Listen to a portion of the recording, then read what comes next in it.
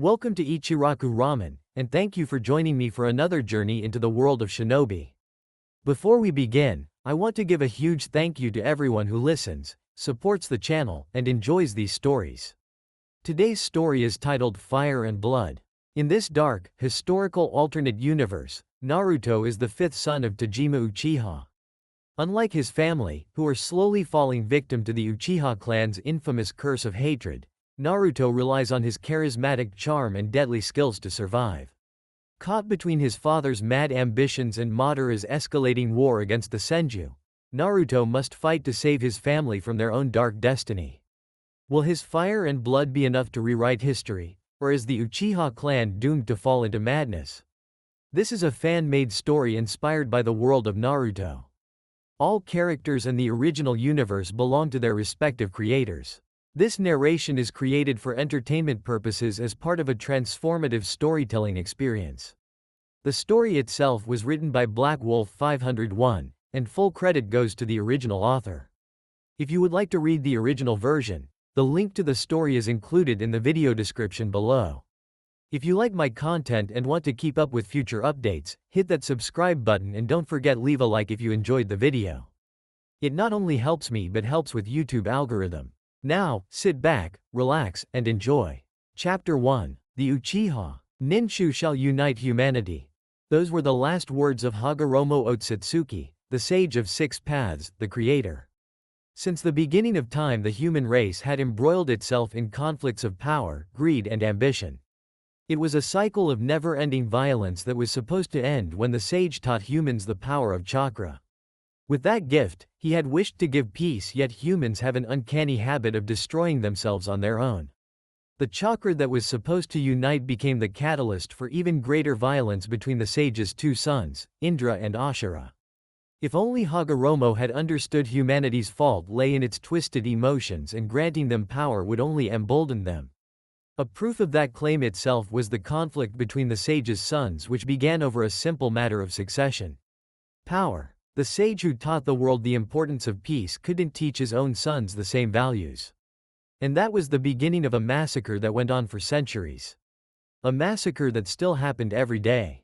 Chakra was weaponized by the sage's elder son, Indra. Being the firstborn and more powerful among his father's sons, he considered it his lawful right to succeed his father. But the sage chose the younger brother and divided the brothers forever.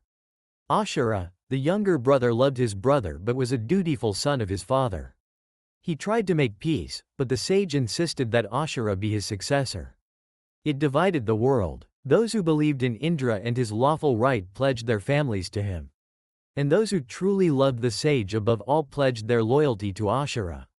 And that started the infinite war. As time passed, both brothers fought against each other with their respective supporters, transforming their families into various ninja clans.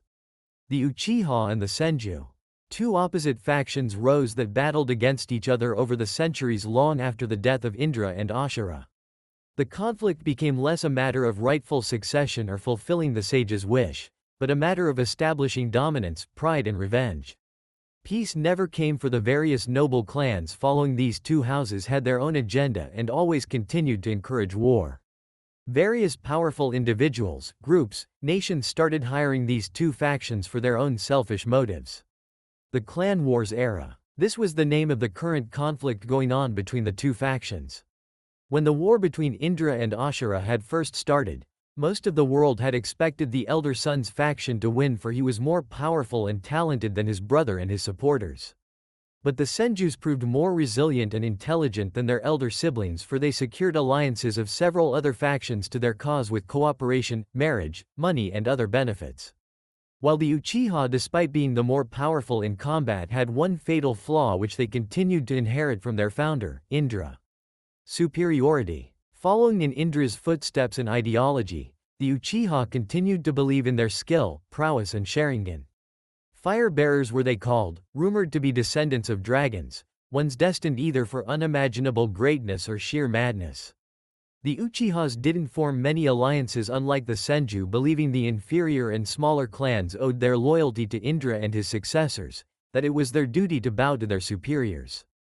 It led to their isolation, but despite that they continued to survive and fight for their Sharingan prowess had no equal. Yet as the centuries passed and the conflicts increased, the Uchihas started to lose.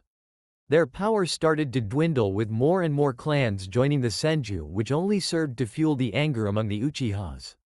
In their mad quest for power, they established the practice of clan members wedding their siblings or cousins to keep their bloodline pure, to prevent outsider blood from corrupting their future generations. So worse became their madness that any clan member wedding outside the clan was killed along with any children of theirs. Instead of killing their enemies, the Uchihas started killing themselves. The Senjus used this advantage to fully destroy the Uchiha to such extent that they were no longer worthy of being equal of the Senjus in power and dominance. The proud descendants of Indra continued to dwindle until another catastrophe struck them. The Sharingan vanished. It came as the worst devastation upon the warriors who prided themselves on their powerful eyes. Many researchers and doctors suggested inter-clan marriage the reason behind this phenomenon. Others suggested the Uchihas were simply weakened along with many different reasons. Whatever the true reason, it didn't change the fact that the Sharingan was gone and nothing the Uchihas did manage to restart their prized dojutsu among their clan members. Another century passed and the Uchiha's fall continued to become worse and worse. It became clear to all.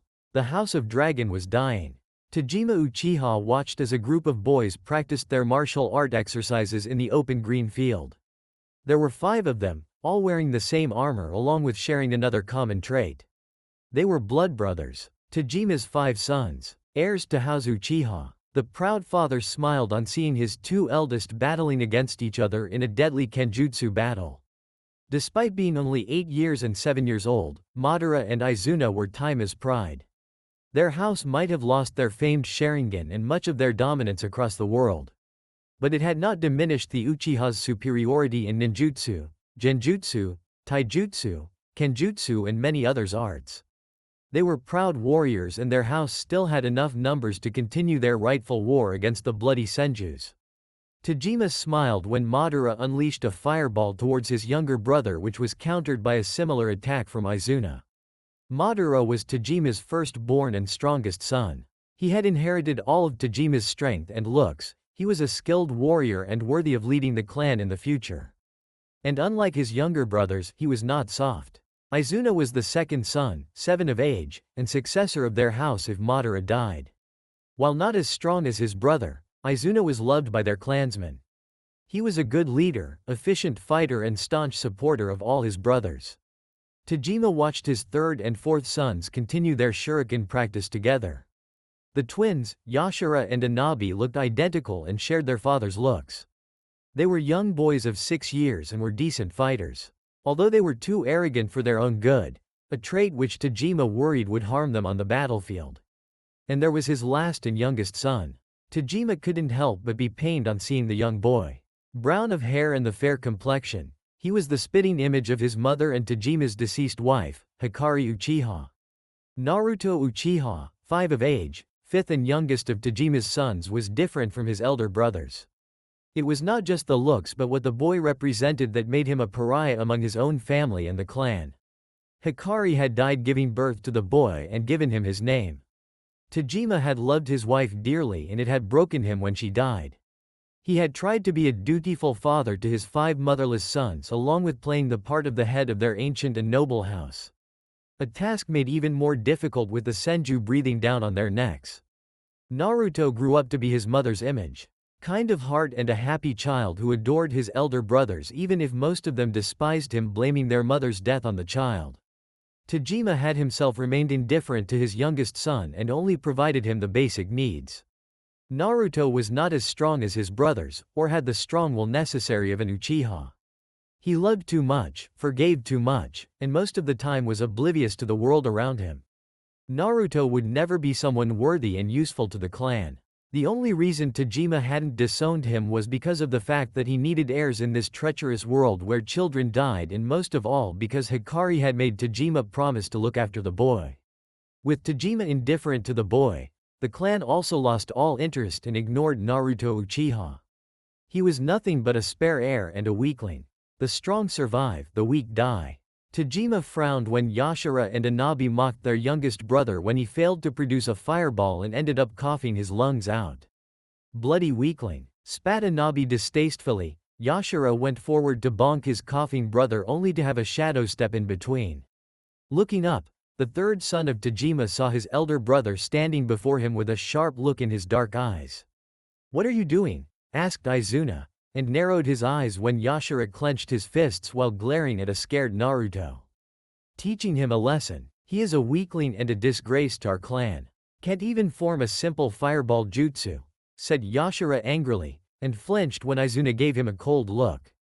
"He is our brother," reminded Izuna. "He killed mother," yelled Anabi furiously. Izuna stepped forward, making his two young brothers take a step back.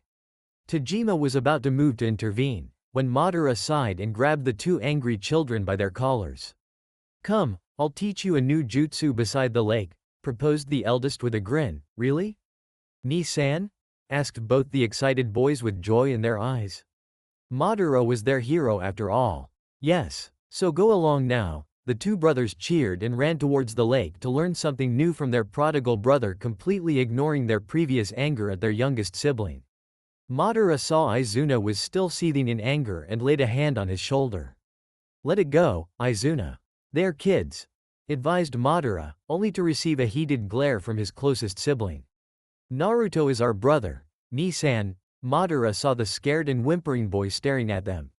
He didn't hate him like Yashara and Anabi did, but he didn't love him as well. In this regard, Madara was just like his father, with both of them tolerating Naruto but not doing anything more. Izuna was the only one who cared for the boy and looked after him.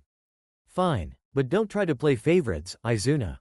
Yashara and Anabi are our brothers as well," reminded Madara patiently. "So is Naruto." Madara sighed again. His brother was stubborn and would not relent. "Very well." With that, Madara was gone to join his two brothers waiting for him by the lake. Furious, Izuna turned towards their father and saw the man giving him a firm look. "Do you have something to say, boy?" asked Tajima sternly, and watched the boy clench his fists shut. "No, father." Izuna turned away from his father and marched towards his youngest brother. The young boy glanced at him with watery eyes, and Izuna flinched on seeing the burned lips. Gods, was he so stubborn? "Ni-san, can you teach me a jutsu, please?" asked the shy boy. "You are injured," said Izuna hesitantly, and saw the boy flinch when he tried to touch his burned lips. "No, I can fight, just like you," proclaimed little Naruto with such confidence that broke Izuna's heart. But the truth was, Naruto couldn't perform ninjutsu well. Every Uchiha child had to perform a fireball jutsu as their rite of passage into adulthood at the age of 6. In a few weeks, the boy's birthday would come and he would be obligated to pass. However, Naruto was struggling. He was less skilled and hard-headed, which resulted into him getting injured most of the time. But if he failed the rite of passage, Izuna feared the boy would become even more hated among the clan, for the Uchiha never tolerated the weak. The only reason Naruto even had a comfortable life was because he was the son of the clan head. A despised son, but a son nonetheless. "I'll teach you, but tomorrow. Now we need to heal your injuries," promised Izuna, but the brown-haired boy shook his head. Now, Izuna smirked at the boy's childish demand to learn when he looked ready to fall over from exhaustion. It was why Izuna loved his youngest brother. He was a stubborn fool, but a person who never gave up. A child who was determined to prove himself despite no support from his blood family. "Well, I can, but then I won't have time to treat you to ramen," said Izuna with a hidden smile. If possible, the child seemed to have regained his lost energy as he literally jumped in the air. All excited and completely forgetting the cold treatment given to him by his other brothers. "Ramen!" yelled Naruto with a fist pumped in the air. Izuna chuckled at the display, feeling happy at seeing that smile. Naruto had that way about him. One smile from the boy could take away a day's worth of Izuna's fatigue. So when he offered his back, Izuna's youngest brother happily jumped and grabbed his neck affectionately. "You are the best, Ni-san," yelled Naruto, nearly making Izuna go deaf. Gods, the boy was loud. How could an Uchiha be that? Izuna watched their father staring at them with a strange look in his eyes. The second son of Tajima simply gave a respectful nod to the man before starting his walk towards the town, happy to involve himself in the endless chattering of his youngest brother. Naruto observed the vast town built by his ancestors. It was so huge, so many lights and with so many people trying to sell so many pretty things. He was so enraptured with the sight of new toys in a nearby shop, but he then remembered father telling them Uchiha played with swords, not wooden horses. Still, Izuna saw him staring at the wooden horse and bought it for him. For that gesture, he happily kissed his brother's cheek, earning a laugh from his favorite brother. Naruto felt happy whenever he was with him. Izuna never scolded him, okay, maybe when he tried to sneak out at midnight outside the city walls. Those were the only times his brother had been furious with him, warning that the world was dangerous, especially for an Uchiha. Naruto didn't know why Izuna said that, but he obeyed his brother. Yashara and Anabi were always mean to him, making fun of him, even trying to hit him whenever they could. Madara would put a stop to that whenever he noticed, but his eldest brother never talked with him much. And it hurt. Ni-san, does Madara ni hate me? Izuna stared at him in surprise even as he continued taking them towards the infirmary to heal Naruto's burned lips. No, Madara is busy. He is the heir to our house, our future leader. He just has a lot of stuff to do, said Izuna hesitantly. He talks with Yashara and Anabi but not with me. I don't like him, said Naruto, his cheeks puffing red with anger. Naru, no, I have you, I don't need him. Or stupid Yashi-chan or Inabaka. Izuna chuckled a little at his brother's silly statement. At times he had to remind himself Naruto was still a child and yet to grow up. He was yet to see the battlefield, something all his brothers had already done so in varied fashions. Madara and Izuna had fought on the front lines, even Yashara and Anabi had fought under their father's guidance. Naruto was the youngest, and as much as Izuna hated to accept, he was not much strong. Maybe he would be if father and Madara gave him a chance, but that was unlikely to happen anytime soon. Their family had never been the same after mother died. Izuna loved all his brothers. He respected Madara, looked after Yashara and Anabi, but most of all he doted on his baby brother Naruto. People said he looked like mother, and Izuna wanted to believe that mother would like it if he looked after her youngest son. He finally managed to get Naruto to the infirmary and summoned a medic to heal his wounds. His brother was given instant attention, for they were the sons of their house's leader. Naruto was so happy playing with his wooden horse as the medic finished healing his burns and applied salve along with bandage. She even gave the young boy some toffees, earning a broad smile from the brown-haired boy. Should we go for ramen? Asked Izuna. Yes? Izuna smacked his forehead when his kid brother ran out of the infirmary, making two nurses lose their balance and fall on their butts. He apologized on his brother's behalf and ran after him. Not so fast, warned Izuna. His warning was received a little late as Naruto bumped into some guards out for patrol.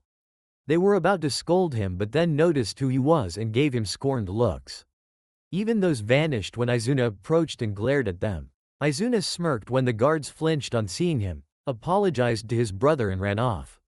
They know their place. Still, he went forward and bumped his brother lightly on the head, making him scowl. Hey, watch where you go, baby brother, admonished Izuna. Naruto huffed and placed his hands across his chest, sitting flat on his ass in the middle of the street. Izuna saw many ladies and girls swoon over the young boy and men giving him disapproving looks for such childish behavior. Izuna poked his forehead. Let's race, then, he said, uncaring about the disapproving looks from the Uchiha men. Naruto's smile could have brightened an entire city. Madara found his two brothers chatting and eating in the ramen stand. Well, it was Naruto gulping down his third bowl of ramen with Izuna watching him fondly.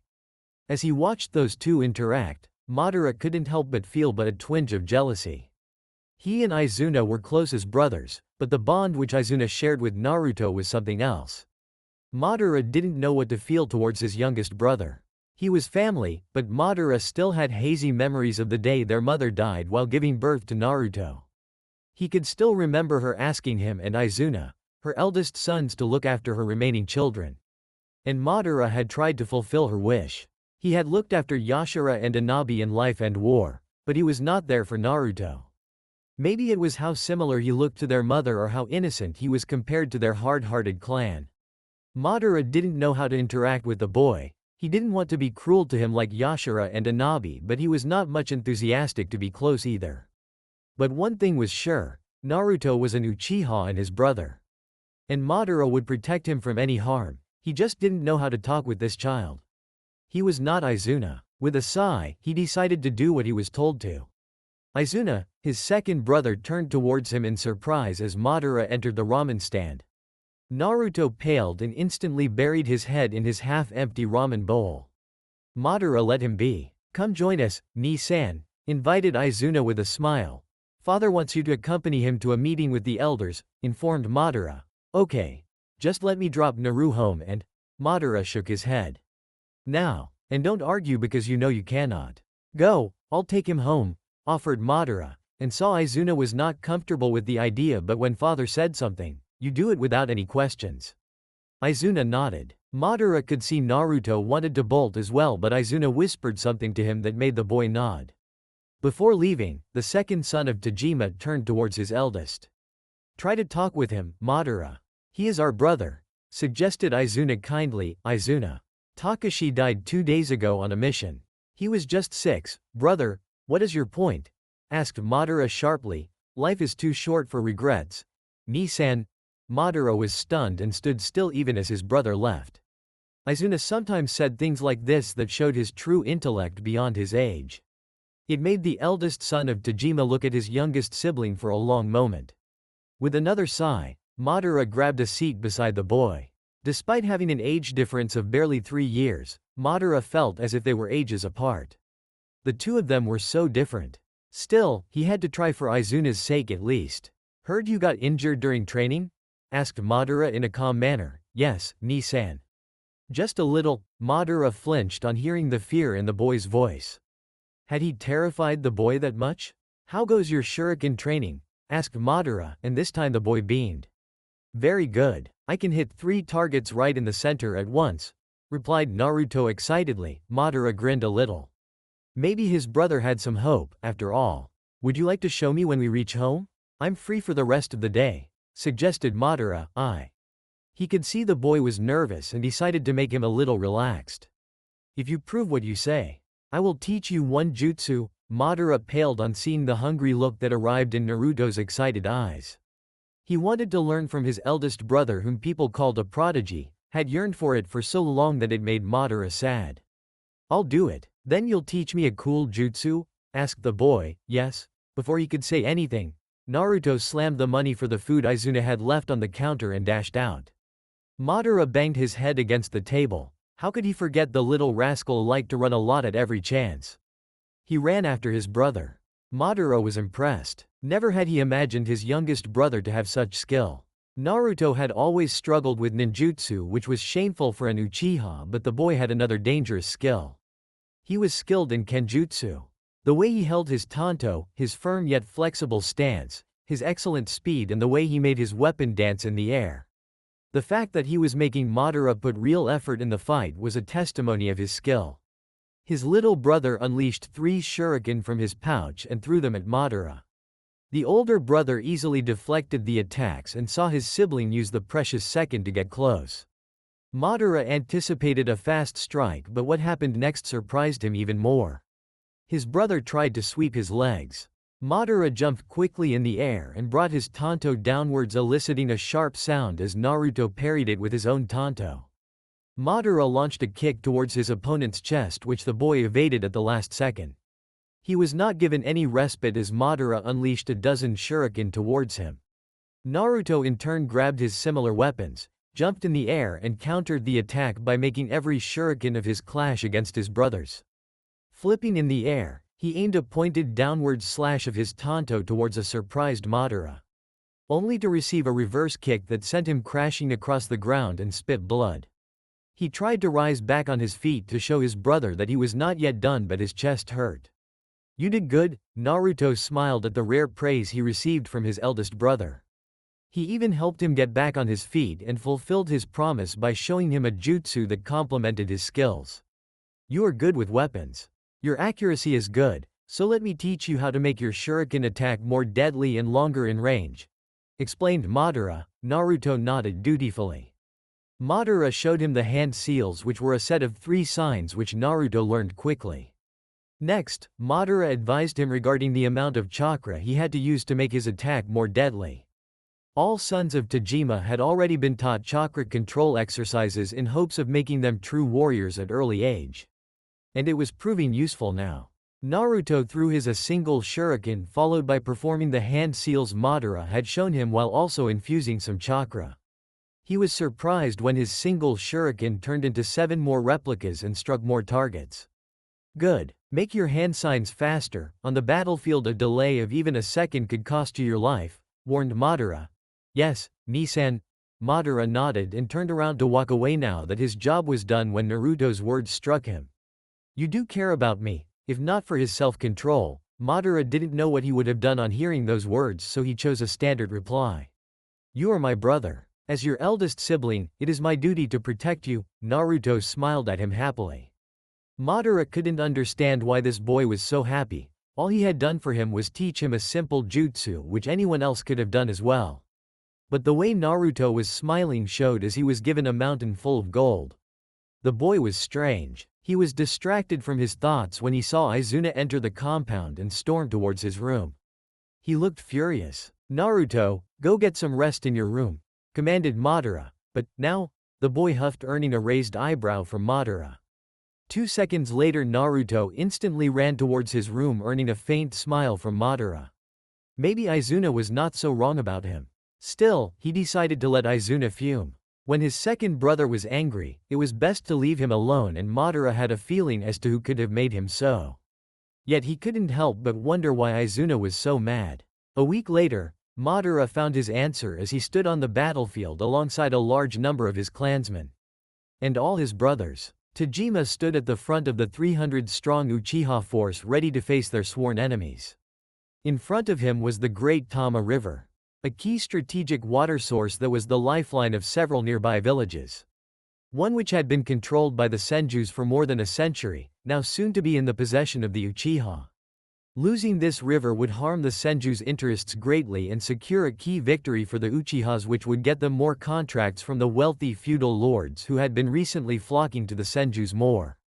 He stared at his sons, all of whom were going to participate in the battle. Madara was composed and ready as he always was. Yashara and Anabi were eager to fight in order to kill their house's sworn enemies.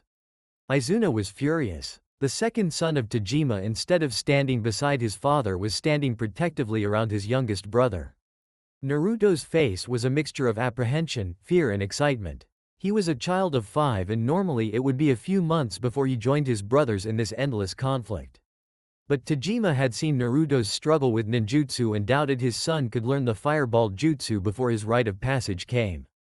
If he failed, it would dishonor their family amidst their clan.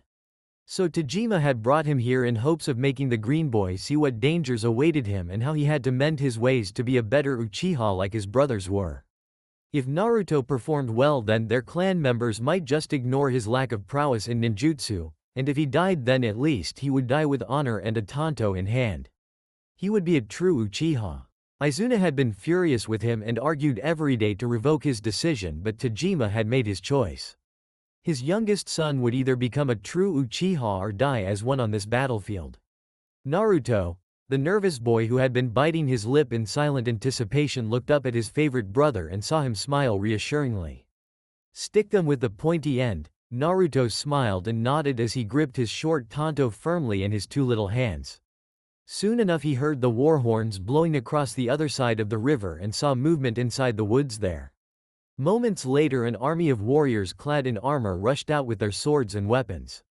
Their cries of war being returned by the Uchiha in equal fervor.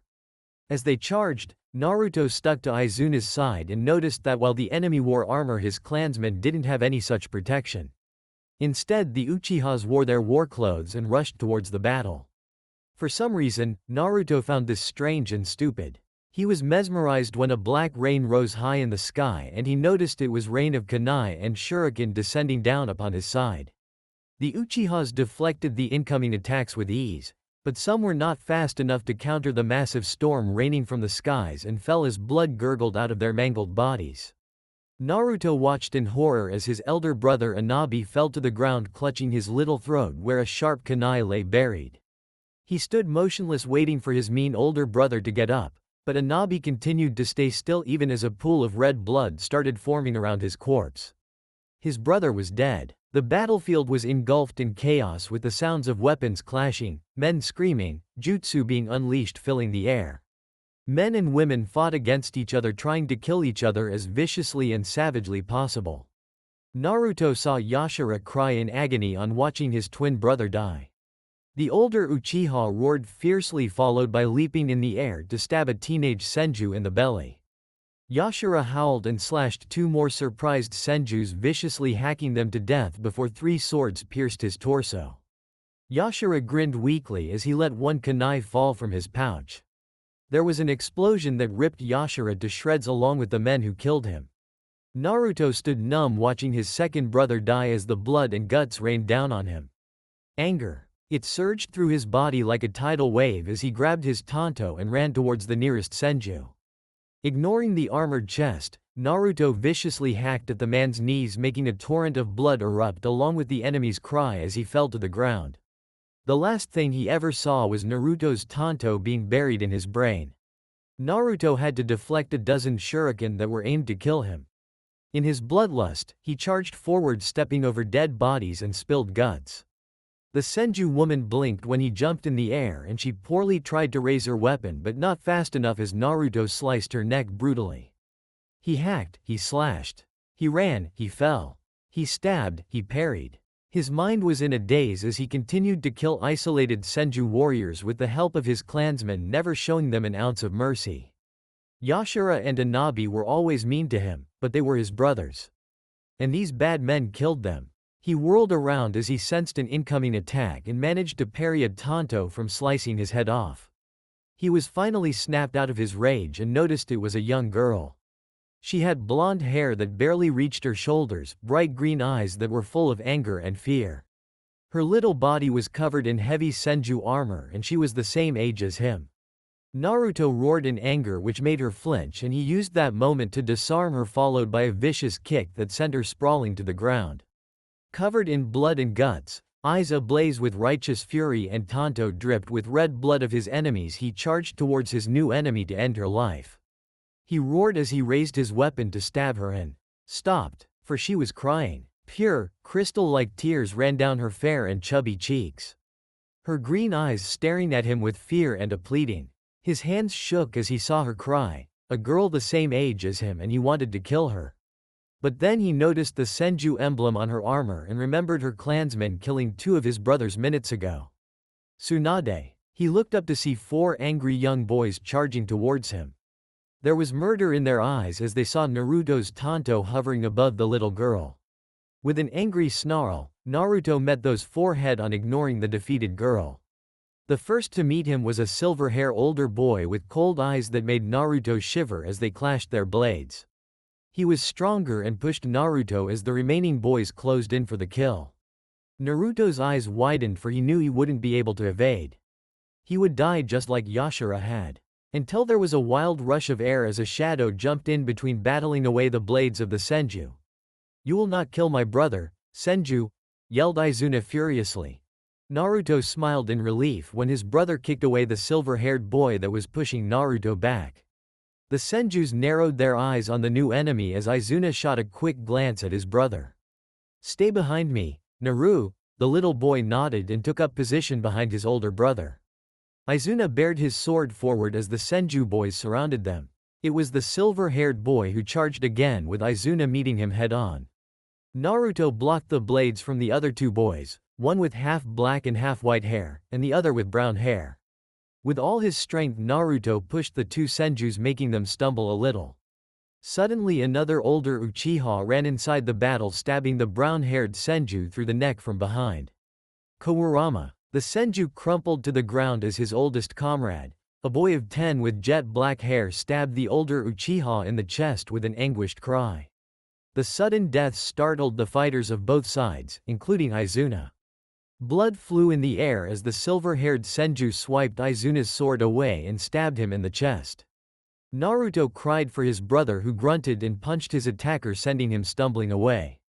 The mixed-haired Senju boy tried to attack Izuna again only to receive a swift strike across his eye that sent him crashing away screaming in pain. Naruto ran towards his brother managing to catch him in his little arms as they both fell to the ground. Izuna. The Senjus were already hovering near their dead comrade and the injured one who just lost an eye courtesy of Izuna's blade. Izuna coughed blood and gingerly pressed his trembling hand towards his chest only to see it return soaked in blood.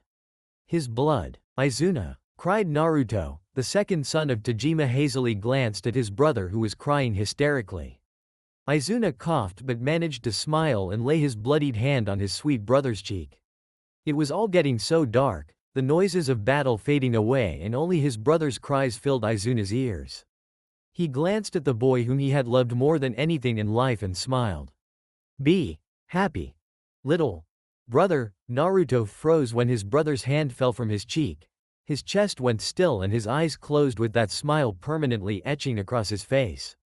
Izuna. Ni-san. Get up, please. I won't go outside. The walls. I'll do whatever you say, please. He cried, but Izuna didn't answer. He shook his brother again and again only to receive silence. Naruto gave out an anguished scream and buried his head in his brother's bloodied chest. His heavy sobs making his little body tremble, the noises of battle being blacked out. He cried so hard, he screamed but Izuna never answered. No. He hesitantly looked up with his blood-stained face to see Madara standing a few feet away with a horrified expression etched across his own bloodied face. The eldest son of Tajima roared as a wave of chakra was unleashed from his body sending every nearby warrior to their knees. The anger in Madara's eyes was enormous as he charged and sliced the nearest Senju in half.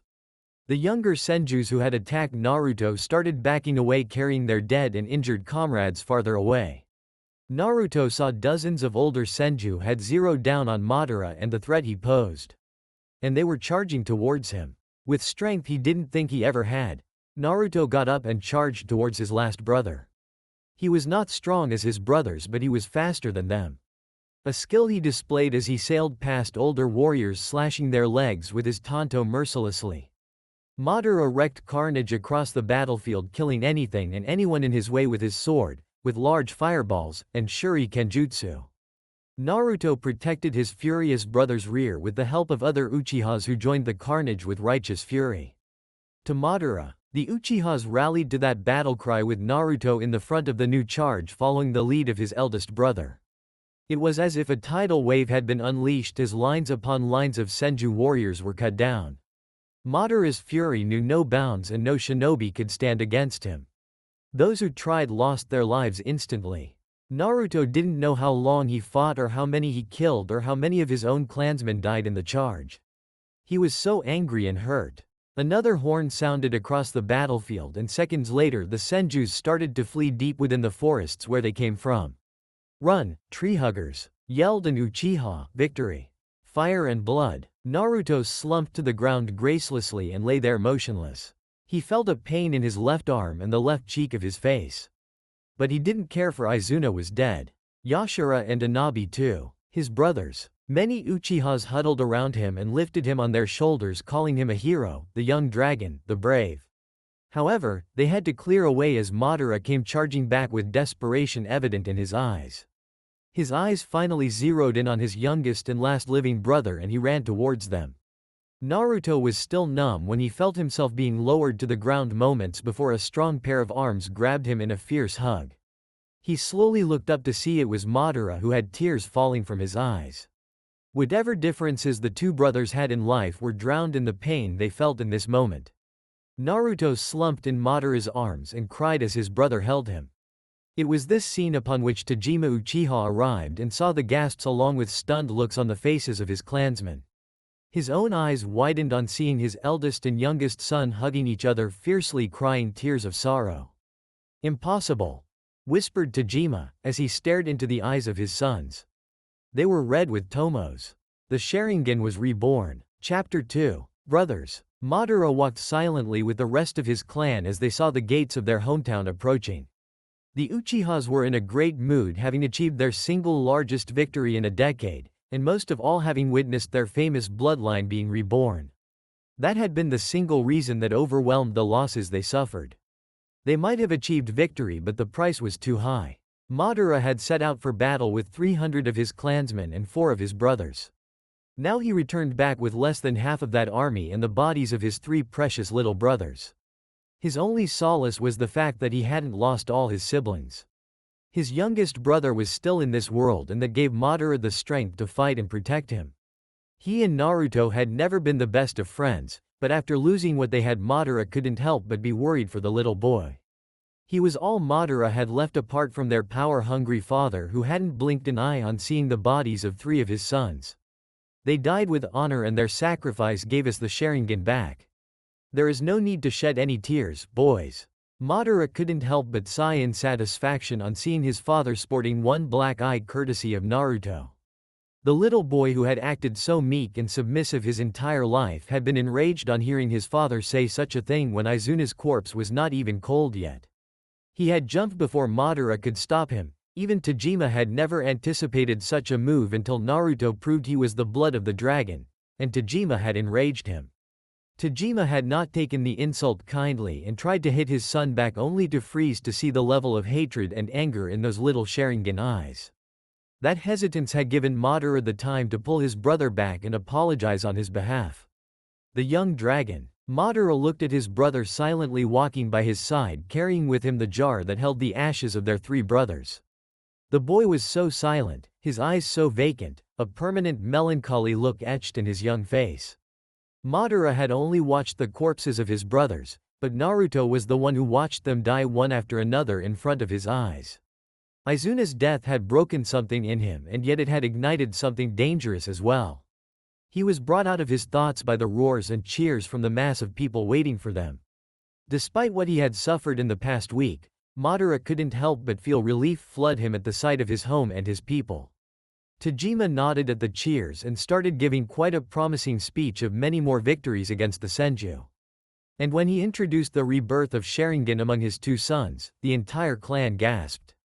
Madara was stunned to see the cheering that erupted on the announcement, which was even greater than the one of their victory.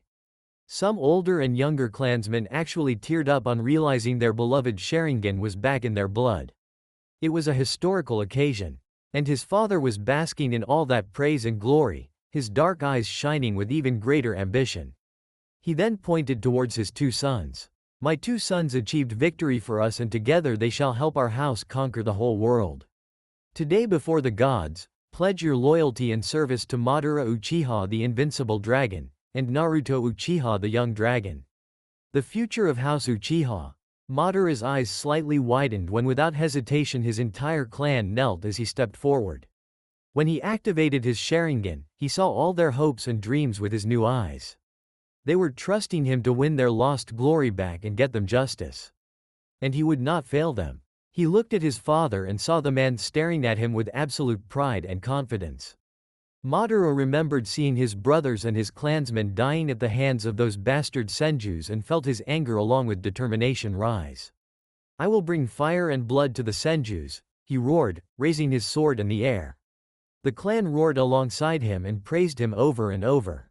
It was then time for his brother to step forward, the baby of their family, one who was always overlooked by the clan but now was the center of their attention. But one look in Naruto's eyes showed Madara his brother was different. His next words proved that. We lost nearly 150 of our people in this battle, including 3 of my brothers, said Naruto sadly, as Tajima felt his blood boil.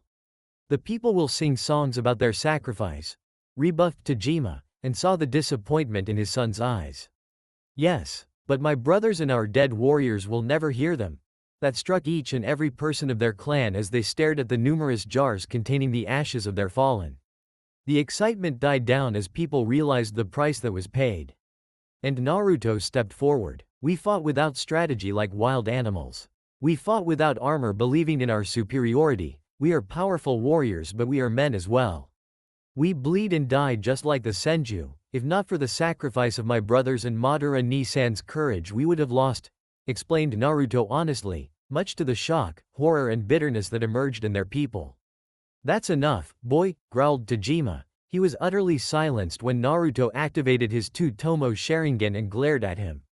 The boys swiftly turned towards their people, who were just given a tight slap of reality, destroying every plan Tajima had made for the near future. One victory does not make us conquerors. This war is far from over, and if we are to defeat the Senju, we have to fight smarter. We have to outsmart them both on the battlefield and off it as well. We are Uchiha, the strongest and most noble house of this world. We are the blood of the dragon, and together we shall regain all that we have lost, but only if we fight together, only if we learn from our mistakes. The little boy yelled like the dragon he was. Stunned silence prevailed as Naruto unleashed his tanto to raise it in the air. The sheer amount of determination and courage in those Sharingan eyes drew the complete attention of the entire clan, much to Tajima and Madara's surprise. Are you with me? Madara feared his brother had spoken too much truth their people were not ready to hear. But he was proven wrong, when there was movement from amongst the warriors who had fought on the battlefield. Madara recognized the three boys who were the first to kneel, followed by several dozen others. Naruto-sama speaks truly, and I believe him. My sword is yours to command, now and always, promised Shisui Uchiha, earning a nod from the surprised young boy who had not expected any support. I pledge my life to you, young dragon, promised Itachi Uchiha. The last boy raised his sword, making the rest of the clan follow swiftly. The young dragon, yelled Kagami Uchiha. Naruto remained still, watching his people pledge him their loyalty fully without any hesitation. Tajima was fuming, but it was Madara whose eyes widened as he saw a glimpse of someone in his little brother. Izuna. His youngest brother was not weak, for he had inherited Izuna's will. And as the eldest, Madara had to protect him, for Naruto was his youngest and only brother from this day. With a smile, Madara joined his people to support his brother for the first time in his life. Tajima watched his young son standing alone near the lake. It was a far cry from the inspiring leader who had started to win the support of their people. Madara was starting to gain popularity among the older generation, but Naruto had also developed quite a following among the younger ones, with the heirs of three powerful Uchiha families pledging their lives to him. Naruto was different. He always had been from the moment he learned to speak. That boy, he is something else, isn't he? Asked a soft voice. Tajima turned to face his only sibling still left in this world. Naori was still beautiful as ever, with long flowing purple hair that reached her waist. Her skin was fairer than that of Tajima's, and her hourglass figure had made her quite desired by many in their clan. Yet she had not married despite reaching the age of 19. He himself was only 26 years old, which was quite old in their world, where not many lived past the age of 30 due to the constant warfare. His sister had inherited all the grace and beauty of their mother, while Tajima had followed his own father to become the current leader of their house. Naori had been a fighter once until she lost her only lover against the Sarutobi clan. It made her lose the will to fight and she retired. But despite Tajima's worries, she had proven herself quite useful by managing the administration of their clan. She was also the representative of their clan among their few allies and was often away for months to keep those alliances breathing. And he only allowed himself to relax around her. So when she placed her hand on his arm and hugged him, Tajima didn't resist. For only now, when it was just him and his sister, did he allow himself to remember his three sons who had perished. They had died as true shinobi, and he would make sure their sacrifice would be remembered by their people. I'm sorry, brother, she whispered sadly. Do not dishonor my sons, Naori warned Tajima, but his tone was neither harsh or cold. They were boys, brother. He gently broke the hug and looked at her closely. She should be already married by now, giving birth to their next generation. But then again, his sister had always been a wild one, and only her lover's death had stolen her fire. In that way, she was not much different from Naruto, as they both did what they wanted. She touched his swollen eye and laughed as he told her Naruto had hit him. Tajima's eyes twitched. You find this funny? He growled irritatedly. You only have yourself to blame, brother. Never provoke a dragon, much less an enraged one, she chastised, glancing at her nephew who brooded all alone. Tajima scoffed. He's young and foolish. She looked at him pointedly for such a long time until he finally sighed and admitted another true fact. But he has a sharp mind. He infuriates so much, but he is a dragon indeed. I never thought my youngest would awaken our prized eyes, and it gives me hope for him. But he is terrible with ninjutsu, said Tajima bitterly. He narrowed his eyes when his dear sister got that same amused twinkle in her eyes. Brother, you can be quite dense at times, she teased. Watch it, he warned, as she raised an eyebrow. Or what? You'll harm me? Your only sister. Tajima grit his teeth so hard but didn't say anything else. Because she was right, despite the faults of their house, their one great quality was that they truly cared about the ones dearest to them. It had often led them to great follies and suffering, but it had also kept the Uchiha stronger. The Senjus were not the only ones who knew love for their own kind. The Uchihas simply found it difficult to express such emotions due to their rigid customs and hard-hearted society. And it was more evident to Tajima with his relationship with Naruto. Madara is your heir and the right one to lead the clan in the future. But he'll need his brother, now more than ever. However, the boys are different. You take Madara under your tutelage, and I'll take Naruto under mine, she offered. No. They are my sons, and I will train them, he said firmly, but she simply pointed at his blackened eye gifted to him by his youngest son. Young dragons are dangerous creatures, brother. You have done well by Madara and the rest of your sons, but Naruto is wild.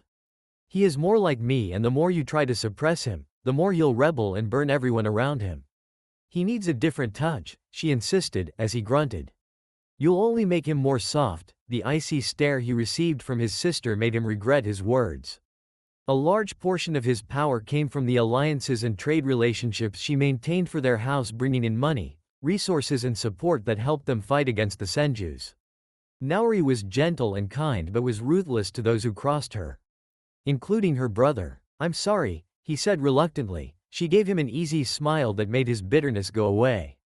Naori never gloated about the power she held in her hands and was simply content in supporting him from the shadows provided he gave her the respect she deserved. They were completely different, but that didn't make him love her any less. Fine, handle the boy. Gods know I cannot, he muttered, earning a brief chuckle from her.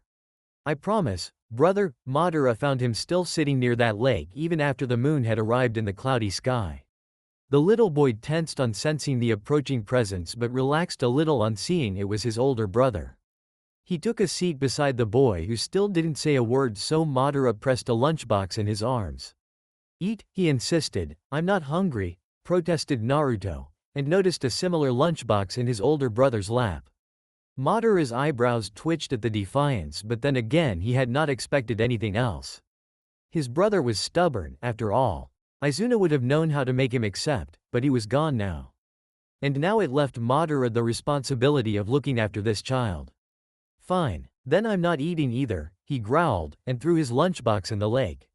Naruto's eyes comically widened as he gasped, which soon turned into an angry growl as he glared at his brother. An act that would have seemed alien to him not a few days ago, but they were not the same boys anymore. Baka, Aniki, he spat, which only made Madara grin wide as he laid himself down flat on the wooden bridge. If you don't want to eat, fine. But I'm not eating either without you. I don't care. Madara chuckled at Naruto's childish rant as he cursed him several times.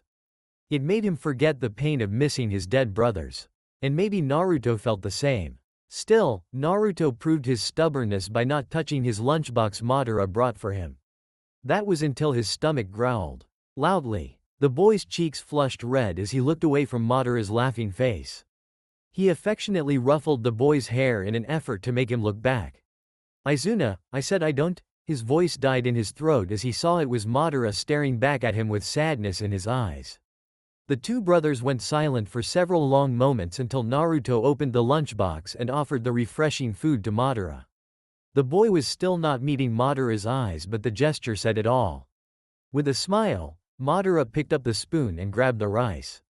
But instead of eating it himself as Naruto wanted, he presented the food to the boy. Naruto gave him a glare in return, but Madara didn't budge.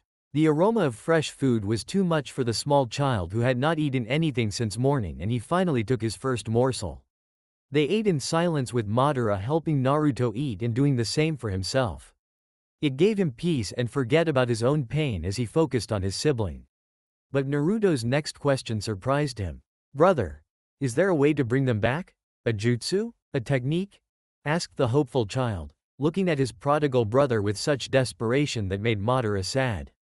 They're all gone, Naru. I'm sorry. He truly felt awful for dashing the boy's hopes, but Madara himself knew it was not possible. Their brothers were dead, their bodies reduced to ashes as custom demanded. I miss them, he whispered. Even Anabi and Yashira? asked Madara curiously, knowing the twins had not been kind to the boy. Yes, they were my brothers, all of them. Madara's heart melted on hearing those simple words, and he put the lunchbox aside to wrap his arm around his young brother to bring him close. To his surprise, Naruto didn't relent and buried himself in Madara's side. I miss them too, and I am sorry for not being there for you, said Madara, now realizing he had been wrong in ignoring his little brother for so long. Naruto didn't say anything, which made Madara panic. Just don't leave me. Madara fought back his own tears as he gripped his little brother even more closer.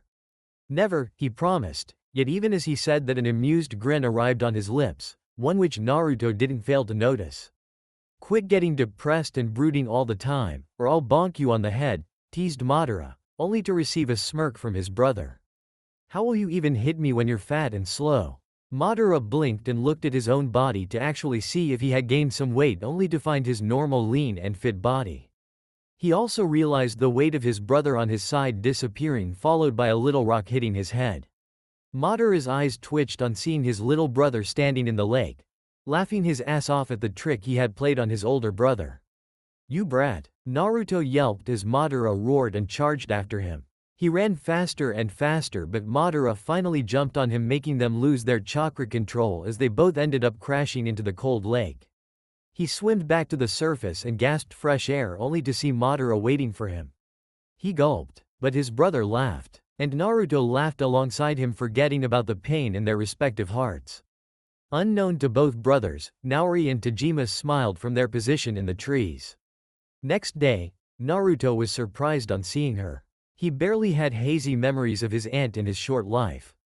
He remembered her flowery scent and kind eyes, her telling him stories at nights even if those occasions were rare and few. He remembered crying for her when she was gone. Izuna had said she would come back someday, but he had not believed it. And he had forgotten about her, which made him feel guilty. At least her smile was kind and welcoming as she gently cupped his cheek. You've grown up quite a lot, she commented. Hi. Naori frowned at his obedient reply. It was not the nephew she remembered, but then again she had been away for nearly 2 years, and knowing Tajima, this boy would have rarely had any interactions with the opposite sex. She cursed her rigid brother again because her task had been made only more tougher. It would have been nice if this awkwardness didn't exist between them. Since you have awakened your Sharingan, Tajima has seen fit that I take over your training while he does the same for Madara, she said patiently, as his face fell. Oh, was all he said, unable to hide feeling betrayed for his father ignoring him again in favor of his older brothers. But he shouldn't have expected anything else. Naori knelt to his level and gently grabbed his cheeks, making him look in her eyes. She found it hard to believe that there was so much kindness still left in him despite what he had seen. He wanted to train you both together, but I asked you for myself, she said with a smile, as his eyes widened in surprise and a flare of hope. It pained her to see him grasping for little crumbs of affection and care from his own family, but it only made her more determined to change this mistake. Really, Oba-san? Asked Naruto, and saw her eyebrows twitch at the term he used. She was freaking 19. Yes, and you'll call me Naori only, she informed, but she poked his forehead, earning a yelp followed by a scowl from him, which turned into a mischievous grin as he did the same to her with his little finger. Naori grinned on seeing his triumphant expression. Maybe her wild nephew was still alive in there after all. I'm glad you are back. I missed you, he said happily. So am I. She hugged him, thinking her own child would have had the same brown hair as him if Itami had lived. It pained her every day thinking about her dead lover and the family they had wanted to have. When they parted, she presented him with a slip of paper which he looked at curiously. What is it? He asked. Tajima told me about your problems with fire ninjutsu. He cringed and looked away in shame, but she gripped his hand, making him look back at her. It's not necessary for everyone to have the same chakra types. Not all Uchiha are fire masters, she suggested, earning a frown from him. But I'm a dragon, she laughed kindly at his silly remark. Her clan's obsession with hailing themselves as descendants of that mythical creature who may or may not have existed was quite strong. Well, little dragon, then I'd like you to pour your chakra into the paper, she instructed. Why? He gulped when her eyebrows twitched in annoyance, but unlike his twin older brothers, she didn't bonk him on the head. Just do it, please. You'll be surprised. Okay. He hesitantly poured some of his chakra into the strange paper, clearly worried and excited about the results. He frowned when half of the paper became wet and the other half wrinkled. Looking back at his aunt, he saw she seemed quite surprised. "What does it mean?" he asked curiously. "It means you are a water and lightning type user. You can still use the other 3 types of chakra and their jutsu, but it will be challenging. But water and lightning are your strength, something you can truly master," she explained. "But shouldn't an Uchiha be a fire user?" questioned Naruto with a frown. "Silly, if all of us were fire users then it would be easy for the enemy to defeat us. We need to have diversity in our ranks and the attacks. Madara is an exceptional fire and wind user. With this, you can complement your brother on the battlefield and have his back." Naori saw that her careful explanation had an impact on him as his frown disappeared. He still wanted to master fire, but linking his ability over water and lightning to that of protecting his older brother had made him more accepting of his different power. "What type are you?" "Fire and lightning. But I know some good water jutsu as well, however mastering them will be your job. But I don't see why with your Sharingan you can have much difficulty." "Then let's get to work." Naori blinked when he yelled excitedly before running towards the lake to start his training. Gods, the boy was hyperactive, but it could also prove beneficial for his training. What she had also wanted to tell him was that apart from his training in combat, she would also be taking over his teaching in matters of clan politics and art of diplomacy. Something which Tajima could not teach his sons in 1,000 years. Madara did not have the patience or tact for the soft skills, he was more of a warrior.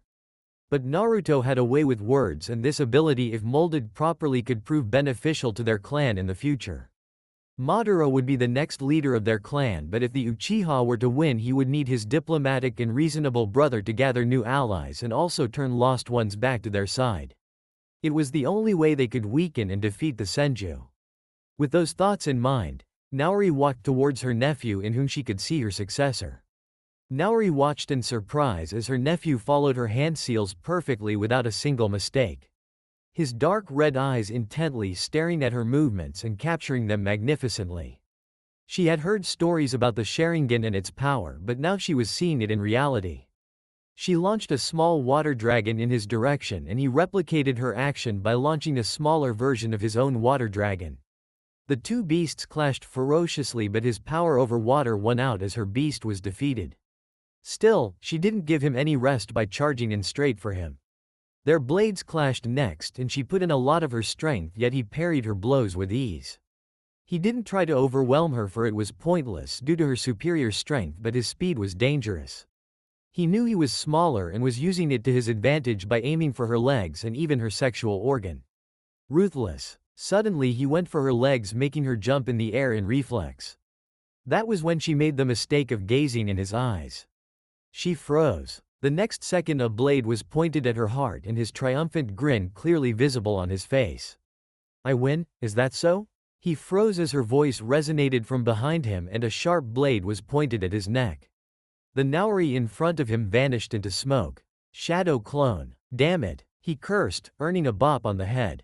"You did well. But you lack experience. Don't get cocky. Just because you have the Sharingan, for your enemy will always have their own tricks. And always make sure you take an enemy's head off on first chance. Limbs and organs can be lost, yet they cannot stop a warrior from fighting.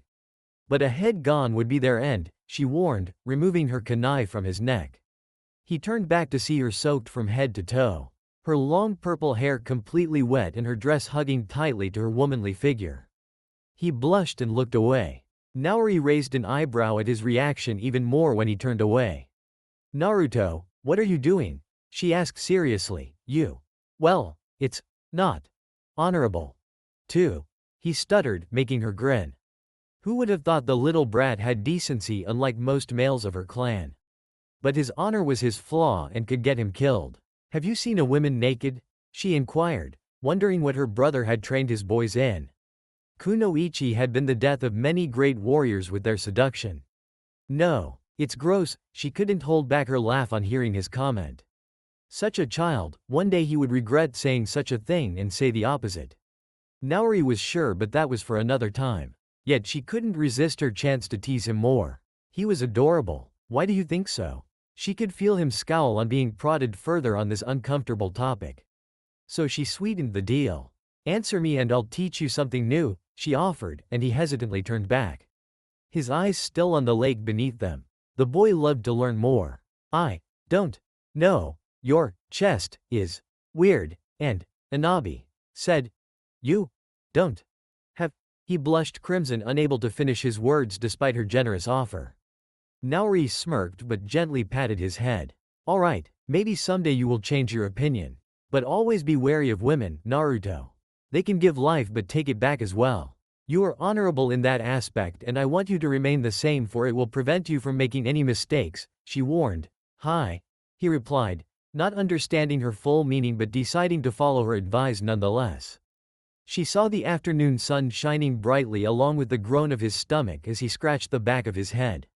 Come, we'll have lunch, she offered, as his eyes lit up. Ramen? She smacked her forehead at his unhealthy obsession. Izuna had spoiled him limitlessly in this area. No, you fool. Something healthy that will allow your body to grow big and strong like Madara.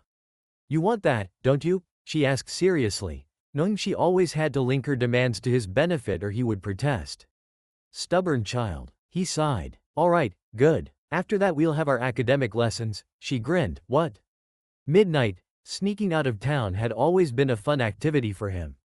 Managing to get past the guards who always boasted that none could enter or leave without their permission made him laugh. The only drawback was that it had made Izuna worried, which was why he didn't do this more often. But his brother was gone. And Naruto was trying to live again. He enjoyed the growing affection Madara showed towards him, and the return of his aunt had started to fill the void in his heart. Naori was kind to him but quite strict when it came to his training. She was bold and didn't hesitate in making him uncomfortable with her body or her abhorring love of books. He still shuddered on remembering spending his entire afternoon learning about different ninja clans and their histories. Who led those clans, their children's names and what parts of the world they controlled. The information was too much for him to remember, but Naori was adamant that he learn it. When he had argued they had servants to remember such information, she had bonked him so hard that it still hurt. He had fallen in line after that, and she rewarded his cooperation by taking him to eat ice cream with her. He ran through the vast forests, enjoying the feel of cold air hitting his skin. The sound of leaves rustling and little animals scurrying away from him made him laugh. This was the true meaning of freedom. Here in the wild, he didn't have to pretend. Didn't have to mind his manners and choose each word carefully. He could say anything, do anything, and it gave him immense joy. His father didn't care where he was, and it would not matter if he was home by morning. Madara was a deep sleeper and always slept in his personal chambers, so there was no chance of his brother discovering him missing from their home. Naori was busy doing some work, and he doubted she would find the need to see him this late at night. Izuna had been the only one who worried and made sure he was in his bed at most times. Naruto stopped his run as the memory of his brother's last breath hit him again. Be happy, little brother. Madara had warned him not to dwell in sorrow too much, and being around Naori helped. Yet he also missed Izuna's smile, their ramen meals and long walks across town. He missed the piggyback rides his brother always offered him despite the frowns that earned him from the other clansmen. He fought back the tears and ran fast, uncaring of where he was stepping. Only if he had been faster, only if he had been stronger. His brothers would still be alive. Why had he been so weak? Snap! He yelped in pain as the tree branch beneath his feet broke, sending him tumbling down the small hill. He tried to catch some grip in order to stop his fall and felt terror seep in his heart as the deep valley started getting closer and closer. But there was nothing to grab, nothing to stop his descent to death, and his heart stopped when he felt the ground going missing from beneath him. He closed his eyes, not wanting to see himself die a horrible death. It was all so dark and cold as he continued to fall. He didn't know what took over him, but he opened his eyes only to see his life flash before his eyes. All the good and bad times, the memories of his brothers, their victories and defeats, tears and joys. Maybe he would see them again soon enough. However, all those thoughts vanished from his mind as in the darkness he saw something. It was distant but growing larger and larger. His eyes widened in horror as he saw something that stopped his heart. The pair of deep red eyes full of hatred. Chapter 3. Madness. He stared in shock right into the pair of deep red eyes burning with so much hatred and anger. In that moment, he knew his death would be much more horrible and painful than he originally imagined. Yet even as his final moments tickled by and he approached closer and closer to the rising form hidden in the dark shadows bubbling with a monstrous amount of negativity, something within him snapped. "You're the blood of the dragon." He remembered his father's words to his older brothers whenever they encountered something impossible to accomplish. Those words had always excited Anabi and Yashara, and made Izuna as well as Madara become more bolder. But he had never understood the meaning behind those simple and silly words. Yet as death came his way, it was those same simple and silly words that gave him strength. A dragon never surrenders, a dragon never bows to anyone, a dragon fights and fights until he defeats his enemies. Grabbing twin sharp kunais from his pouch, he sent them flying towards the nearby rock walls but not before tying ninja wire on them. For once, he was thankful of Izuna's warnings to always be prepared even if he just went out for a stroll near their clan's borders. As the weapons connected, he gripped one end of the strings that made him fly straight towards the nearby rock. When his feet connected to the hard surface, he was ready and immediately channeled chakra that made him stick firmly to the surface. He unleashed his tanto just in time as the creature beneath him growled angrily that sent tremors across the darkened valley. His eyes widened when a massive tail rose from the shadows aimed right at him. Determined to survive, he sprinted down the rock surface at speeds he never thought himself capable of. Massive chunks of rocks and debris flew over him as the tail shattered the spot where he was previously standing. His enemy was more smart than he originally thought as it continued lashing out more and more giant tails in an effort to splatter his brains, but he had always been faster than all of his brothers. And despite his wish of seeing his dead brothers again, he now realized Madara would be heartbroken if he died. His eldest brother was not bad, even if he had been distant all these years. And Madara had showed that he truly cared about him, and now he wanted to know his eldest and only living brother, to support him, to protect him just as Izuna had protected him. And for that one wish he would not give up. He would find a way to survive no matter who or what he would have to face. Going back up was not possible, for the creature was hell-bent on stopping that possibility, so that left him only one choice. As the ground neared to his relief, he made a quick jump, narrowly avoiding being smashed to death courtesy of another tail. He immediately adopted his battle stance and activated his prized dojutsu, glaring out at the massive creature. And what he saw both stunned and terrified him. And it seemed he was not the only one to experience those feelings as the now revealed beast flinched as his terrifying red eyes saw its enemy.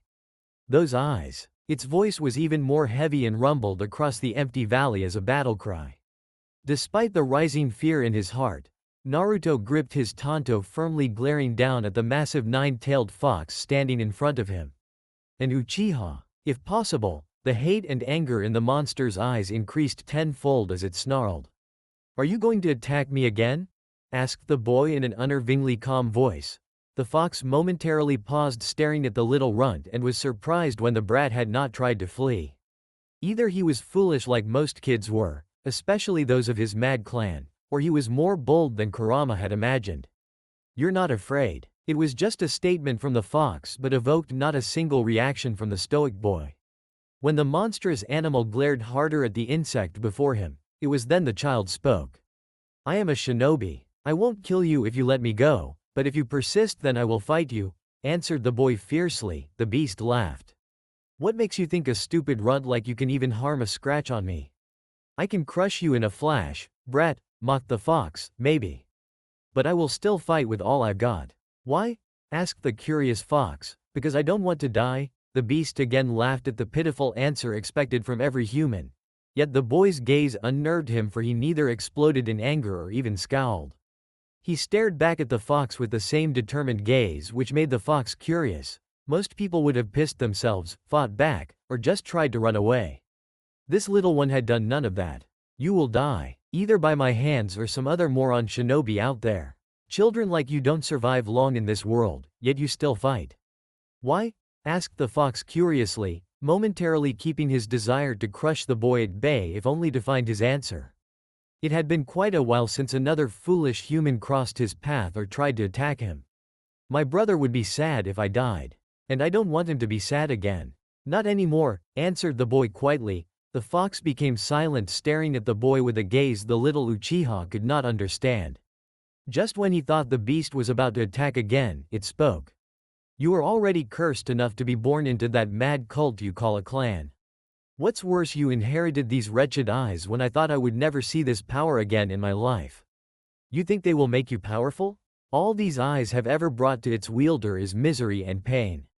It would actually be a mercy if I killed you here, said the fox frankly. The boy didn't say a word and only pointed his tanto forward, which made the beast scoff. Go, I spare your pitiful life, mocked the fox. Naruto blinked in surprise, knowing that he was probably given a once-in-a-lifetime chance, something this beast would not have given to anyone else. Yet he didn't want to turn his back to the fox only to be stabbed from behind. The creature must have recognized the look, making it snarl. I am not showing you mercy, stupid boy. Anybody who has ever wielded the Sharingan before never met a good fate. They all die screaming in pain. A day will come when you will wish that I killed you here, warned the fox. We'll see about that, replied Naruto sharply. Hey, you've got some balls. Pretty impressive for a shitty little brat, said the amused fox. I will not tell anyone about this meeting or the fact that you live here so close to our borders. You have my word, said Naruto honestly, placing his weapon back in its sheath. When he stared back at the fox, if possible it seemed even more disappointed than before. Not only do you belong from a mad clan, but you are an even bigger fool with that sense of loyalty and honor that you have towards your clan. Does that make you feel better? Snarled the fox, receiving an icy stare from the boy. Maybe my family is mad and I am too. But without my loyalty and honor, what is the difference between you and me? I will fight and die for my family no matter how bad you say they are. What do you fight for? Asked Naruto harshly. The air around them grew thick with hatred and anger as the fox looked down at the ground, hissing fiercely. Go, before I decide to kill you. Naruto didn't need any more warning as he jumped on the rock surface and instantly started running back towards the surface at great speed. And as he continued to run away, he missed the fox staring back at his disappearing form with a heavy frown. Foolish boy, he didn't stop running even when he climbed out of the dark valley, his legs refusing to stop as he sailed past trees at great speed. His heart threatened to burst out of his chest, and he was sweating profusely as he continued to remember just what he had encountered moments ago. More importantly, he had survived by some truly awesome luck. For there was no way in hell he could have defeated that monster. Not even Madara, any other Uchiha, or even his own father could defeat that beast. He had felt that unending sea of vile chakra in that beast, felt its hate, the anger, the desire to murder. Not even the entire Uchiha clan combined could defeat that monster. It was the reason why he had promised not to tell the fox's location to anyone lest any idiots come out there to try to enslave the monster only to get themselves killed. If things had turned out differently, he would have been forced to fight the fox. And he would have died, there was no doubt about that. But strangely, the beast had spared his life and his words. What did he mean the Uchihas were mad? Sure, his family was too uptight and arrogant, but they couldn't be insane. He refused to believe that, no matter what that stupid fox said. The Sharingan only brings pain and misery. All he had ever heard from every single Uchiha was how great this power was, or how lucky Naruto was to awaken it. But if he could trade these eyes for his dead brothers, Naruto would do so in a heartbeat, for the pain of losing them haunted him every moment over whatever power these eyes gave him. It was not worth it. And as he realized that fact, he knew there was some bitter truth in the fox's words. And there was a hell of a lot of things Naruto didn't know about his dojutsu, his clan, or even what type of dangerous monsters lurked in the real and dangerous world. All these years he had lived a sheltered and protected life under Izuna's watch, but now that veil was dropping very fast. He had already seen the barbarism and murder humans were capable of inflicting on each other, the pain of losing your loved ones right before your very eyes, the power of hatred that could drive even the most noble or weakest man to momentary insanity, of men's unending desire for ever more power and greater ambition. Finally, he stopped as he reached the clan settlement in the secret passage he had created for himself over the years. His head was spinning from all these overbearing thoughts, but if one thing was certain was the fact that the Uchiha clan was his family. The strange but caring Madara was his brother, attractive but strict Naori his aunt, and ambitious and cold Tajima his father. Walking towards a nearby tree, the boy knelt and placed the edge of his tanto on the grass, eyes burning intensely with determination. Izuna. Yashara. Anabi. He wished to see even a ghost reflection of his lost siblings, but all he saw was the blank bark of the tree before him. I will protect them all, no matter what happens. Taking a deep breath, he said the word on which he would live his life. I promise. Next morning, Naruto was quite surprised when he received the summons and had to hastily prepare himself in order to not be late, for that man never tolerated any weakness or lethargy. It was why Naruto found himself donning his finest clan clothes and donning his newly forged armor. He was fully armed in order to be ready for the daily training session that he would definitely have with Naori afterwards, for no matter what the reason, an Uchiha trained every day. When he met the man near the holy temple, the air around them turned frosty as they both looked at each other. And then Tajima did something Naruto never saw him doing, at least with him. He smiled, but it was not one of joy or pride, but that of even greater ambition and plans that lurked in the man's eyes. "Naori tells me you have potential," said Tajima frankly, directly getting to the matter without any pleasantries. "Well, she's not blind, unlike few people I know," replied Naruto icily, earning a raised eyebrow from his father. "Do you hate me, boy?" Naruto chose not to answer and settled for giving a fierce glare which made Tajima look at their clan settlement laid out below the mountain on which the temple was situated. "You've always been funny, strange and innocent. Believe it or not, I don't hate you. But I don't love you either." The barely 6-year-old boy had known this fact his entire life, but to hear it being said in words was like a sword brutally being jabbed through his heart. And it hurt, but he didn't blink, he didn't tear up, he didn't glare. He just stared. "Why?" he asked simply, without any accusation or expectation. Tajima's fists clenched, and for a moment Naruto saw the rare pain in those harsh eyes, something the man never did even when his sons died. "You took away the one thing I ever wanted above all. You stole her from me, and nothing can ever fill the hole she left behind." The sheer amount of anger and pain present in Tajima's eyes was enough to make his youngest son realize why things had turned out this way between them. "Mother," said Naruto sadly, "you are so much like her that every day it hurts to see you just standing before me while she remains dead. Hikari was warned about problems with her pregnancy. I told her to abort to keep her safe. But she chose to give you life, forsaking her own. I loved her more than anything in this world, even my sons." "But why do you think she chose to die?" asked Tajima harshly. Naruto found it hard to stop himself from tearing up knowing that his mother died for him. It hurt worse than the scorns and ignorance from his family all these years, for it made the hatred his brothers had shown towards him and the distance his father kept from him justifiable. For he killed the one thing they all loved. "I don't know," he replied sadly, "it's the family name that lives on, it's all that matters. Not you, your honor, or your beliefs. We all serve the clan and the ones above our station. I want you to stop acting like a fool and become the man you were meant to be. Not tomorrow, or the day after. Now," said Tajima seriously, looking his son right in the eye. "If I do that, will things change between us?" asked Naruto, his voice barely above a whisper. "Never." Naruto lowered his gaze to the ground but was stopped when a hand was placed on his shoulder, making him look back at his father. "But I can be proud of you." He saw nothing but plain honesty reflected in those dark black eyes. This man would never love him, and yet, "You're my son, you've always been my son no matter what either of us feel. I will do my duty towards you, but I expect you to do yours as well." For a man to rule, he must sometimes do unpleasant things to his enemies and allies alike, but it also earns him wrath just the same. "I am able to rule well because Naori does things that may not be possible for me to do. She keeps our clan running from the shadows. You are the younger son, and as such it will be your duty to support Madara, who shall succeed me in the same way that Naori supports me now. That is your job, do that with all you've got and you will make me and this clan proud. Do you understand, Naruto?" asked Tajima seriously. Naruto nodded, looking right back at his father. "I will never love you, father. But Madara is my brother, my only brother I still have.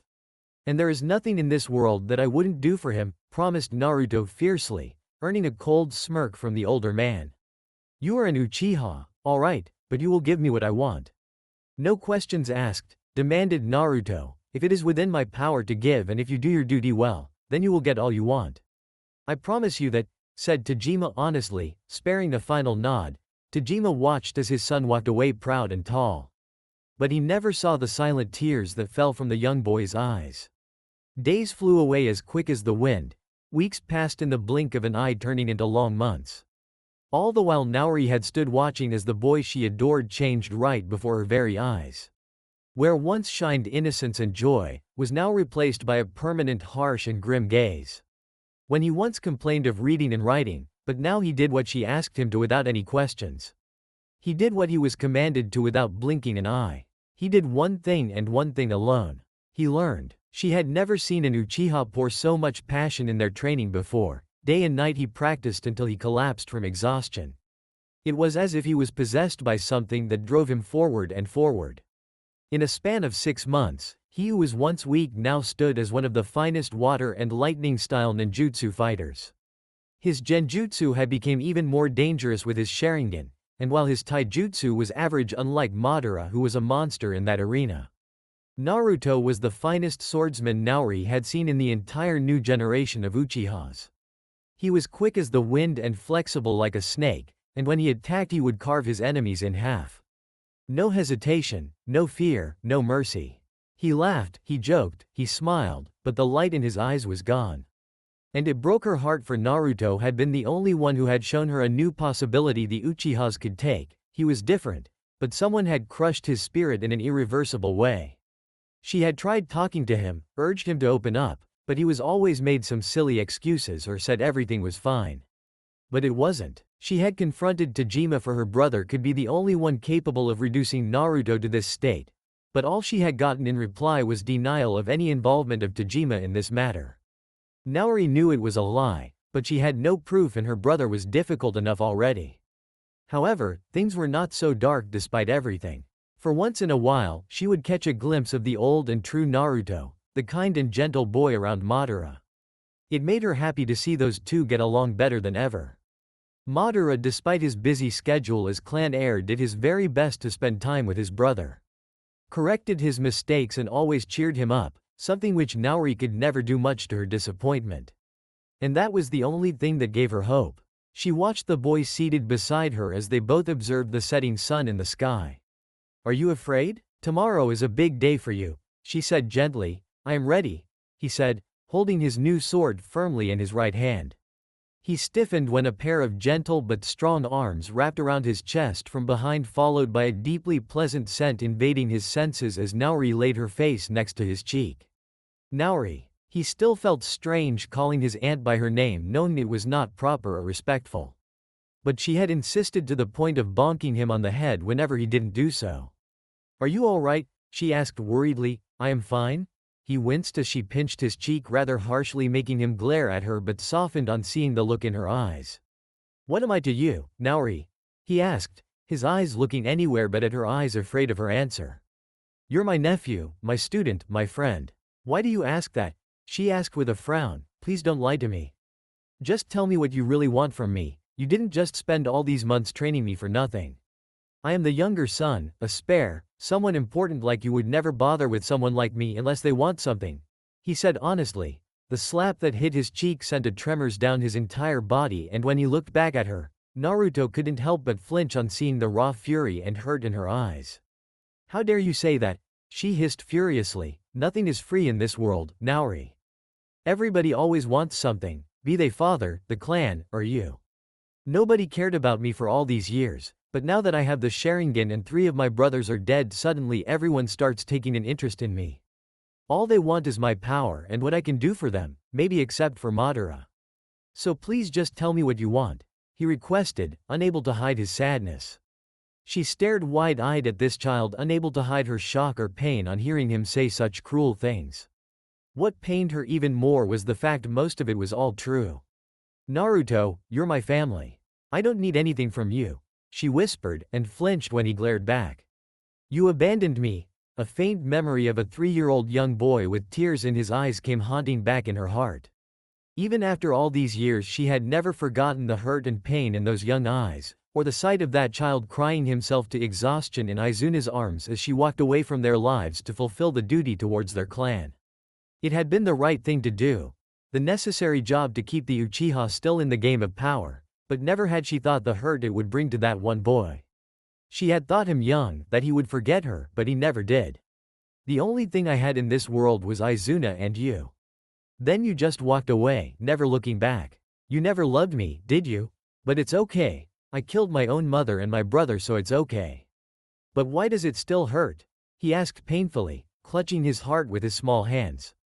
What? Naori stared in horror and eyes full of tears as he got out of her embrace and stared at the lake with melancholy ever present in his eyes. The very next moment a shadow plopped down beside the young boy, startling them both, and before they could even blink a hard bop connected with Naruto's head, making him wince, as he stared at the harsh glare of his older brother. You have me, you little fool, said Madara fiercely, but frowned when Naruto laughed cynically. How far will you go for me? Izuna always fought for me no matter against whom. You cannot do that, replied Naruto harshly. And what if I do? Asked Madara sternly, all playfulness gone from his eyes. Even against father? Even against our clan? Against the entire world? Naruto's eyes widened when Madara didn't blink, nor did he flinch even for a single second. His eldest brother just stared right into his eyes. I will burn the entire world if it makes you happy and keeps you safe, promised Madara. Why? Asked Naruto sadly, tears brimming in his young eyes. Strong arms wrapped around his smaller form, pulling him into what was the most fiercest embrace of his life. He felt himself crushing, but oddly it only served to lessen his pain as Madara whispered in his ear. Because I can't do this without you. You are my youngest brother, my last brother. If I lose you too, then there is nothing left for me to fight for. And no matter what happens, little brother, I will protect you. Against our enemies, our own clan, and even father. Anybody who threatens you will have to go through me first, and I will kill them all. Naruto stared in shock into those Sharingan eyes as Madara looked back at him with such affection that it warmed his own cold heart. You promise? He asked hesitantly. Want me to pinky swear? Asked Madara with a smirk. Naruto burst out laughing just imagining Madara even remotely doing such a thing. However, he was cut short when Madara again bopped him on the head. But if you continue getting depressed like this, I'll kill you myself, warned Madara. Hi, Papa Bear. Madara's eyebrows twitched violently and he cursed loudly when Naruto bolted out of his arms right across the lake with a mischievous grin on his face. Naori blushed furiously when Madara shamelessly removed his pants and ran after Naruto, yelling out a series of curses while spraying his special water right behind his now terrified brother, who also started yelling out a series of unique curses while trying his very best not to get drenched in the shower Madara threatened to unleash on him. All the while Madara continued laughing maniacally. She couldn't help but realize the fact that Tajima had destroyed his own family. But fate had not been totally cruel, as she saw hope not just for Naruto but for her entire clan in these two boys. Together they could do anything in this world.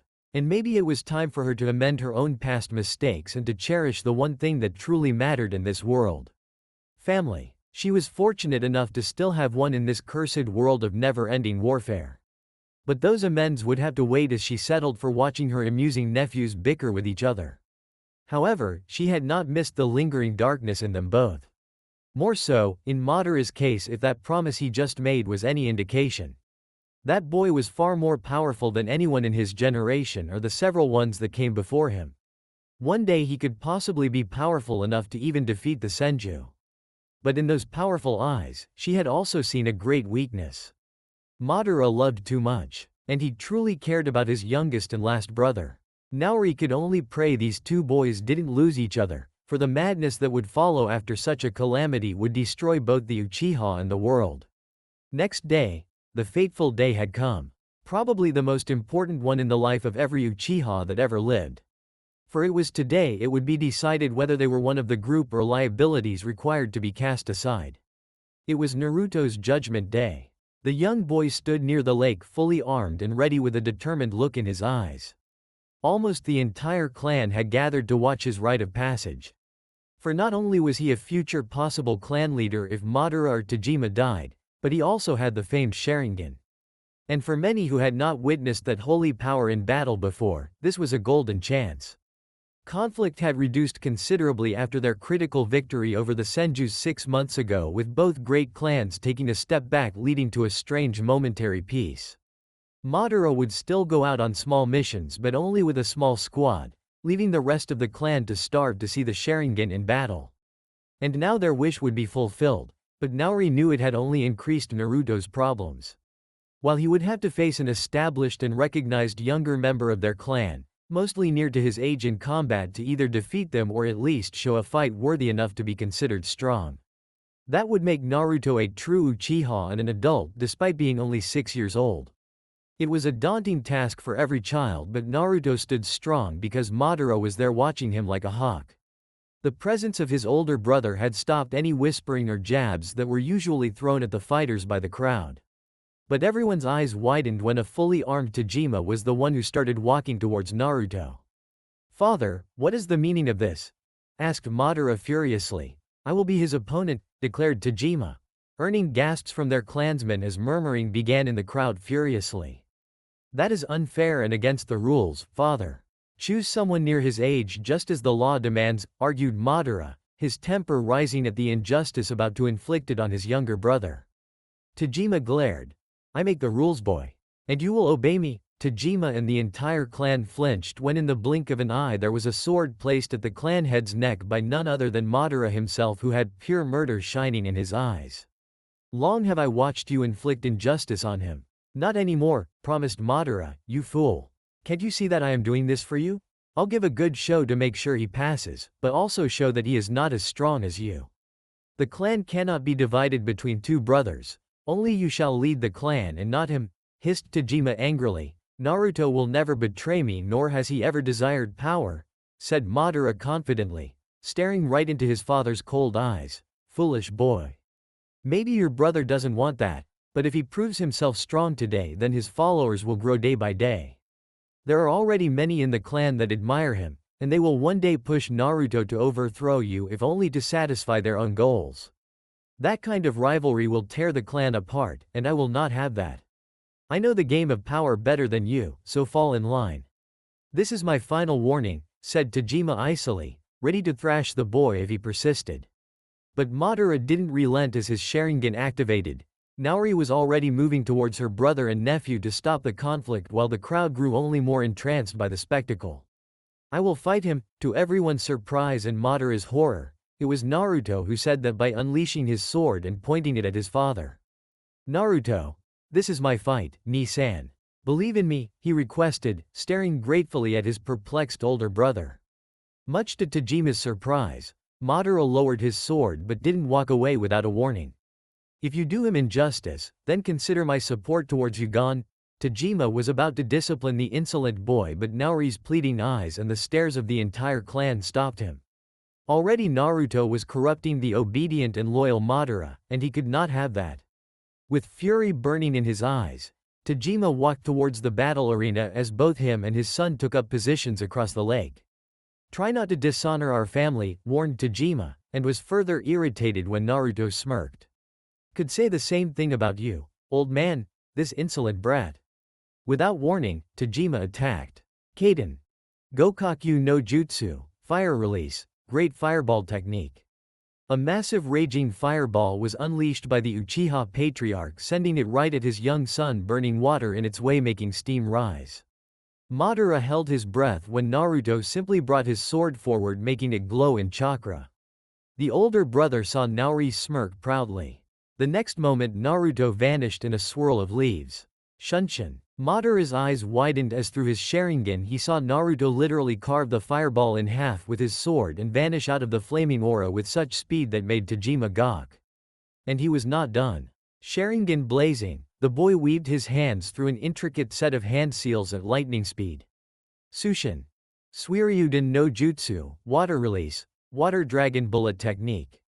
Two large roaring dragons of water with hateful yellow eyes rose out of the lake and charged right at Tajima, much to the shocked clan head's worry.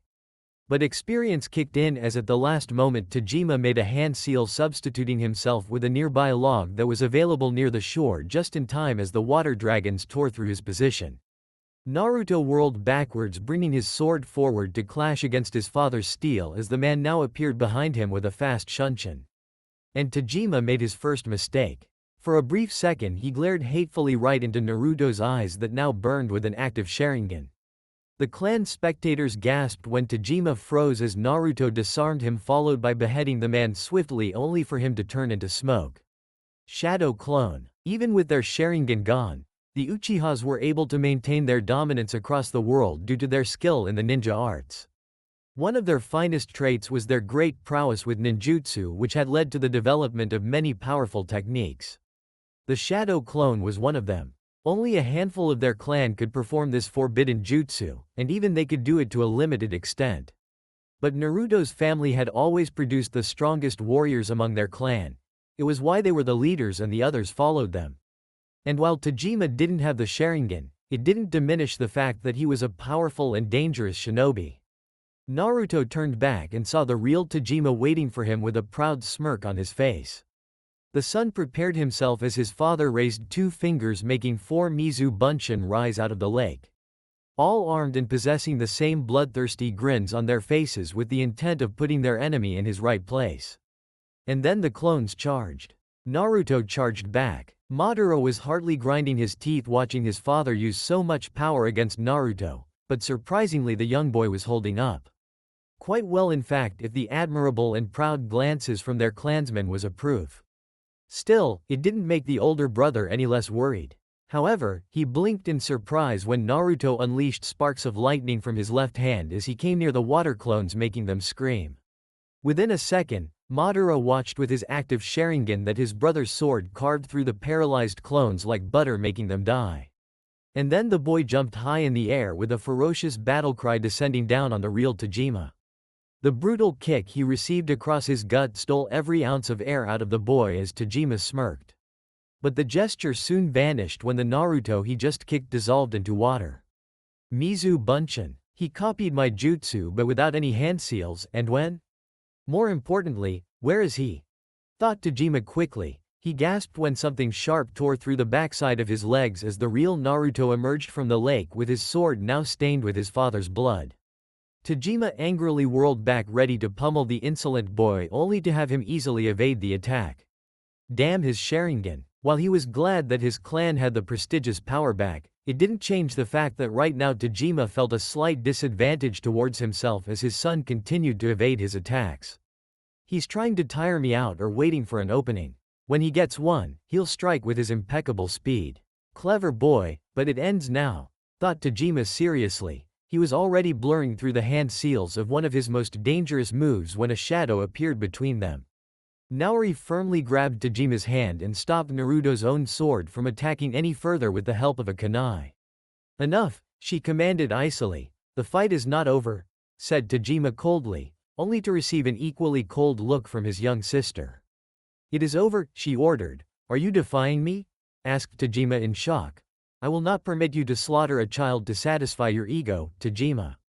More importantly, he's my nephew and I will not allow you to do him injustice, warned Naori, even as Naruto's eyes widened on seeing her stand up to his father like that. And it was for him.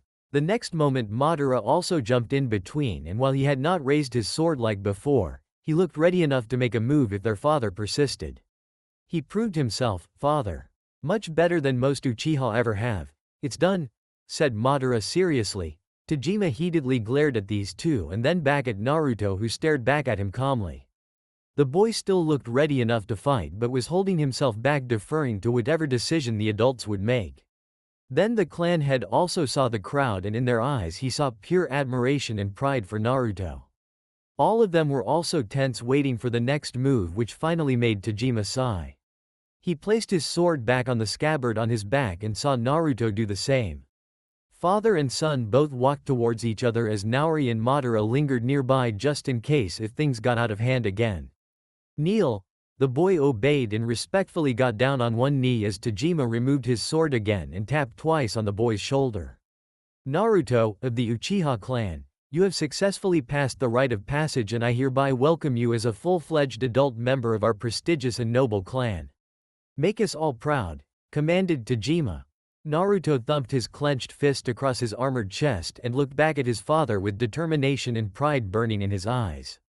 I will, father. Despite everything that had happened, Naruto still felt defeated when Tajima simply walked away without another word, while for his other sons he always had some good words when they completed the same test. But his disappointment was soon shadowed behind joy as Naori and Madara came forward to congratulate him.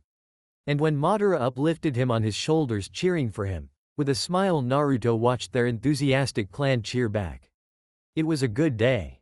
When the pair of eyes opened again, they widened in shock and disbelief as in the darkness of the valley he saw a figure waiting for him. "Are you mad?" asked the giant fox in disbelief. Naruto grinned at the remark while showing off his official Uchiha Clan t-shirt to the giant fox. "Well, I am an adult now, so according to you I am now one of the man cult," said Naruto cheekily. "Why are you here, boy?" asked the fox with a strange sadness evident in his voice. To his utter chagrin, Naruto simply ignored him and placed a few scrolls on the ground. With a single hand seal he opened them all, and to the fox's surprise there appeared so many variety of foods. "I am celebrating. Was nearby, so thought you might be hungry." "What the hell are you staring at? I'm not going to finish all of this by myself," said Naruto with a smile, pointing at the hunted deer, ramen, 5 types of fishes, rice and many other dishes along with beef. "Why are you here?" asked the fox again, making the boy frown. "It took a lot of effort to steal this food from the kitchens and I hunted this damn deer myself. Fast little thing. Why are you here?" To the fox's surprise the boy walked forward until they were both an inch away from each other. Naruto looked right into those demonic eyes, this time without fear and hesitation. "Not all of us are mad." The fox had barely gotten over his shock at those words and the boy's present actions when the child extended his tiny hand forward with a bright smile on his face. Naruto Uchiha, son of Tajima, brother of Madara, and second heir of the main family. The fox stared without blinking until he suddenly received a hard bop on the head, making his eyes go comically wide. "It's bad manners not telling your name when someone introduces themselves to you," said Naruto with a pout. "I will kill you," promised the fox angrily, but was again left speechless by the clarity and conviction that arrived in the jovial child's eyes. "You would have done that when we first met. Someone powerful like you is not just hiding here in this dumbass valley so close to the Uchiha clan border without a reason. Am I right?" asked Naruto seriously. The fox stiffened, making the boy smile. "It took me 6 months to figure this out and reading a hell of lot more books until I finally discovered the truth. You're a Biju, aren't you? A great being of chakra and power. The books called you Kyuubi and said your kind disappeared thousands of years ago when the very first war broke out. Is that correct?" asked Naruto curiously. "You talk too much," said the fox irritatedly. "What is your name?" asked the stubborn boy, making the fox roll his eyes. "They already call me Kyuubi. It doesn't matter what stupid humans call me, it matters to me." For a moment the fox's eyes softened on hearing those words and the sincerity visible in this child's eyes. Perhaps the old man had been wrong, maybe this time things could change. "You're annoying," muttered the Kyuubi, making the boy roll his eyes. "Why, thank you, giant stupid fox," replied Naruto with a smirk. "I'll kill you," growled the beast. "Please do so, I'll eat you." "Why? I brought you so much good food." "You're mean," said Naruto with fake tears rolling down his cheeks. "Gah." Naruto chuckled when the fox roared madly out of frustration before banging his giant head on the ground, creating a minor tremor across the entire valley. "Kurama, huh?" asked the boy confusedly. The fox was barely speaking in whispers. "My name is Kurama," said the fox irritatedly, earning a bright smile from the boy. "A nice name. It's good to meet you," said Naruto happily, and forcefully shook his tiny hand with one of the beast's massive paws. When he looked up, he saw Kurama staring at him with a strange look present in his demonic eyes. "Are you not afraid of me, child?" asked the fox seriously. "I was before. But for the past 6 months I have observed you from afar. You don't interact with anyone or go out for hunting. You just stay here in this dark valley sleeping. At first I thought you a lazy asshole, then I thought maybe you were protecting my clan. But none of our books mention someone like you as an ally, and then I remembered you saying that my clan has madness passed down among itself. And then I finally realized." Kurama had been left gawking by the deduction of this young child. One he proved by looking the fox right in the eyes with a knowing look. "You are watching my clan, waiting for something to happen. I don't know what it is, but I guess it is not pretty or good for my people," said Naruto coldly. "You're a smart one. Never thought those sister fuckers would manage to create an intelligent one again," mocked the beast, making Naruto frown. "Those days are long gone. Inbreeding has been reduced in our clan, and unlike our ancestors we don't kill each other now." Kinslaying is the worst crime an Uchiha can ever commit, and it is punishable by death. Maybe my clan was bad before, but we can change. Not all of us are crazy psychopaths, argued Naruto fiercely. Is that why you are here? Setting an example? Asked Kurama with a smirk. Yes? The fox laughed, but this time it didn't have the mocking edge. Instead, the beast sounded amused. It won't work, boy. My vow is absolute and I will fulfill it should that dark day ever come. Even you cannot stop me from doing my duty, warned Kurama, but still the child didn't back down. Well then, it becomes my duty to make you see my people in a different light. I'll make you change your mind, promised Naruto confidently, quite a declaration. Not sure you can fulfill it, challenged the Biju. We won't know unless I try. With those words, the boy brought the deer forward and placed it before the fox. You're a strange child, muttered the fox in an annoyed voice, and while he had no need to eat or drink, he did grab the deer in his large jaw, if only to humor the grinning child before him. Get used to it, we're friends now. Few days later, Madara and his squad charged through the borders at top speed, anxiety and fear evident in their eyes. They had set out a few days ago to destroy a few Sarutobi that had tried to raid one of the villages protected by the Uchiha. While the monkeys had been all killed, Madara had received a distress call right from their hometown. That had been an hour ago and he had not wasted a single second to return. His group was tired, but still they all ran as fast as they could, the fear for the safety of their families burning far and wide in their terrified hearts. Had the Senjus attacked in full force? Or some other group was about to attack their borders? Madara stormed through the gates, not even glancing at the guards, his Sharingan eyes locked on the monstrous fire burning in the place where the holy Uchiha temple once stood. He took to the roofs, jumping across houses, not even looking back to see if his followers were behind him or not. After several long minutes, he arrived at the site. And what he saw stopped his heart cold. Around him were dozens upon dozens of their clansmen, many trying to put out the fire with water jutsu, while others remained motionless in horror. For there in front of them were nearly a dozen bodies. All Uchiha. Men, women, even young children cut down like animals. Their horrified open eyes staring blankly into the dark night. The holy grounds of their temple now ruined with the blood of their own family that soiled the once green grass and red.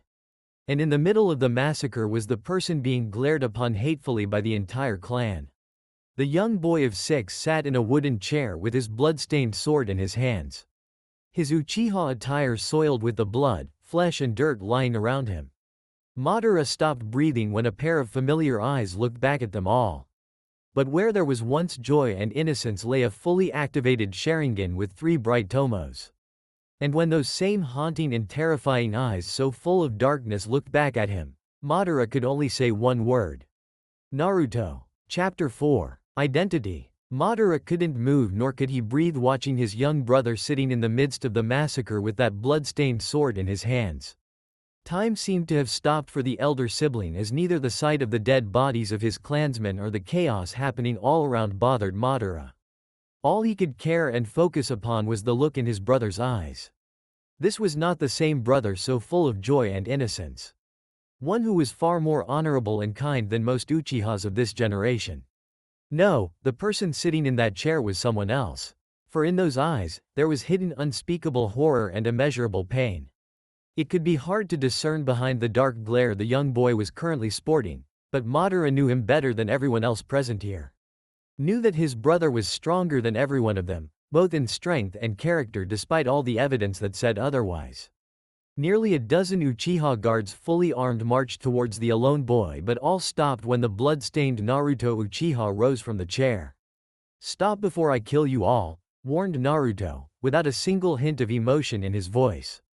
Every last one of the Uchihas sneered at him with unending hatred burning in their eyes. Kinslayer, traitor, oathbreaker, you're a monster, a man without loyalty and honor. Madara watched their father impassively standing even as his clansmen berated his own son. Tajima had no great love for Naruto, but this was going too far. As their father, why wasn't the man defending his own son? He looked back at his brother to see the same impassive gaze of their father burning in his eyes as every man and woman rained down curses on him. But none had the balls to apprehend the blood-stained boy holding his bloodied sword. However, they must have taken Naruto's silence for cowardice as two older men nearly a decade older than his young brother charged forward. When they barely managed to unleash their swords, all they saw was a bright blur and screamed the next moment as blood erupted from their slashed legs. The two Uchiha screamed in pain, losing the grip on their weapons, falling to their knees as their hands desperately tried to stop the large gash on their legs. However, the defensive action of Naruto only seemed to make the crowd even more angry. Madara was either too shocked or horrified watching his brother taking out a kunai and throwing it a few feet ahead of him, marking a boundary that was not missed by anyone. The message was clear: cross the line and meet your end. The sight of the still wounded two older Uchiha crying out in agony, along with the sight of all the Uchiha that the boy had previously massacred, made everyone flinch away. The boy's unnerving stare only seemed to make him appear more terrifying. The air was thick with killing intent, smell of rotten flesh and doom. Madara felt as if his worst nightmares had came true. If losing three brothers in one battle was devastating, watching what was happening before his eyes was heartbreaking. The worst part was the fact that he didn't know what to do. Fortunately for him and their furious clan, someone did. Enough. Tajima Uchiha's voice was still as calm as ever despite the grave situation. His gaze as cold as ice, boring down on the form of his youngest offspring who stared at him blankly. "I command you to surrender now, Kinslayer." Madara didn't look at his father, or at the furious crowd who protested the order, instead demanding Naruto to be killed right here. All the elder Uchiha sibling really saw was the slight tremble of Naruto's lips when their father called him that insulting name. The boy raised his sword high in the air, making nearly every Uchiha take a step back in fear, but they were relieved when he instead stabbed the sword in the ground with a loud noise. The very next second, several guards appeared around Naruto, grabbing him roughly before they started dragging him gracelessly while doing their very best to keep the murderous crowd from killing the boy right there, but couldn't do anything to stop them from yelling one word at the top of their voice: Kinslayer. Madara walked towards his father, and despite the most threatening glare of his life present in his eyes, Tajima looked back at him calmly. "What happened?" hissed Madara. "Your brother went mad and killed these people.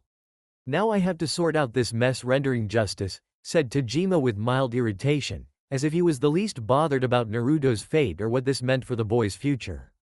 But then again, he had never cared about his youngest son in the first place. "Bullshit. You know he would never do such a thing," protested Madara. "Your love for him makes you blind to his shortcomings or his crimes, Madara. Think about the clan," warned Tajima icily. "Fuck the clan." Tajima's eyes actually widened in shock on the ever-loyal and obedient Madara saying those dangerous words. Granted, they were said barely above a whisper, leaving the nearby people unaware, but the murderous look in Madara's eyes was enough proof to show that he meant what he said. "He is my brother. I don't fucking care what he is, or what he's done. I know him better than you ever will, and nothing will ever make me believe that Naruto did this, or even if he did, then it was not without just reason. And if you do him any harm, then what, boy?" The darkness and hatred in Madara's eyes made Tajima flinch and take a step back. "I will kill you." With those words, Tajima's eldest son ran away towards the dungeons where Naruto was being transported. But his words would ring in his father's head for a very long time, and the look in Madara's eyes would haunt his father every night. It was dark. Darker than most places Madara had seen in his life, and only the flickering lights of the flame torches hanging on the adjacent walls showed the path. He spotted quite a heavily armed guard detail standing outside one of the cells. When he approached, all five of them placed their hands on the hilt of their swords. "No one is allowed to visit the Kinslayer without permission from Tajima-sama," warned Yamato Uchiha, the man's voice as nasty as the scar on his face. "He is my brother," hissed Madara, eyes flashing red that made everyone except for Yamato take a step back. For they all knew even before he awakened the Sharingan, Madara was stronger than them all. But Yamato glared even more harshly at the action. "He killed my cousin." For the first time, Madara felt some of his aggression lessen, for this man before him had indeed lost family tonight. It made the elder son of Tajima deactivate his eyes and look at the guards tiredly. "I need to know what happened. He's my brother, and while I have always been loyal to our clan, I will not hesitate to harm you should you get in my way," warned Madara. Yamato stared at the boy for a long moment before shaking his head in disgust. "Tajima-sama will hear of this, Madara. But go and meet the Kinslayer, for he will likely be executed tomorrow morning," said Yamato viciously, earning nods from the other guards. Madara smiled, and it sent chills down the hearts of each and every one of the guards.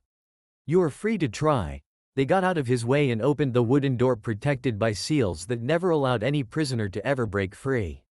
Madara could still feel the heated glares raining down on him and turned back with murder evident in his eyes. When he unleashed a quarter of his killing intent, he smirked on seeing them all falling to their knees. "I will slaughter your entire families and those who tried to even harm my brother. Do not forget your place. You are allowed to even voice this much protest because my family allows it. I love our clan and will protect it to my dying breath, but I will not hesitate to murder you all should you or anyone else dare to even lift a finger at my family. Do you understand?" He was satisfied when 3 of the guards pissed themselves and the remaining 2 were shaking in terror, including Yamato. And while this was not the way Madara liked to treat his fellow clan members, his father had always hammered down one single fact in his brain. "We are the blood of the dragon, and dragons respect only strength. Show weakness even for a single second and doom yourself forever."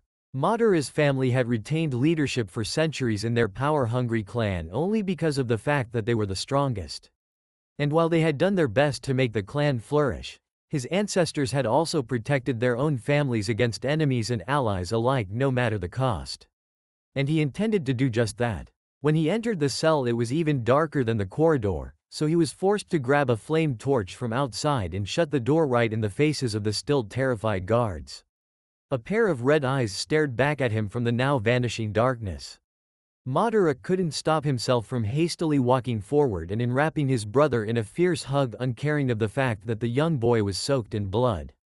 "Madara, I'm here, little brother," reassured Madara. "You should go." He broke the hug and stared into those fully evolved Sharingan eyes. If someone ever told him that Naruto would someday become the first to achieve this full power in centuries, Madara would have scoffed. But his brother had proved himself far from ordinary. His every action a proof of that claim. "Why?" asked Madara seriously. "I killed all of them," confessed Naruto, looking his brother right in the eye, and didn't miss Madara's shock but despite that his brother never stared at him accusingly. "What happened?" questioned Madara patiently. Naruto looked away, unable to continue holding his brother's gaze, but Madara grabbed his chin, making him look back up. "No matter what happens or what you did or even why, I will always have your back," promised Madara. "Why?" asked Naruto sadly. "Because we are brothers." Naruto stared into those eyes and found nothing but truth and love. Madara had always loved his brothers fiercely and fought for them as best as he could. And while his relationship with Naruto had not been ideal over the years, it had improved in leaps and bounds in the past year ever since they both lost 3 of their brothers. That pain and suffering forged a bond stronger than anything either of the boys had left in their lives. Finally, the younger boy nodded and hesitantly told his older sibling the events that led to such a tragedy. And Madara listened with silent horror spreading across his heart, soon to be replaced by fury and disgust. When Naruto finished the tale, he was valiantly fighting back his tears while staring at his blood-stained hands. "Kinslayer," said Naruto with a tired sigh, staring defeatedly at the dark ceiling. Madara glared at him for saying that disgusting word. "Don't say that," he reprimanded harshly, but Naruto stared at him calmly. "It will not change the truth, brother. This is who I am and will remain so until they execute me," said Naruto in a resigned voice, which made Madara glare even more fiercely. "Nobody is going to harm you, little brother. Not while I'm still breathing," promised Madara. He surprised the young boy by grabbing his blood-stained hands and squeezing them firmly with his own. "You'll fight for me?" asked Naruto with the tiniest hope present in his voice. "Do I have a choice?" asked Madara with a smirk, making Naruto smile, but it came out more like a pained grimace. "Father has no love for me, and I guess after what I did he will be forced to take action against me because of the pressure from the rest of the clan. Likely they are all demanding right now for the Kinslayer to be executed as the law demands," suggested Naruto, making Madara frown as his brother again said the cursed title given to him tonight. "That may be true, but don't forget you are the heir to our clan in case I die. You are also the only other person than me to wield the Sharingan in centuries. Despite what has happened, the clan needs you. I need you." Said Madara honestly, the last part barely above a whisper. You cannot fight against the entire world for me, brother, said Naruto gently, knowing that for all his power Madara was still just one young boy. I can, said Madara defiantly. The oldest son of Tajima started walking towards the exit and opened the door swiftly, much to the terror of the still shivering guards who flinched at his icy gaze. But before he left, he stared back at his brother. Because I am Madara Uchiha. When he entered their home and marched towards the upper floor, entering his father's room without warning, he found Tajima sitting at his table with Naori at his side, both brother and sister looking pensive while their hands grabbed their respective sake cups tightly. Have you forgotten your manners, boy? Asked Tajima darkly, but didn't look at his son, who glared right at him. What are you going to do with my brother? Questioned Madara. When Tajima didn't answer, Madara aggressively stepped forward but stopped when Naori looked at him pleadingly. Looking into his aunt's eyes, the boy relented and was rewarded when Tajima spoke. The people are demanding his head, Madara, and you're going to give them just that, aren't you, father? You have never loved him, spat Madara viciously. Surprisingly, Tajima merely nodded. Yes, I have never loved your brother. But he is my son, and I don't want him to die like this, admitted Tajima. Neither do I. But it's going to be quite hard to protect him. He killed a lot of people, said Naori hesitantly. Madara glared back at the two adults and their pathetic resolves. And they dare call themselves Uchiha, the dragon's descendants? Do whatever you want, but know this. Both Tajima and Naori looked to see the intent murder burning in Madara's eyes that sent a chill down their spines. If anybody tries to harm my brother, then you'll have 2 kinslayers and a lot of dead Uchiha, promised Madara. I know the truth, father. Tajima's eyes widened in horror as he realized Naruto had told his brother why this tragedy had happened, despite Tajima's warning to keep his lips sealed forever. But then again, Madara was all Naruto had left in his life. The last person the boy trusted, even loved. Even if Madara had never known the truth like originally planned, Tajima doubted his eldest would have stopped himself from defending his brother. And despite everything, it made Tajima feel relieved because the future of his family was safe in the form of the unflinching loyalty that existed between his 2 sons. He could see it now. Madara was not an ordinary person, and not just because of his powers. But in those cold black-colored eyes, Tajima saw unending strength. This boy was strong, determined, had the power that could make men kneel or simply piss themselves in terror, and spared no mercy for those who wronged him in any manner. Most dangerous being threatening his family. Yet when the Uchiha overpassed tonight's tragedy, restoring their pride and glory, it just wouldn't be because of Madara. No, it would be because of another boy as well. But he would never be loved or admired like Madara, for he would be hated and spat upon for the rest of his life. Someone whom parents could warn their children about so as not to become like the kinslayer. We will handle this, promised Naori, looking unflinchingly into Madara's hard eyes. The boy stared at her for a long moment before nodding and walking back towards the door without a word. Where are you going? Asked Tajima warily. While Madara was a calm person at most times, but when angry he was capable of dangerous things. And right now he was not angry, but utterly pissed. And Tajima feared not for his boy, but for the fools who could try to rile Madara, or even worse, curse Naruto for his crime. To the dungeons, admitted Madara, stepping at the door's exit. You can't be there, Madara, said Naori seriously, and flinched when those cold eyes again landed on her. I will be there, guarding my brother, and any fool that tries something will lose his head by my sword. See that nobody attempts such stupidity, aunt, warned Madara. Naori weakly nodded as Madara stared back at his father. I'll bring him to you tomorrow morning.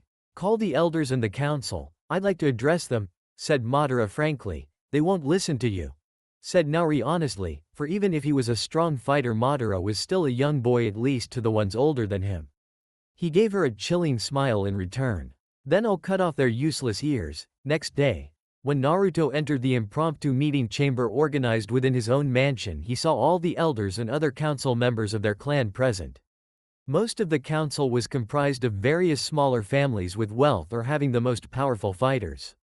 Those seats changed every now and then when those families either lost their wealth or stopped producing good quality fighters. The same was for the elders, only they were changed either by the order of the clan head or when they died. Everybody earned their rank through merit and not on the glory of long-dead ancestors. Those were the customs of the Uchiha, and according to the same customs and rules, someone like him could only be awarded one punishment for his crime: death. He saw it in their eyes, most of them wanted him dead, and those who didn't seem overtly hostile didn't look too pleased either, for in every person's eyes he saw the same accusation ever present: kinslayer. On Madara's insistence, he had been dressed in his clan's dark robes instead of prisoner uniform. But all his weapons were confiscated, leaving him open to be attacked by any of these men or women.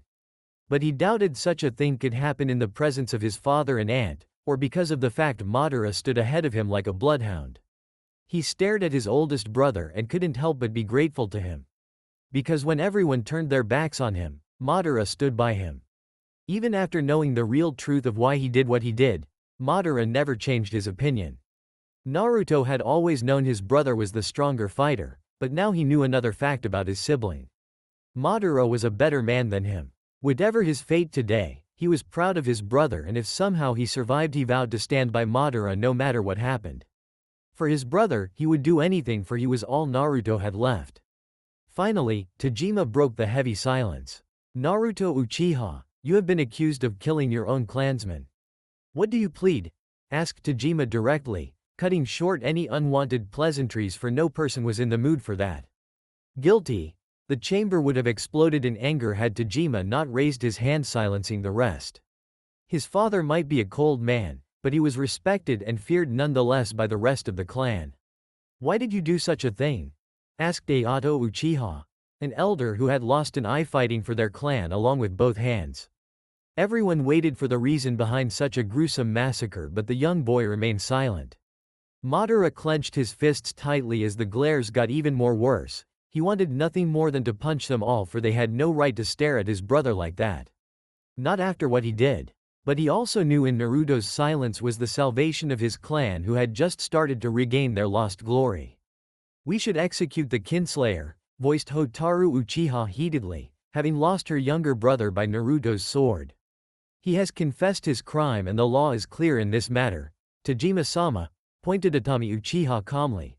But his cold dark eyes didn't fail to stare at Naruto distastefully. Various other demands of the same nature were raised by the rest of the council, and while Tajima remained silent, it was Madara who was about to explode. Unfortunately, there were many in the room that had lost close or distant family in the massacre, and the clan head's silence was taken for hesitance or more dangerous weakness, as one of the bold elders gestured to the nearby guards, who nodded. When 10 of those guards took their first step, Madara drew his sword and activated his Sharingan, drawing sharp gasps from everyone who had never expected such an action from their famed hero. "Madara, what is the meaning of this?" demanded one of the elders angrily. It was again Hotaru Uchiha who glared at Madara fiercely. "You have lived your entire life for the clan, Madara. Are you going to die for the kinslayer?" asked the woman in disbelief. Madara's glare made her flinch as his killing intent flared, bringing all the guards to their knees and the council to grip their chairs firmly. "Someone will," promised the boy. "Enough." Tajima's commanding voice stopped the commotion instantly, as even Madara lowered his sword on seeing his father stand up from his chair. "Proud, tall, commanding, I will not execute Naruto," declared Tajima, drawing shocked gasps followed by heated glares from everyone. "But," protested Hotaru, "out." Madara smirked viciously when the gobsmacked woman stared at his cold father in shock, which only made Tajima glare harder at her. "You are removed from this council. Your family debarred for 10 years from contesting your seat," declared Tajima. Naruto stared in shock. He had known his father was powerful, but this was the first time he saw the man in action. Hotaru Uchiha actually bowed respectfully before walking out hastily. That seemed to make the rest of the council submit to the commanding leader. And when the same man glanced back at him with those intimidating eyes, Naruto involuntarily stood a little straighter. "I know what he did, but you forget he has the Sharingan and is one of our most powerful fighters. He and Madara helped us win that important battle against the Senjus. Our enemies fear us again because we have the Sharingan. More importantly, he is my son," said Tajima coldly. Many of the people lost some of their anger on realizing the power Naruto held. Killing him was easy, but it would harm the clan because for all his crimes he was a dangerous fighter. Even more so with his Sharingan. "Maybe you're right, Tajima-sama. And while we still don't know why he killed his own people, we know he is just a new adult. And am I right in assuming Madara is against this decision? Asked Yamashiro Uchiha, father of Itachi Uchiha and one of the more influencing members of the council. You kill my brother or even try to harm him, then not only will I kill the fools who try such madness but I will leave this clan forever, promised Madara without hesitation. Naruto was too stunned by what his brother just said, and that did it, for the entire council instantly panicked, for Madara was one of their most powerful fighters. In future, he had the potential to become the strongest and capable enough to butcher the Senju and all their enemies single-handedly. While killing Naruto would be a blow, losing Madara would be devastating and cast their clan's future in darkness. And these men and women knew that. It was then Naori chose a different approach than the one taken by her brother and nephew. I personally apologize for what Naruto has done, but he is still a boy and we still don't know if someone influenced him to do such a thing. It could be our enemies, suggested Naori. I find that hard to believe, commented an elder skeptically, staring at Naruto harshly. Whatever the case, I will not execute my son. But nor will I let his crimes go unpunished, declared Tajima, which finally seemed to calm down the council. Madara was about to protest when he felt Naruto gently grabbing his hand. When he looked at the brown-haired boy, his brother shook his head, silencing Madara. Naruto Uchiha. The said boy stepped forward and met his father's eyes. For your crimes, I denounce you. Madara's eyes widened in horror at his father's decision. I strip you off from my family and as my heir after Madara. Even the council members and the elders seemed shocked at the decision as they stared at father and son. And banish you from all our lands and hometown for 10 years. Naori lowered her gaze as she knew the last part would be the harshest. I forbid you from marrying, from having children, from owning any lands. From this day forth you shall serve as Naori's bodyguard, protecting her on clan missions. Should your behavior and actions be found redeeming after 10 years, I or the next clan head will contemplate bringing you back amongst us. But you shall never have a family for all the ones you destroyed with your actions. Heavy silence descended within the room, broken by the trembling of Madara's hands as he gripped his sword tightly, waiting for a single cry of help from his brother.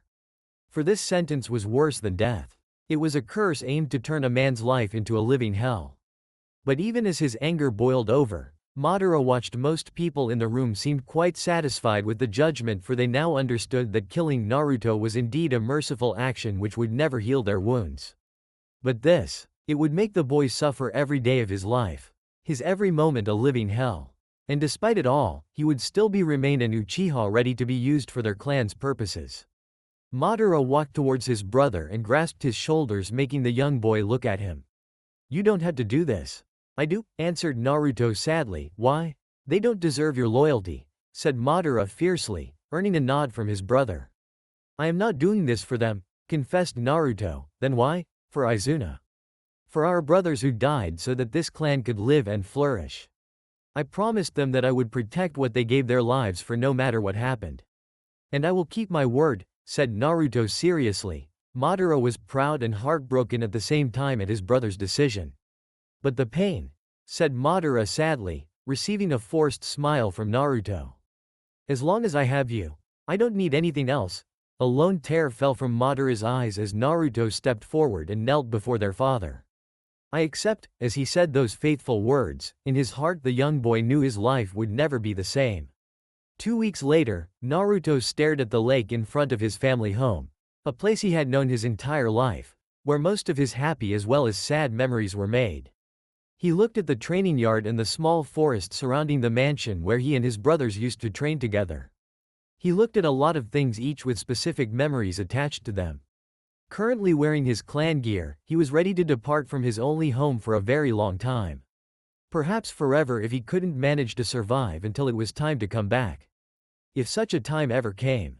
He touched his cheek to find it covered in a dark face mask, courtesy of avoiding the glares and jibes being thrown at him all the time after the judgment given on him. The initial few days had been chaotic. While many were satisfied with the lenient yet cruel decision, there were few who still demanded his head. Fortunately for them, the elders' watchful eye and Madara's threat of slaughtering entire families of those who dared to attack his little brother kept those people at bay. But it never kept at bay those hushed whispers, those heated glares, or the term forever attached to him. One that shall never disappear even after he died. Kinslayer. Unlike what his clan or even his own family thought, he didn't commit those murders out of madness or manipulation. Nor did he willingly accept the judgment to save his own life or continue to be loyal to the clan only for the sake of his dead brothers. He did it because it was his duty. For in this world of never-ending war, he would not find any family except for the one he was born in. Yet it was not easy to deal with that name attached to him, to stare back at those accusatory eyes, to bear those whispered curses. It was why he had taken this mask in order to hide his smile, for whenever anyone called him kinslayer, he smiled. For he knew why he did what he had to, fully aware of the consequences that would follow. And he didn't regret it even if it costed him everything in his life. But his smile would send the wrong message, which would only increase the attacks on him, and while he could defeat most of his assailants, even he had his limits. Besides, his family was already in enough trouble and there was no need for him to add further to them. He was disrupted from his thoughts when he felt another person step beside him. "You're ready?" He looked at his tall father and saw that his usual stony look was replaced by something he couldn't understand. "Yes, we leave at midnight as per Naori-sama's decision. It is better this way, less fools to entertain," japed Naruto with a mocking smile. But it faltered when Tajima stared at him sadly. "When you hear them whispering kinslayer behind your back, doesn't it bother you?" The older Uchiha watched as his son stared at the lake with such hardness in his eyes that should never be there in someone so young. "Of course, it bothers me. But I will deal with it," he answered defiantly. "For what it's worth, I'm sore." Tajima stopped instantly when the murderous glare rained down on him. "Do not mock my duty, father," warned Naruto. Tajima nodded, looking the young boy right in the eye. "You proved me wrong, you know." Naruto blinked at those words and couldn't hide his surprise as he stared at his father, who looked down at him almost with a caring look. "How? I always thought you the weakest among all my sons. You were soft and didn't have the talent for fighting. But when it truly mattered, you stood up for the clan, your family, your brothers, and even me. You sacrificed your honor for all of us," said Tajima painfully. "Father, I," said Naruto hesitantly, not able to believe that he actually saw his father, his bloody cold old man on the verge of tears. "Madara might be more stronger than you, but you have a strength that he might never have. You're so much like your mother in that manner," revealed Tajima, as Naruto's eyes lowered. "Look where that got her." He looked up when a firm hand was placed on his shoulder. "She never regretted giving you life. She gave you your name, wished you the best in life, and finally died with a smile on her face, holding your tiny form in her arms." The boy's hands were trembling even as Tajima continued. "Mothers are powerful, son. Even dead she lives on in you, gave you her kindness and strength, made you strong enough to overcome all the challenges that came your way and those that will come in the future. She gave you everything that I never gave you, and yet what you did for me is something I will never forget," expressed Tajima honestly. "You gave me life, father." Tajima looked away from those powerful eyes that were so much like his dead wife's as a lone tear fell from his eyes. It took him a while, but he managed to get himself under control and turned back towards his son. He surprised the boy by presenting him a longsword with flames engraved on its steel and the hilt containing the symbol of a dragon. Naruto was left speechless. "I can't accept this. It's not my right," said Naruto fiercely. "This ancestral sword was given to me by my father, and to him by his father before him, and so on. My father, while giving me this sword, told me that it is not a weapon to slay your enemies alone, but a symbol, an oath that you take of protecting the clan from all enemies no matter who they are. A promise that you shall be just and fair to your people. Every Uchiha clan leader passes this heirloom down to the one who can lead the clan towards a better future," explained Tajima patiently. "I am no longer your heir, father. It's Madara's by right," argued Naruto, as he never wanted to take something that rightfully belonged to a brother who fought for him so fiercely against everyone. "Madara will hold this clan together with his power, but he lacks vision. But you are different, and I entrust this to you with the hope that you will find a better future for our clan. Besides, Madara hates swords," said Tajima with a faint smile. Naruto blinked owlishly, causing his father's eyebrows to twitch in annoyance. "Did you just joke?" asked Naruto in disbelief. "I shouldn't?" questioned Tajima flatly, causing Naruto to struggle for an answer. Tajima smirked, earning an accusatory finger from his son. "You did that on purpose." And then they both laughed for perhaps the first time together in their entire lives as Tajima hesitantly ruffled those brown locks that were the same as Hikari's. Do what your aunt says and try not to give her too much trouble. And if I hear even a whisper of you visiting whorehouses or bars disgracing the family name, I'll make you an eunuch, promised Tajima darkly, but again it only earned an eye roll from the boy. As if Kinslayer wasn't enough, muttered Naruto, what was that? Nothing, Tajima sighed. I say this because women and alcohol are a shinobi's greatest weakness. You cannot be a warrior if any of your senses are distracted in any manner. I see great potential in you, don't waste it away, advised Tajima, hi, and try not to fall in love or some other foolish notion. I will not allow such a thing. Warned Tajima, father, you did just forbid me from marrying or having a family.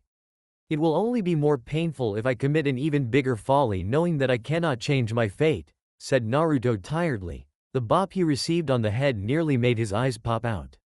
The old man was strong. I say that because that will make it much difficult for me to find you a proper Uchiha girl, Naruto stared. And received another harder bop on the head. Did you really think I was going to sacrifice my heir, my son, his future for those fools despite knowing the truth? Let them cool over, your absence will accelerate the process as I and Madara try to make this incident become a distant memory. I'd suggest you do something great or extraordinary that benefits the clan immensely, which will further help to bring you back among our people. It won't be easy, but it is not impossible either, explained Tajima honestly. But what if they don't change their minds even then? Asked Naruto hesitantly, still trying to get over his surprise at what his father just said. Tajima scoffed. A dragon doesn't concern himself with the opinion of sheep. Most of the time. Added the father with a grin. You're funny like me, said Naruto with a smile, as a smug smirk appeared on Tajima's lips which made him look much younger.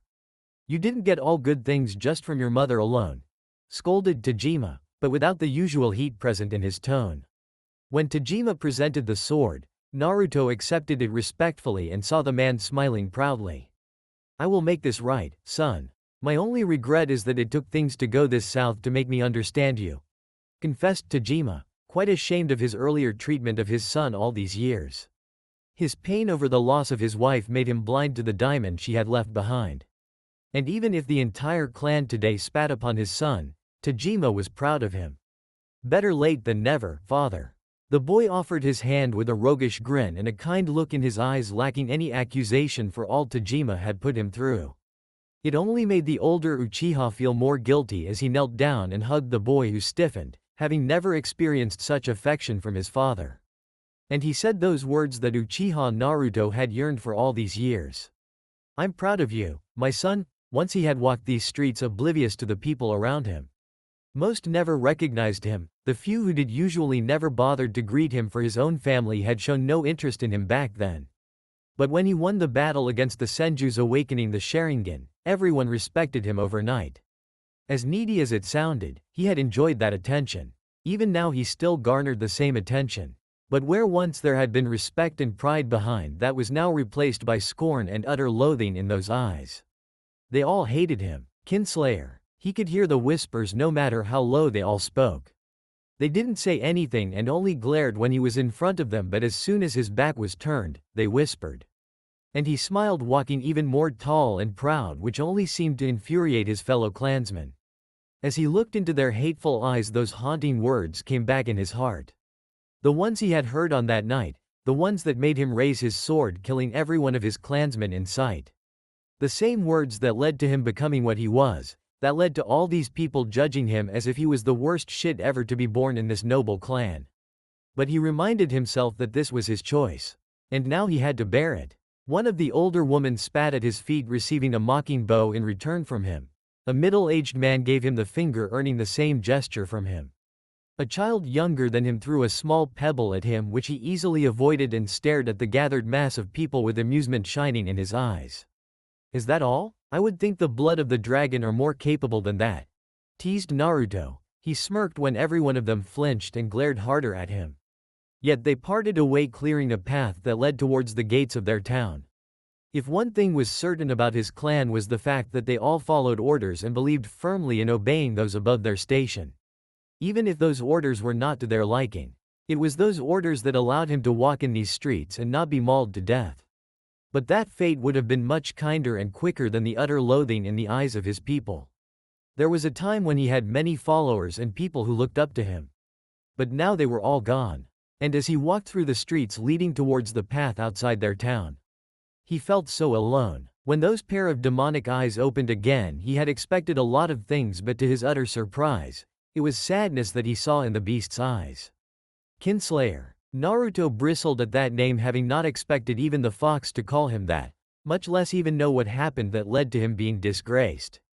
The beast must have read his mind as he easily answered. These ears of mine can hear far and wide. Do you think I could keep an eye on your clan from here if I didn't know what was going on? Asked Kurama amusedly. Then you know what happened. The fox nodded and saw the boy shrug his shoulders. Go on. Mock me then, I don't mind, said Naruto carelessly. The fox stared at him. Is that what you want? Asked the beast, with surprising calm, and saw the boy shake his head. It doesn't matter what I want. It matters to me. Naruto stared into those eyes, searching for any sign of pity or lies, but found none as Kurama stared back at him. Why? Because I know the truth, whispered Kurama, and saw the boy glare at him. You will never say another word about that, warned Naruto, and even more surprisingly earned a nod from the beast. You remind me of a boy I once knew before he changed and became someone I could never recognize, said Kurama reminiscently. Who? Asked Naruto. Silence was his answer, and he was not surprised, for the beast was just like that, having a lot of secrets, and he had to admit it made him wonder more. Kurama watched as Naruto took out at least a dozen scrolls from his various pouches and opened them to reveal another river of food. When he stared at the boy, he shrugged. Thought we might share one last meal before I leave, said Naruto hopefully. I don't have any need to eat, reminded Kurama, as the boy rolled his eyes impatiently. Humor me, Papa Bear, teased the boy. I'm the great fox, Kinslayer, reprimanded Kurama, earning a loud chuckle from the insolent brat. Whatever, replied Naruto with a grin, making Kurama sigh. They both silently dug into their meals until halfway through they both froze and their cold eyes narrowed in suspicion. Kurama was impressed when in one swift move Naruto unleashed his new sword, wielding it with such mastery as if it was a part of his body as his Sharingan came alive. The fox himself got back on all four legs, towering over the boy as both of them prepared themselves. We've got company. Chapter 5. Enemies. Kurama waited in anticipation as he sensed the mass of intruders edging closer and closer in the dark valley. There were quite a lot of them, which made the giant fox snarl, but on the other hand his unlikely ally stood calm and composed. There was strength and grace in his posture. The way he handled his longsword with ease showed his skill with the weapon, his Sharingan quickly scanning for the first sight of their approaching enemy. But the most striking feature about the boy was the way he looked, which was exactly the same as the one of a boy Kurama had known a long time ago. The resemblance was disturbing for the beast, but unlike in the past, this time he had a faint hope in his heart. For this boy before him, despite having similar looks and great power like his ancestor, had one factor that set him apart. Naruto Uchiha was a good man. A person who dearly loved his family and clan, going so far as to sully his own honor and life to keep them safe, whereas his ancestor had chosen power over blood. Kurama could only hope Naruto's sense of honor and loyalty didn't fade away with time, as happened with most Uchihas. Even if today he was known as a Kinslayer, Kurama would not have any other Uchiha here beside him than this boy in the upcoming battle. He was brought out of his inner thoughts when Naruto spoke. They're here. Kurama smirked when the dozens of armed warriors dressed in heavy armor stopped on seeing him. Their wide and terrified eyes took in his monstrous form and the dangerous tail flowing wildly. He couldn't help but laugh internally at their fear, and yet he also felt disgust at their weakness, for they were the blood of a man he had dearly loved. Kagaya and Hagoromo clans. Quite strange seeing them together, said Naruto curiously, but the heavy frown on his face was enough to show he was troubled by this new development. The enemy seemed to whisper something among each other, which made Kurama growl angrily. Naruto looked up at the fox with a knowing look in his eyes. Something tells me they are here for you, suggested the boy, and you as well. They plan to either kill you or capture you for your Sharingan, warned Kurama. The beast felt a shiver pass through his body when Naruto's eye turned ice cold, his face a mask of contained fury making his red eyes seem even more menacing. "Scared, Kinslayer?" teased Kurama. "In your dreams, fox?" retorted Naruto testily, but there was an amused smile on his face. "There are quite a few of them." "You forget who I am?" asked the boy, that famed Uchiha arrogance present in his voice and the cocky smirk on his lips. But while most of his clansmen couldn't back those words into reality, this boy could.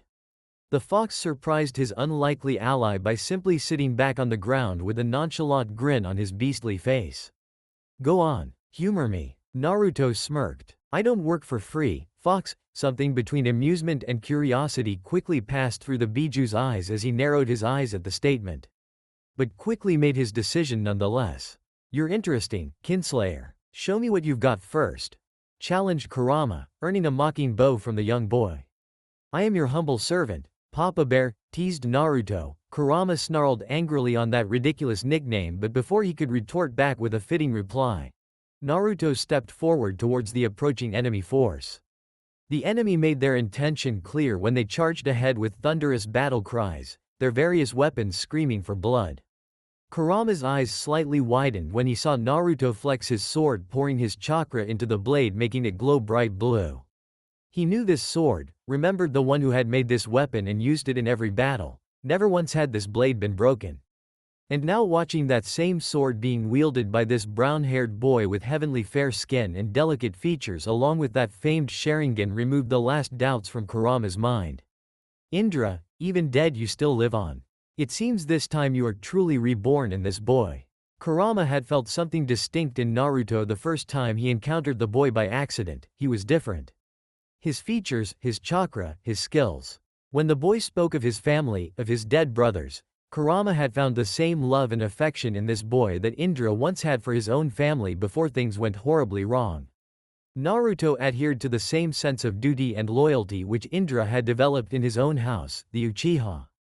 The only difference between those two was Naruto's sarcastic humor and the fact that Naruto gave up his honor and his life for his family, while Indra gave up on his own family. Naruto gave out his own battle cry, stabbing his ancestral sword in the ground, unleashing a violent rumbling that surprised his enemies. Rocks and debris fell from the surface of the valley due to the tremors, sending the enemy forces into disarray. And then the boy charged. He appeared behind his first opponent with a shunshin, cleaving the teenage boy in half in one single strike. Electricity rained down from his left hand, stunning 5 more enemies within range. Naruto brought his sword upward, blocking a strike from a Kaguya woman who snarled wildly at him. Her mistake was looking into his eyes. When he beheaded her mercilessly, her clansmen backed away. The stench of death and rotting bodies didn't bother him anymore. His fears no longer bothered him, for he had seen and done much worse. He was a kinslayer, and these people meant nothing to him. Having realized they were more vulnerable going against him alone, the combined warriors of 2 different clans ganged up together and unleashed an entire barrage of kunai and shuriken in his direction. Naruto roared murderously, unleashing a massive amount of chakra from his body, sending a brutal shockwave dispersing all the projectiles sailing towards him. He clasped his hands together and glared menacingly as he finished gathering his chakra. Suiden. Suiryuden no Jutsu, water release. Water dragon bullet technique. Kurama's eyes widened when Naruto created 2 entire large water dragons out of thin air, displaying his skill with the element. The summoned beasts roared as their creator surged electricity through them, giving them more power as they charged towards their terrified enemies who had not expected such power from one so young. When the cackling water dragons crashed, nearly 7 enemies were crushed while the rest barely managed to jump to safety. As the carnage was finished, Naruto walked towards a twitching older man in his 20s who was crushed with his body marred in severe burns. He would not live long, but death would not arrive for him sooner either, leaving him in a lot of pain. Kurama watched Naruto bury his sword swiftly in his twitching enemy's head, mercifully ending the man's painful last moments. Monster. The boy actually smirked as one of the Hagoromo warriors called him that. But he prepared himself when he saw the enemy fan out and surround him. They clearly don't want me to unleash my jutsu anymore. He looked at his enemies. Nearly 10 of them were left out of the dozen that had arrived, and they were all making every effort not to look in his eyes. That gave him a distinct advantage in this fight, But they had the numbers and he had a feeling the blades of the Kaguya were definitely laced with poison. He cursed himself for not having his armor with him right now, for that would at least give him some protection. Another point to keep in mind for the future. Instead, he picked up one of the swords from a nearby dead Hagoromo and wielded his now two swords against his enemies. Kurama watched this young boy facing against men and women far older and experienced than him with absolute courage. There was a smile on the boy's face as all the enemies attacked him at once. Naruto parried his ancestral sword forward, breaking the counter swords of two Hagoromo, resulting in their throats being slit instantly. With his other stolen sword he blocked strikes aimed at his back and delivered a roundhouse kick to the remaining two in front of him, sending them crashing away. The fox watched as the enemies charged at the boy and he laughed. Naruto performed a fast shunshin, passing right between his enemies. 3 men and 1 woman fell dead to the ground with their heads missing. The remaining 5 enemies glared at the boy as he rotated his swords with ease despite their weight in his small hands. He's strong. Kurama's sentiment was proven right when Naruto blocked 5 swords with his 2 and kicked one of the attackers in the balls. The boy roared, pushing his enemies back, making them stumble momentarily. The boy used that single moment to stab his swords clean through 2 more hearts. With just 3 enemies remaining, Naruto's smirk grew wide, but his focused eyes were fixed on his opponents. But that smirk vanished from his lips when 3 giant tails grabbed the last enemies, and before he could say anything he was showered in flesh and gore as the enemy clan soldiers were crushed brutally. He glared at the fox, who laughed ferociously.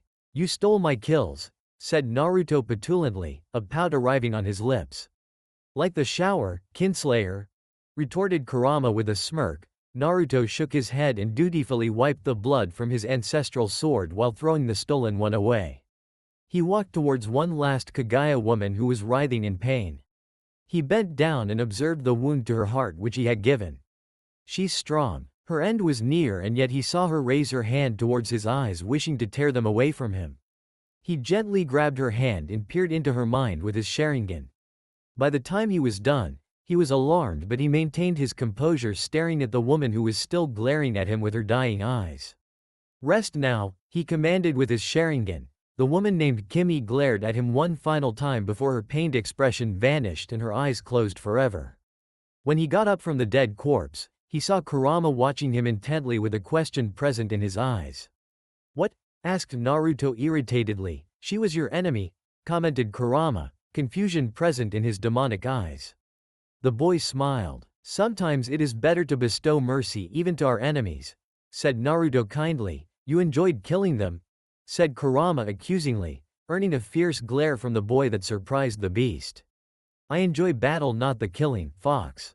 Remember that," warned Naruto. "Why? All life is precious," answered Naruto honestly. "Then why do you fight at all?" questioned Kurama curiously, and saw a pained but determined frown arrive on the boy's face. "Because I serve my family, my clan. It is my duty to protect them, no matter the cost, or my pride," said Naruto faithfully, which made Kurama smirk. "Then what is your dream?" "Something other than keeping your family safe," said Kurama seriously. Naruto stayed silent for several long moments, his young sad eyes glancing at all those he had killed moments ago and then at his own hand holding his ancestral sword. "I guess." Kurama waited when the boy hesitated as his lips trembled. "For once in my life, I want this endless fighting to be over." The boy glanced at the night sky with the moon enlightening the vast landscape. "I want to serve something greater than my life, something in which I believe in. I want to end this warfare and create a place where people can live together without any prejudices. And for that dream, I will risk my honor, my life." When Naruto looked back at the fox, he saw the Biju had again adopted one of those unreadable looks in his demonic eyes. "You're different than your mad clan," whispered the beast. Naruto smirked arrogantly. "Told you we're not all crazy," teased Naruto. Kurama just laughed, which made Naruto smile, but it soon disappeared on the boy's next question. "Do you have any family, Kurama?" The question asked out of curiosity evoked an extremely pained expression in the fox's eyes before he closed those demonic eyes, likely remembering his own past. Naruto, despite his young age, understood the beast didn't want to discuss this, so he turned around and started walking away. "Kinslayer." He turned back and saw the fox staring at him intently. "Why did 2 clans attack you?" asked Kurama seriously, and saw Naruto stiffen a little. Word has got out about the Sharingan being reawakened in me and my brother. All clans are wary of my clan regaining their lost power and want to put a stop to it before it harms their interests. Strangely, the Kagaya clan was informed by someone about your existence and they came here to capture you, explained Naruto frankly. They should have brought more fools and even that wouldn't have been enough. Mocked Kurama with a laugh, but when Naruto didn't share the sentiment he looked back at the serious boy.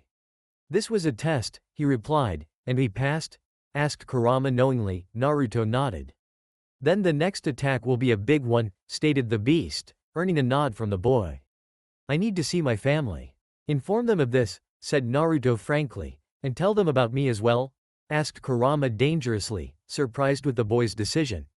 Naruto smiled. No, I gave you my word that I will keep your existence a secret from my clan. I am not going back on my promise. Kurama relaxed and looked quite pleased with the decision, which made him stare at the boy curiously. Where will you go? Asked the beast, and saw the boy shrug. Wherever duty commands me. Kurama nodded, smiling at the boy. Farewell, Kinslayer.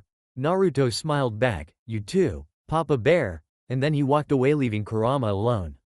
Tajima stared at his bloodstained son, thankful for the fact that Naruto didn't walk into town in this state lest the people think he murdered another few of their clan.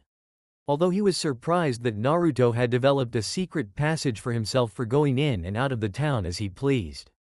He should be angry with the boy, however the firm gaze in Naruto's eyes and what he just revealed made Tajima's thoughts focus elsewhere. You killed all of them? In single combat? Asked Naori in surprise, earning a scoff from Madara. He's the best swordsman I've ever seen. He can handle it, boasted Madara, which made his younger brother grin with pride.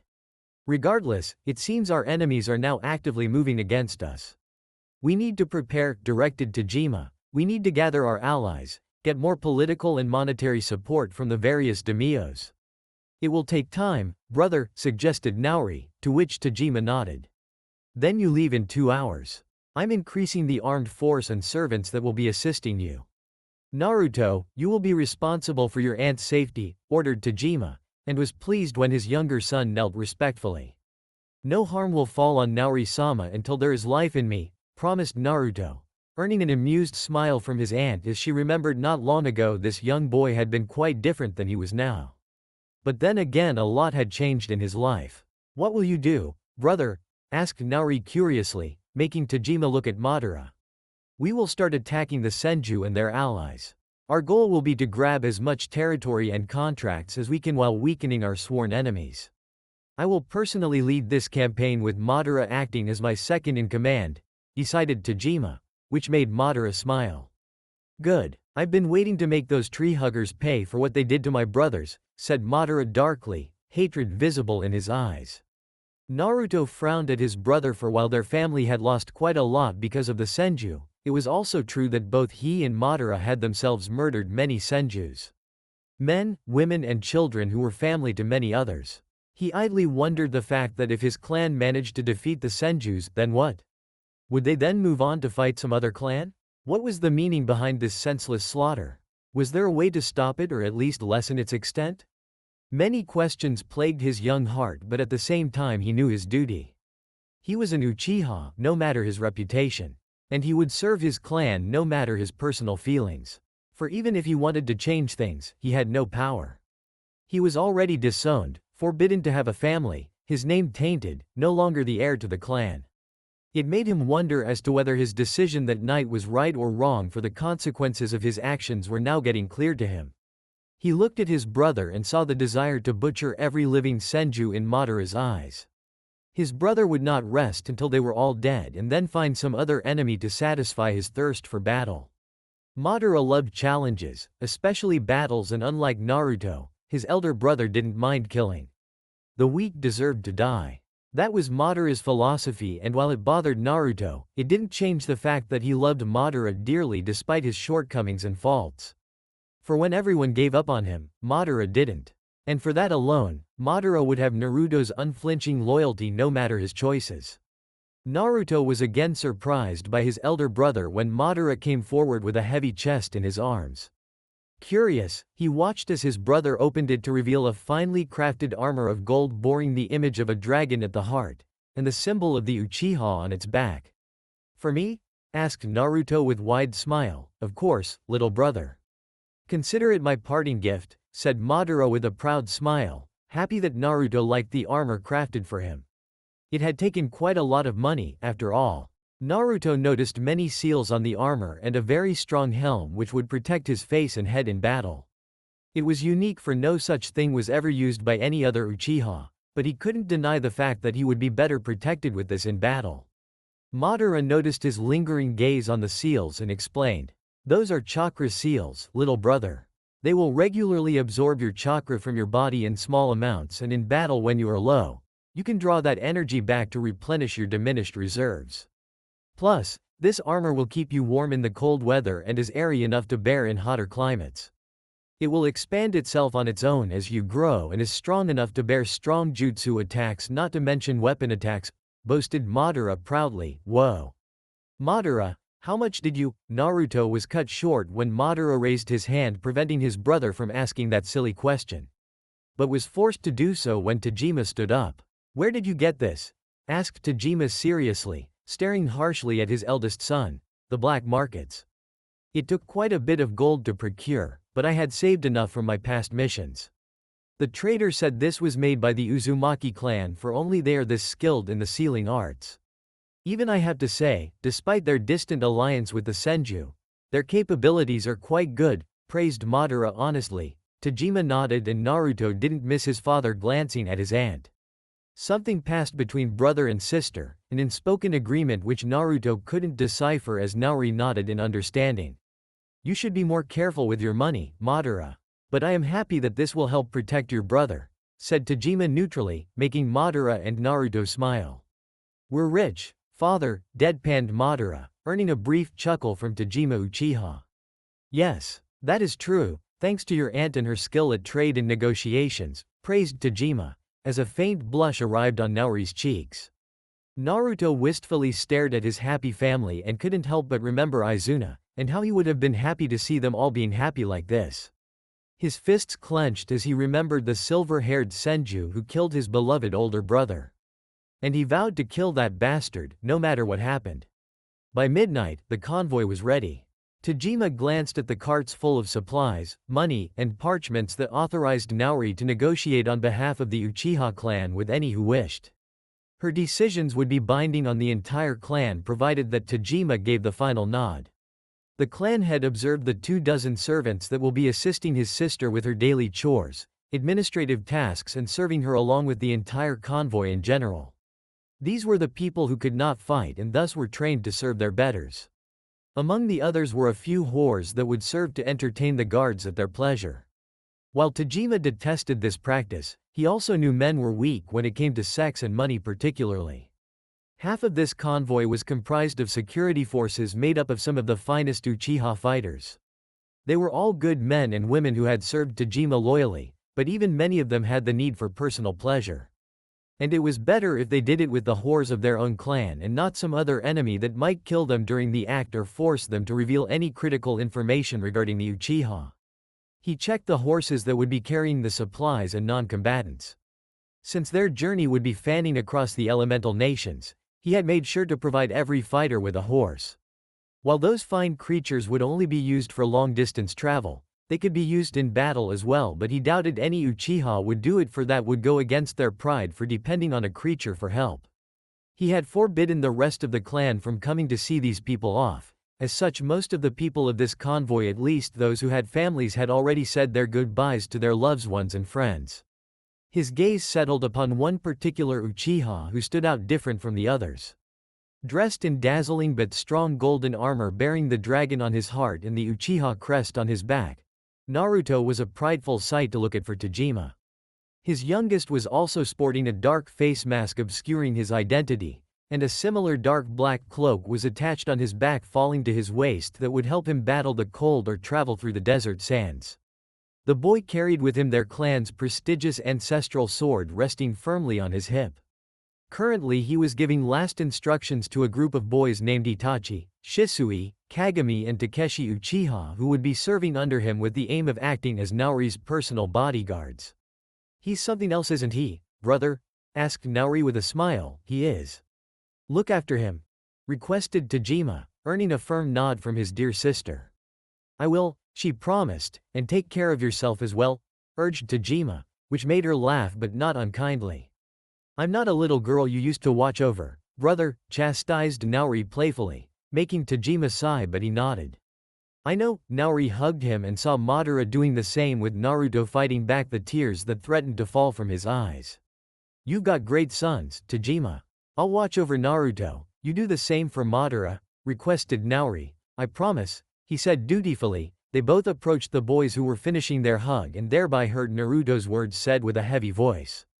"Thank you, brother, for my life." Madara smiled and patted his little brother's back. "Just be safe, or I'll piss on your grave," warned Madara, earning a hearty laugh from Naruto. They were interrupted when they heard alarmed shouts from the gate guards. The family of four hastily ran and saw the guards were brandishing weapons at an approaching beast. Naruto's eyes widened, and the same was the case for the rest of his family. He found himself moving forward quickly and gesturing the guards to hold themselves, which they reluctantly did. Alone, he approached the beast, which was bigger and taller than every horse his clan ever had. It stood tall and proud before him, its thick red fur shining in the darkness of the night, its long paws and sharp canine ready to tear its enemies. But it was those same demonic eyes that shocked him most. "Kurama," he whispered. The once monstrous fox, who had now reduced himself to the size of a great horse, looked up at him expectantly. Naruto then noticed the threat with his own clansmen waiting to kill the dangerous beast. He didn't know what made the fox arrive here, or how he managed to make himself this small. But he knew one thing. Kurama was a friend and someone whom he had promised to protect. "He's with me," said Naruto seriously, daring anyone to challenge otherwise. His father and aunt glanced at him warily, an argument about to pass their lips when one firm glare from the boy made them keep their lips sealed. Seeing the clan leader's not object made the guards stand down, although Naruto doubted they would not be overjoyed if the fox ripped him apart. Only Madara grinned as he approached forward and clapped his sibling proudly on the back. "Little brother, you are a man of secrets. Where did you find this beast?" asked Madara curiously. "In the forests," answered Naruto tersely. Madara noticed his brother's tension and decided to let it drop. Instead, he stared at the giant fox, having never seen a beast like this.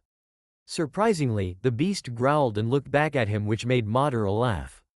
"A feisty creature. It suits you, brother," praised Madara. Naruto stared at Kurama for a long moment, 1,000 questions circling in his eyes, but still he remained silent, giving a nod to his beast friend, who inclined his head.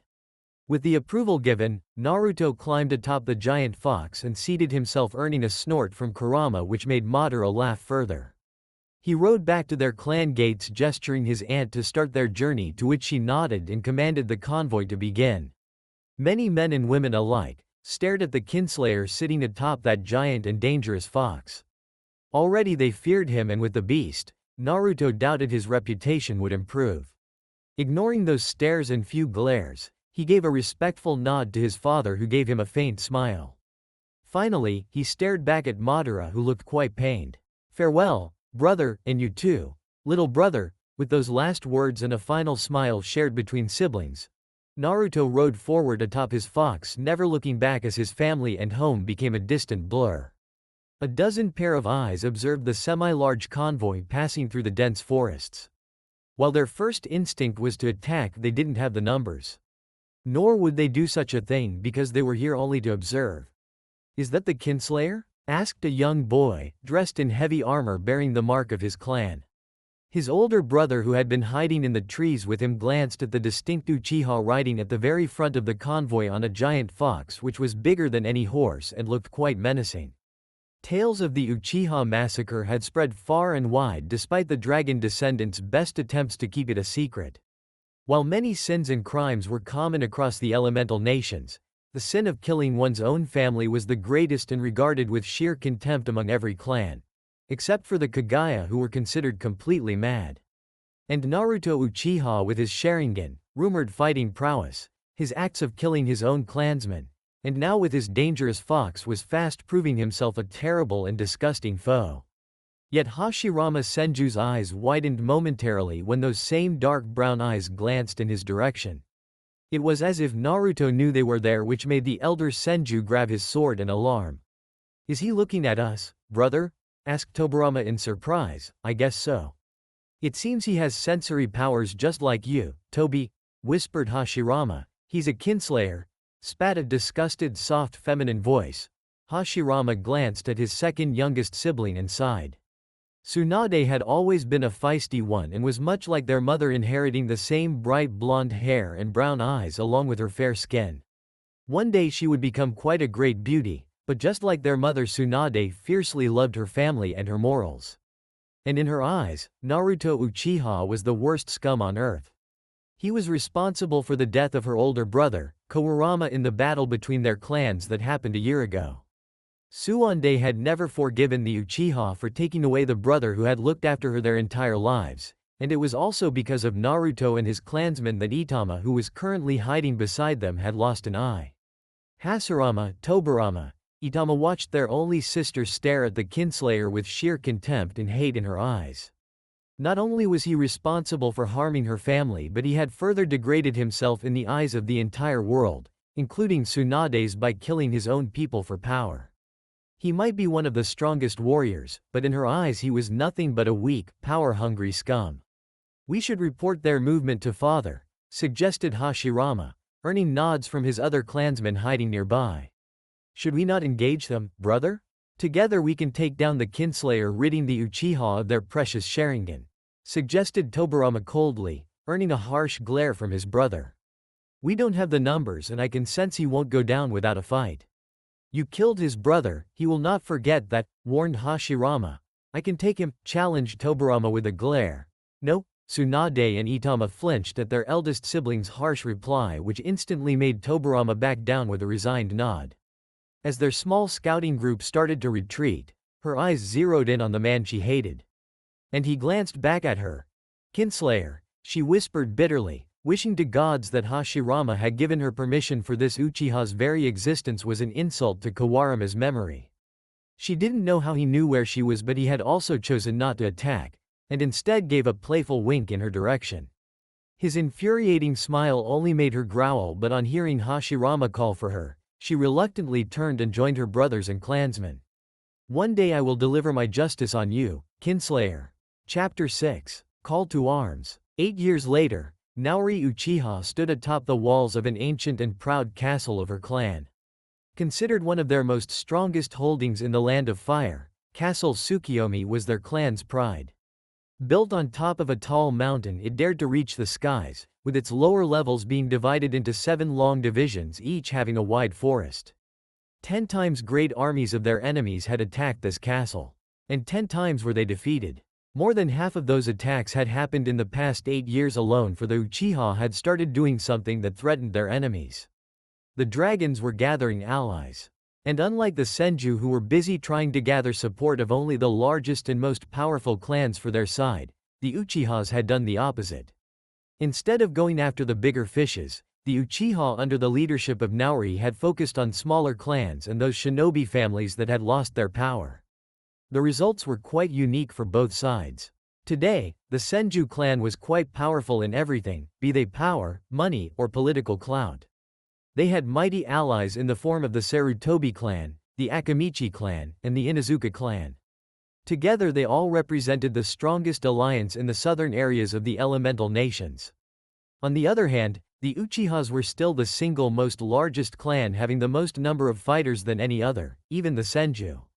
They had developed great allies in the form of Aburame clan, Shimura clan, Yuhi clan, Namikaze clan, Kurama clan, and many more smaller families. Together these clans combined represented the single most largest and cunning faction. But there were still many more clans who were yet to choose sides. However, Naori knew it was inevitable. The gathering of such powerful factions on this scale was a clear indication of something inevitable. The Great Clan War. She had done her best to gather as many allies for her people. Most smaller families who had lost their prestige had readily flocked to the dragon banner, for they had all heard of Madara's exploits. The clan heir had grown to become one of the most, if not the most powerful shinobi across the elemental nations. Someone against whom not even the Senjus dared to openly strike unless they had the support of one powerful shinobi. Madara had made himself famous when at the age of 13, the young Uchiha had single-handedly defeated the entire Aburame clan in single combat, leading to their surrender and joining the Dragon Banner. Seeing an ancient and noble clan like the Aburame being defeated like that had made the remaining lesser clans join the Uchiha quite quickly. The Shimura clan had joined quite eagerly without asking for anything in return. However, the Yuhi, Namikaze, and Kurama clan had taken quite some persuading along with fertile lands to settle upon in the Uchiha territory, along with intermarriage between their families and lesser powerful Uchiha families to join the cause. And Naori had done her best to create the perfect balance. But it was not enough. For if the Uchiha had Madara to rally behind, the Senju had their own hero. Hashirama Senju. Considered to be the most powerful shinobi of this era, Hashirama was the only person who had faced Madara in single combat, and not only did he survive but actually forced Madara to a draw. The Senju was highly respected among his clan, and it was his jovial and friendly nature that made powerful clans like the Sarutobi, Inuzuka and Akamichi readily join their cause. Madara had developed a personal rivalry with the Senju leader, which only went up a notch when Madara declared the dragon as the Uchiha's official symbol, apart from their ancestral fan. Hashirama retaliated in kind by choosing the antler, a fine animal found in the forests, as the Senju's official symbol, apart from the Vajra that had been their symbol for thousands of years. She was distracted from her thoughts by the sound of steel clashing against steel. Looking down into the training yard, she was pleased to see her 6 bodyguards engaged in a fierce duel. Their group's name being inspired by that of their leader.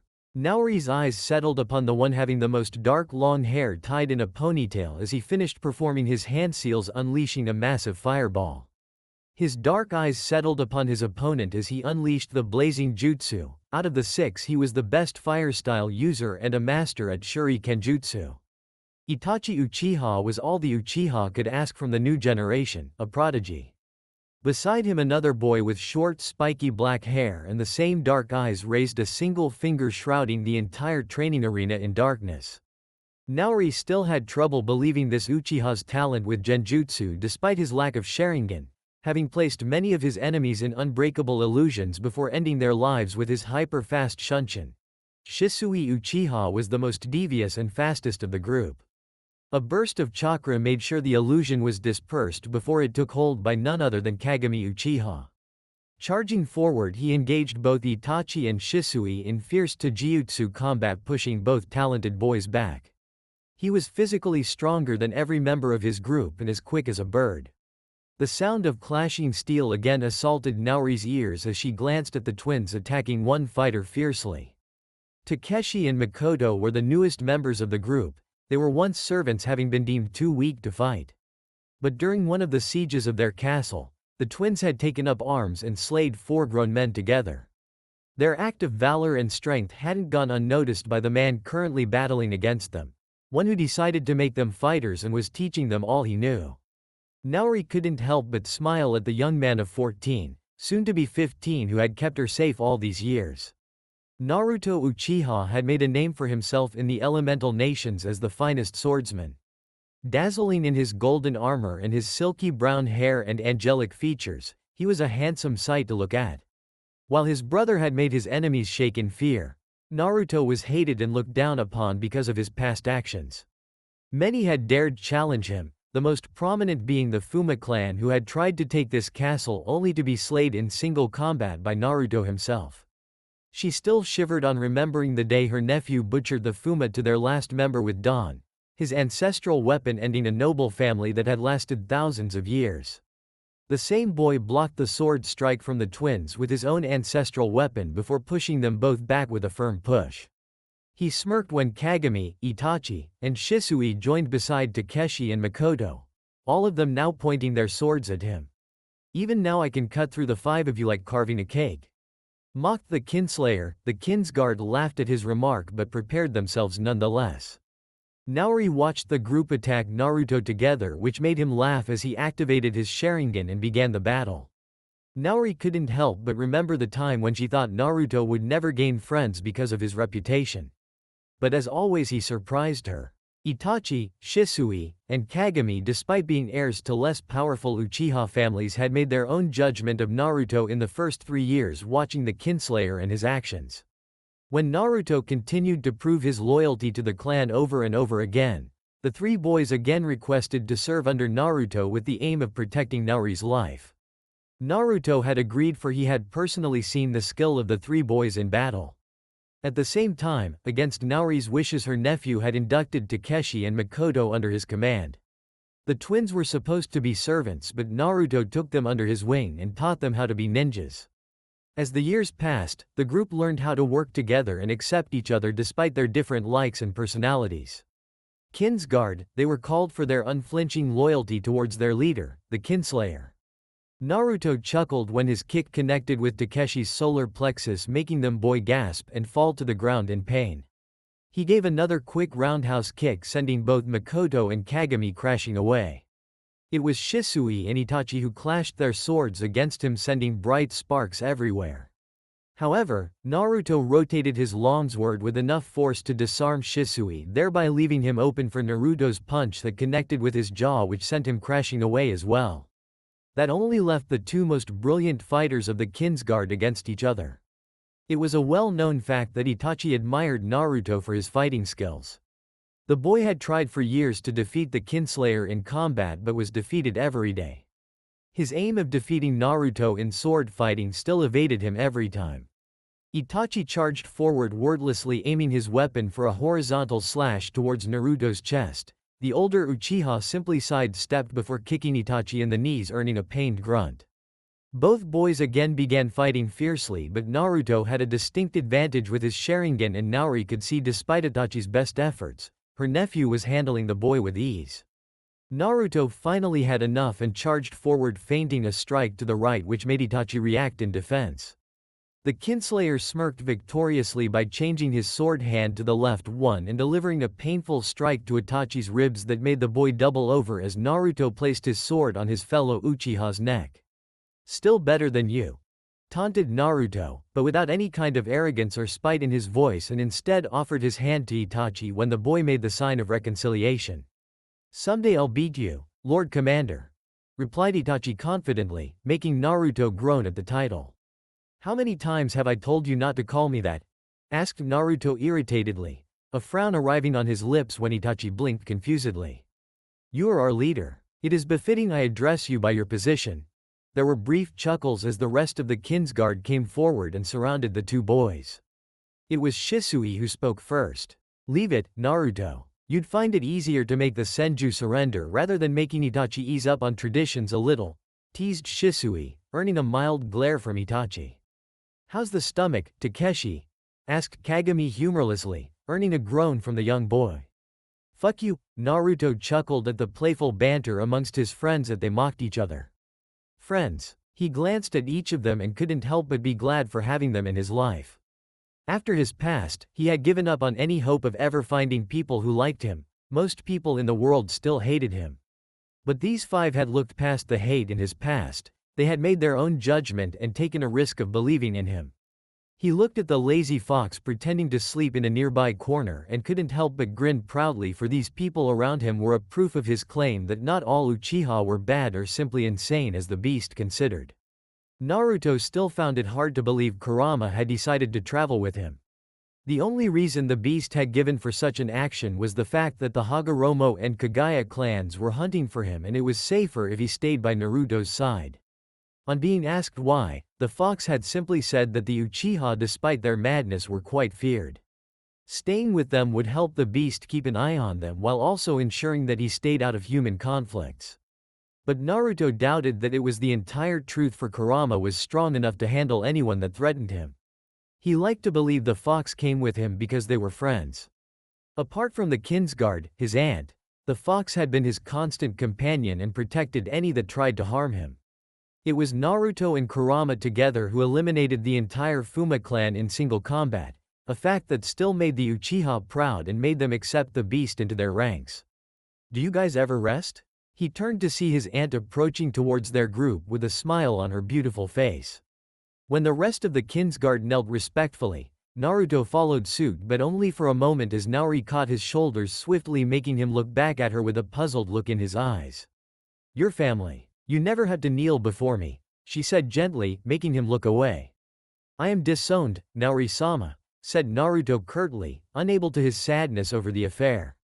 "Not to me." She looked him in the eyes that were so much like his mother's.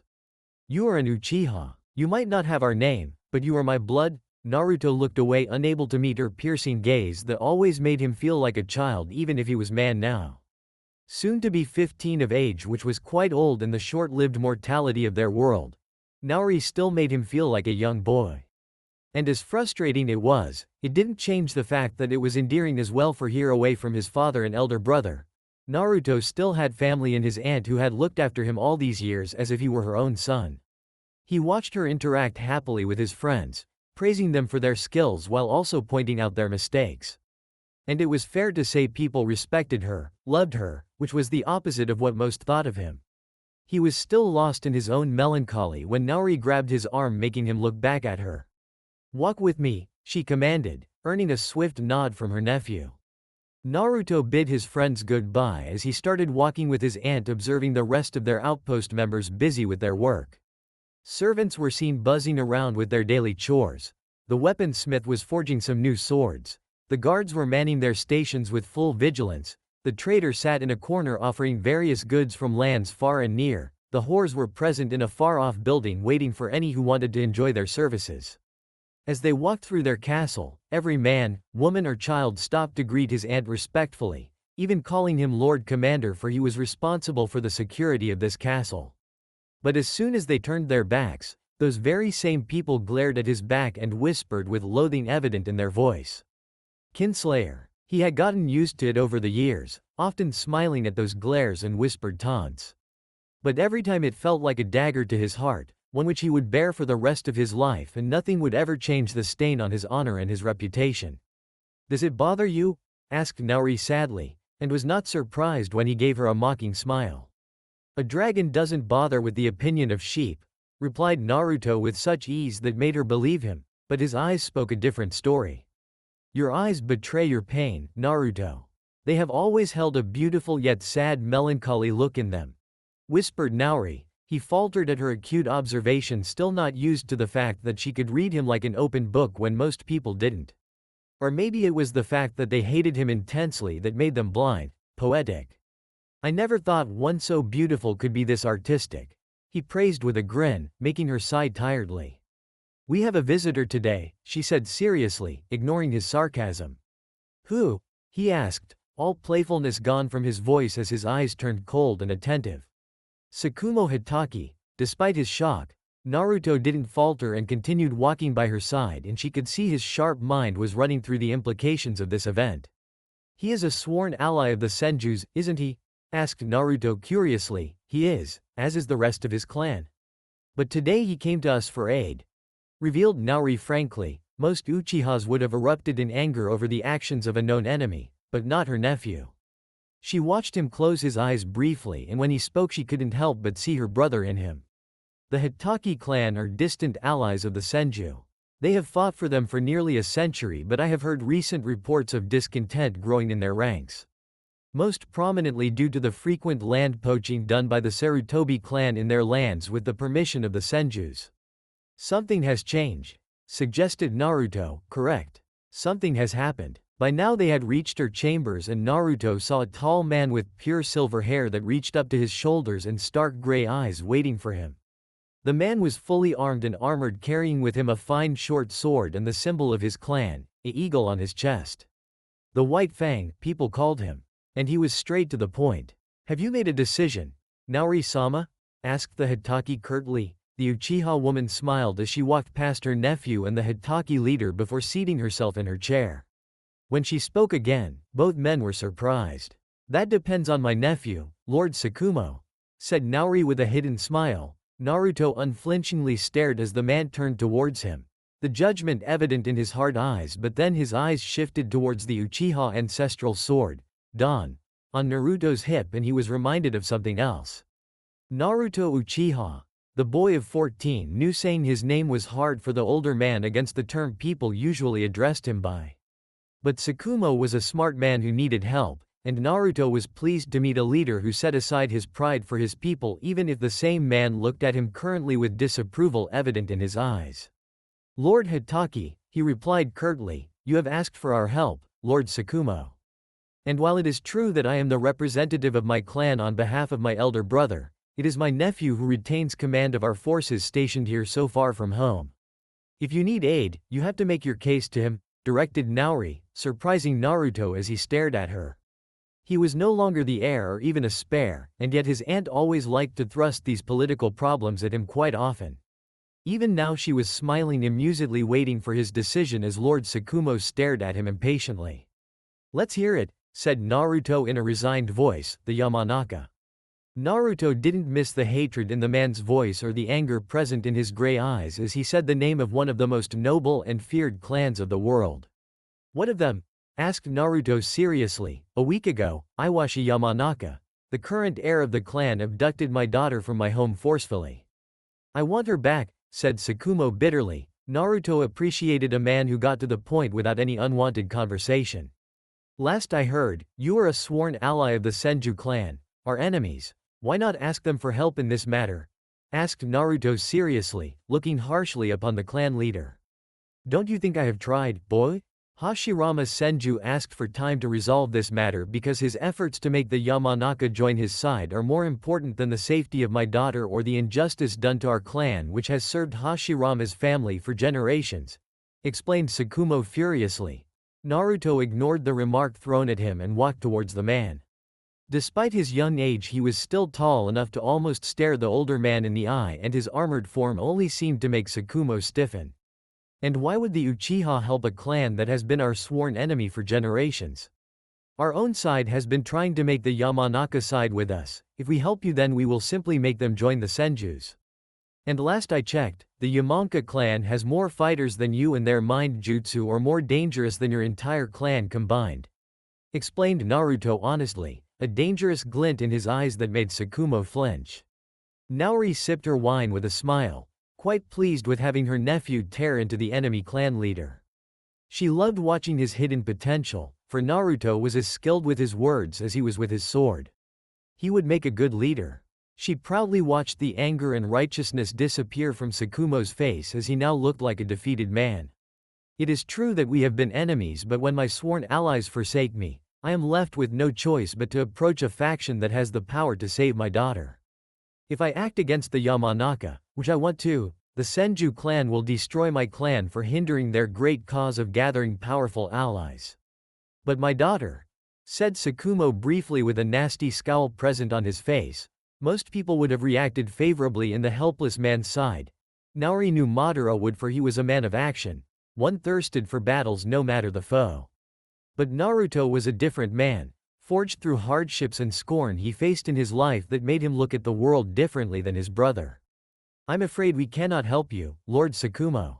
Have a good day. Tsukumo was left speechless by the boy's decision, but looking into those stone-cold eyes reminded him of the fact that he was an Uchiha and they were never known to be kind, merciful or just even to their own clan members, much less to those belonging to other clans. He had known about this possibility but had still hoped to gather some support for his family and clan by manipulating the Uchiha's hatred for the Senjus.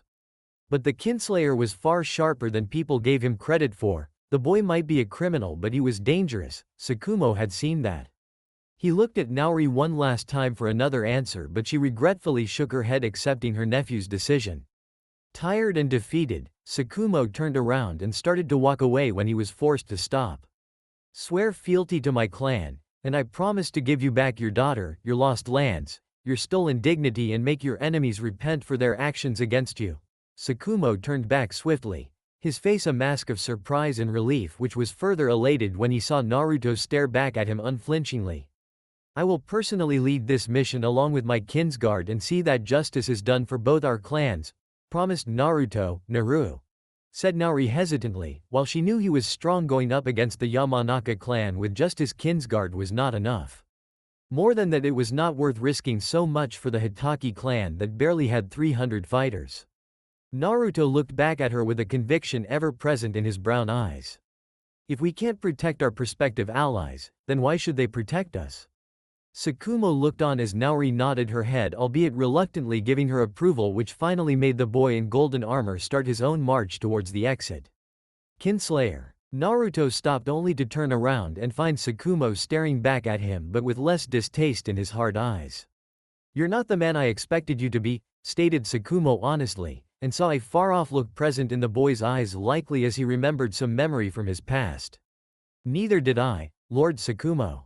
The boy gave a curt nod before marching out without ever looking back, his dark cloak strapped on his armor swirling gracefully behind him. Tsukumo didn't know how long he stayed there staring at the door, for a lot of things had changed for him in the past few minutes. Most of all, he had judged a man wrongly. It was always said that even the most powerful and deceptive ninjas couldn't hide their treachery or evil lurking in their hearts if one looked closely in their eyes. For the eyes were a reflection of a person's heart, and today he had seen the heart of Naruto Uchiha. He felt another presence arriving beside him and saw Naori staring at the same door with a sad look in her eyes. "Do you think he can do it?" asked Tsukumo finally, making the beautiful Uchiha smirk. "He never makes empty promises. If he says he will do it, then he will," assured Naori, and saw the Hitaki clan head close his eyes for several long moments before opening them again with clarity present in those orbs. "If he manages to save my daughter without attracting the attention of the Yamanaka, Senju or anyone else, then I will officially join your side along with my clan. The Hitaki will fight for you. We are not a large clan but a proud one. And we can fight as fiercely like any other great clans," promised Tsukumo, earning a nod from Naori. "Then for the time being, until Naruto completes his mission, you shall be our guest. Once the deed is done, we'll make the treaty official, and while I have every faith in your integrity, I will remind you that a dragon never trusts easily, and if wronged, it burns its enemies to ashes," said Naori cryptically, with a chilling smile that made Tsukumo shiver as he remembered how Madara Uchiha alone had decimated the Aburame clan in single combat. And he had no intention of pissing off that dangerous man. Naori smirked when her point was made, and when she saw the raw fear in Tsukumo's eyes, likely because of Madara's reputation of raining down fire and blood on their enemies, compared to him Naruto was far too merciful and accommodating.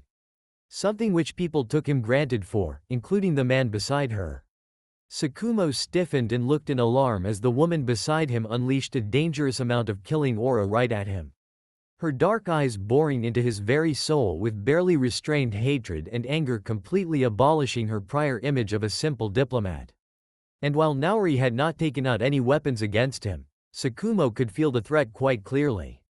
"We respect our allies and expect the same in return, Tsukumo Hitaki. You have called my nephew a name today, and if you dare repeat that or something worse, then it'll not be just me that you'll piss off, but Madara Uchiha and Tajima Uchiha themselves.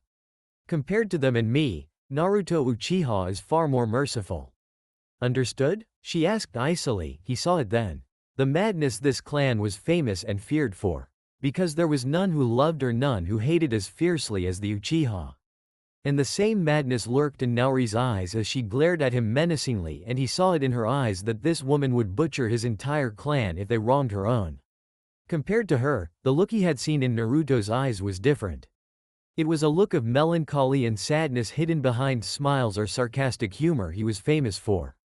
He had a strength to him witnessed by Tsukumo in just the way the boy carried himself, but most of all the boy was known for keeping his promises. Naruto sat among his personal guard, who were also his only friends in the world. Each of them staring at him with mixed expressions as he finished explaining the events that happened earlier. "You want us to pass through Senju territory to attack a great clan like the Yamanaka all by our own for the Hitaki clan?" asked Kagami incredulously, summing up the thoughts of everyone else as well who stared at Naruto blankly. "Naruto, your father has been trying to engage the Yamanaka for an alliance for almost a year now. If you do this, then it will all be for nothing," warned Shisui, making his stand on the matter clear as well. "Why the hell should we even risk our lives? And the future of our clan for the Hitaki? They have been our enemies for nearly a century, responsible for the death of many of our brethren. I'd say they deserve what they've got," said Takeshi viciously. Naruto looked at the two silent members of his group, ones who had yet to say anything, and while he valued everyone's opinion, he valued the opinion of these two even more. It was Itachi who looked back at him with a knowing glint in his eyes. Lord Commander, I am with you. Naruto smirked at his friend, for he was able to read between the lines, went past the impossibility and threats to see what could truly be achieved here. The opportunity of a lifetime. Something tells me you have a plan behind this. I'd like to hear it first before giving my opinion, said Makoto frankly, earning a wide smile from the handsome Uchiha, who was quite pleased to see her putting rationality before emotions and fears. He looked at his opposing friends, who were at least now willing to listen to his idea, even if it was extremely crazy in their opinion. The Yamanaka will never join our side willingly no matter what father does, stated Naruto honestly. Why? Asked Kagami with a frown on his face, which made Naruto nod. Because our clans are a little too similar. We Uchiha are masters of manipulation with our genjutsu and Sharingan. The Yamanaka are the same with their mind arts. When one can control the will of another, they refuse to bow to someone similar to them capable of doing the same thing. The Yamanaka know that we Uchiha can counter their mind manipulation no matter how subtle, thereby rendering their chances of gaining advantage over us secretly useless. The Senju on the other hand are not so strong in the mind arts, and considering Hashirama's friendly and trustful nature, the Yamanaka will attempt his manipulation from the shadows. It will be subtle and may take time, but those mindwalkers are willing to take the risk, explained Naruto seriously. Then why this farce of talks with your father? If they really want to join the Senju, why not do so? Asked Takeshi irritatedly, having the shortest temper among them all and one who hated politics of any kind, unlike his smart sister. To get as much benefit as they can from whichever side they join, while also displaying a fake respect to the faction they choose not to join. It's a much larger game, explained Itachi seriously, his face as blank as ever. They're dangerous. What should we do? Asked Kagami hesitantly. The chilling smile that arrived on Naruto's lips momentarily stopped all their hearts. It's time to hunt a mindwalker. Chapter 7. The Young Dragon. 2 days later, Naori watched her nephew mount atop his monstrous fox as his remaining companions arrived in the courtyard.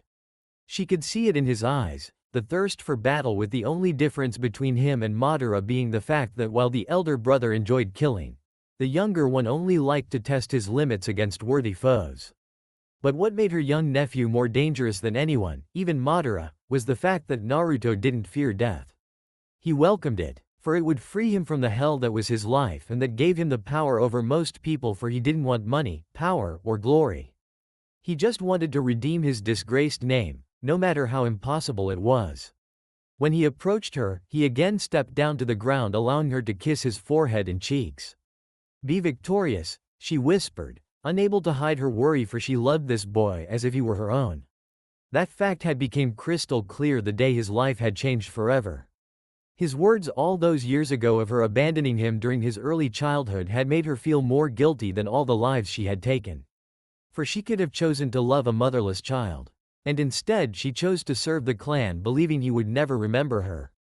But now she couldn't help but think how things could have changed if she had been there for him. Would his life have turned out the same way? Would he still be a pawn for their clan, for Tajima's ambition? It's bad to bid someone farewell with tears before they leave for battle, he admonished with that ever-present arrogant smile. She didn't reply and embraced him fiercely as tears slipped from her eyes. He was taller and more stronger than her now, and yet she wished to see him safe and happy from all those who wished to harm him. Just be safe, and if things get too risky, come back, she whispered worriedly, and felt him stiffen in her embrace. We need this alliance, Naori, he said seriously, not if it means losing you or worse. He couldn't help but smile and kiss her forehead, for this beautiful woman had looked after him more than his own father ever had. There were very few for whom he had any feelings, she was one of them. I won't die. Not until I killed Tobirama Senju, said Naruto furiously, his hatred for the second Senju heir seeping into his voice, which made her clutch him more fiercely. Promise me you won't engage the Senjus. Killing Tobirama will not heal your pain, suggested Naori, but he shook his head. He took away the one I loved most in this world. And I will take away all he holds dear before ending his miserable life, and only then will I join my brothers, he whispered hatefully. You still have one brother in this world, Naruto. And he loves you more than anything. Her words made him falter as he remembered the sibling who had defied everyone for him. One who would not hesitate to burn the entire world for him. Madara has father. And I have to avenge Izuna. He said stubbornly, making her break the hug and stare at him furiously. And what about me? Again, this woman made him feel more guilty than anyone else ever had. He looked away for he was not able to meet her piercing gaze that held so much anger but love for him at the same time. You should have been my mother, her heart warmed and broke at the same time hearing him say that. For hidden in those words was all he felt for her and the place she had in his heart. Then promise me. She insisted fiercely, Naori. He sighed, but she grabbed his chin forcefully making him look back in her eyes. Promise me. His defiant stare fought against her fierce gaze but she didn't break nor flinch which made him finally sigh in defeat. Very well. I will not engage the Senjus and only focus on the mission. I promise. He smiled when pure relief washed across her face and her eyes lost some of the unbearable tension she had ever since his decision to take this mission. While she had insisted for him to take more men than just his kinsguard, but he had refused for there was no need. And he liked to work with people he trusted. Come back to me unharmed and victorious, then I shall give you a gift, she promised with a smile. He smirked in return even as he moved to mount his beastly fox who simply stepped aside making the heavily armored Naruto fall flat on his face in the ground. Naori and the rest of the kinsguard laughed heartily even as Naruto glared daggers at the beast who stared back at him unapologetically. It was with this happy memory that she watched him depart and made a silent prayer for his safety. Nightfall. The group of 6 Uchihas and 1 giant fox finally stopped their fast journey when they reached the borders of their clan territory. A few miles ahead began the borders of their most hated and dangerous enemy, the Senju. Every member of the squad could feel the unspoken tension in the air as they saw Naruto's harsh stare fixated on the Senju borders. The hatred ever present in his eyes as his heart yearned for the one thing he had always wanted. A chance to avenge his beloved brother. It was a strange paradox for Kurama to witness, for the same boy had remained loyal and devoted to the Uchiha clan even after all that was done to him. His love for his family exceeding the disgrace laid down upon him. And yet at the same time his hatred for one Senju knew no bounds, and Kurama didn't doubt for a single second of the unspoken horrors Naruto was capable of inflicting just for a single chance of revenge. He was an Uchiha and at the end of the day nothing would change that. But the beast was relieved when the boy gave a resigned sigh before averting his gaze from the enemy borders and turning back towards his squad. If there was one thing true about the boy was the fact that he kept his promises, no matter what happened. And that Naori woman had used that for his own good.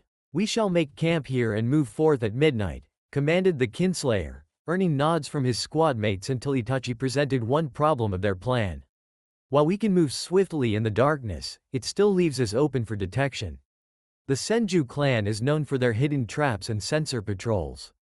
Any mistake and we will be surrounded before we can even blink, warned Itachi. That is a risk we must take. I guess it's better we are just a squad then, and not a small company as Naori-sama was suggesting, said Kagami honestly, but Takeshi shook his head in protest. There is strength in numbers. We could have used that extra help if not to confront the Senju in case of trouble, then at least against the Yamanka clan who will have a sizable chunk of their fighters defending their homeland, said Takeshi with a frown. Before anyone else could offer any more suggestions, Naruto's amused laughter again gathered the attention of the group. You gone senile, golden boy? Asked Makoto slyly as she stared at his golden armor. Chuckles and jeers erupted at her remark as Naruto blushed and glared at her. Even Kurama snorted at the nickname this woman always had for his friend. Shut it, Miku Baka, he retorted sharply, resulting into Makoto's eyebrows twitching violently as her twin brother laughed boisterously.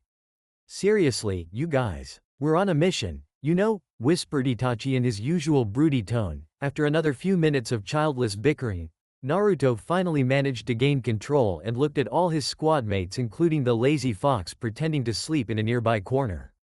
Do you trust me? He asked seriously, his face losing all the joviality. Do we have a choice? Retorted Takeshi with an eye roll, and grunted in pain when 2 hard bops connected on his head courtesy of Makoto and Kagami. We do, Lord Commander, assured Itachi with a faint smirk, making Naruto groan at the stupid nickname earning another round of smirks and chuckles from his group of crazy friends. Then I'll reveal our next action when the time is right. replied Naruto cryptically. Surprisingly, Kurama saw all the squad members nod in agreement as they warily glanced at their surroundings, clearly understanding Naruto's hidden message. Be on guard. The Biju couldn't help but agree with his friend's decision to stay silent, for even if they were still in friendly territory, there was still a chance of enemies lurking nearby. And it would be utter folly if their mission plan was explained out here in the open. The same had been the case when they had been preparing at their base, for there were many people there whom Naruto didn't trust, even if they were Uchiha. And the Kinslayer still didn't trust Tsukumo, so he had refrained from explaining his strategy of rescuing the Hitaki clan head's daughter from the Yamanaka. And it was a testament to the loyalty and trust the Kinsguard had in their leader that made them accept such a risky mission, and still go on forward without knowing their battle plan. They were risking their lives for Naruto Uchiha. And Kurama saw the determination in his friend's eyes to keep his loyal comrades safe. We have roughly 6 hours, so we'll rest in shifts. I'll take the first one with Kagami, the rest two can be decided by you guys, advised Naruto, earning another round of affirmative nods from the squad. Few hours later, the sound of lips smashing softly echoed near the shores of the silent Naka River as two Uchihas engaged in a messy tangle of limbs were lost in one another's company. That was the case until one of them stopped, earning a sharp glare from the other. Naruto had the grace to feel guilty and apologetically stare at the beautiful woman currently lying beneath him. Although her next words rendered him speechless. Are you into boys? Makoto smirked when he spluttered for a simple reply, with his cheeks flushing red in embarrassment. She sighed and entangled herself out of his embrace, much to his disappointment, but a swift glare from her made him raise his hands up in surrender. She watched him remain silent and stare wistfully at the Naka River that flowed silently in front of them. Why do you hesitate to go further, Naruto? She asked gently, touching his arm with her hand, offering her support. Because I can't. I am forbidden, and I'll spoil your future if we go further, he answered honestly, which made her grasp his arm roughly. It doesn't matter, she said defiantly, edging closer and laying down lingering kisses on his cheeks and neck, which made him sigh in pleasure. It matters to me, he whispered, but didn't stop her either. Makoto finally stopped her actions and looked in his eyes that had always held a never-ending sea of pain and suffering. You know what they all call me, Kinslayer, traitor. They all despise me. I don't want that for you, because it will happen if we go any further, not to forget the trouble it will land my father and elder brother in, he explained hesitantly, which made her sigh, but she grabbed his cheeks gently. I was the daughter of a servant, you know. Destined to be a whore until the Fuma clan attacked our castle, forcing me and my brother to defend ourselves. The guards rushed to protect the important nobles and heirs of lesser Uchiha families, leaving us all alone. We fought as best as we could, even killing 4 fighters who underestimated us. But we knew we would die there, until you came along, she whispered lovingly. He listened to her words and was mesmerized by the sheer happiness and pride that was present in her eyes. Even if we were Uchiha, nobody bothered to protect the servants and whores. You and the lazy fox were the only ones that came out to defend us. I remember being mesmerized watching your golden armor, your handsome face, your swift dance with your sword, and the beastly slaughter by the fox. It was a massacre, but to me it was one of the most beautiful things in the world, explained Makoto fondly. He couldn't help but smile, the pain in his heart being forgotten, for at least he was able to give this girl something to be happy about. Even if it was just his duty that demanded it. You were always kind and courteous to us servants, even if most looked down upon you. I and my brother were not much different, but when the battle was over you walked to us stained with blood and guts, saying the words no one ever said to us after our parents died. She whispered, "Are you okay?" He repeated shyly, remembering the moment, which made her smile as well. Everyone always asked me and my brother to believe and follow many things. Traditions, our betters, our place in the world, our clan. But when I looked in your eyes the first time, I knew I could believe in you. She smiled when he averted his gaze in a pitiful effort to conceal his moist eyes, so she hugged him fiercely. I don't care what others think of you. Never have, never will, she promised, and felt him shake in her arms. Thank you, he whispered gratefully. They both remained embraced in each other's arms, knowing that even if their hearts were together, their worlds were apart from one another.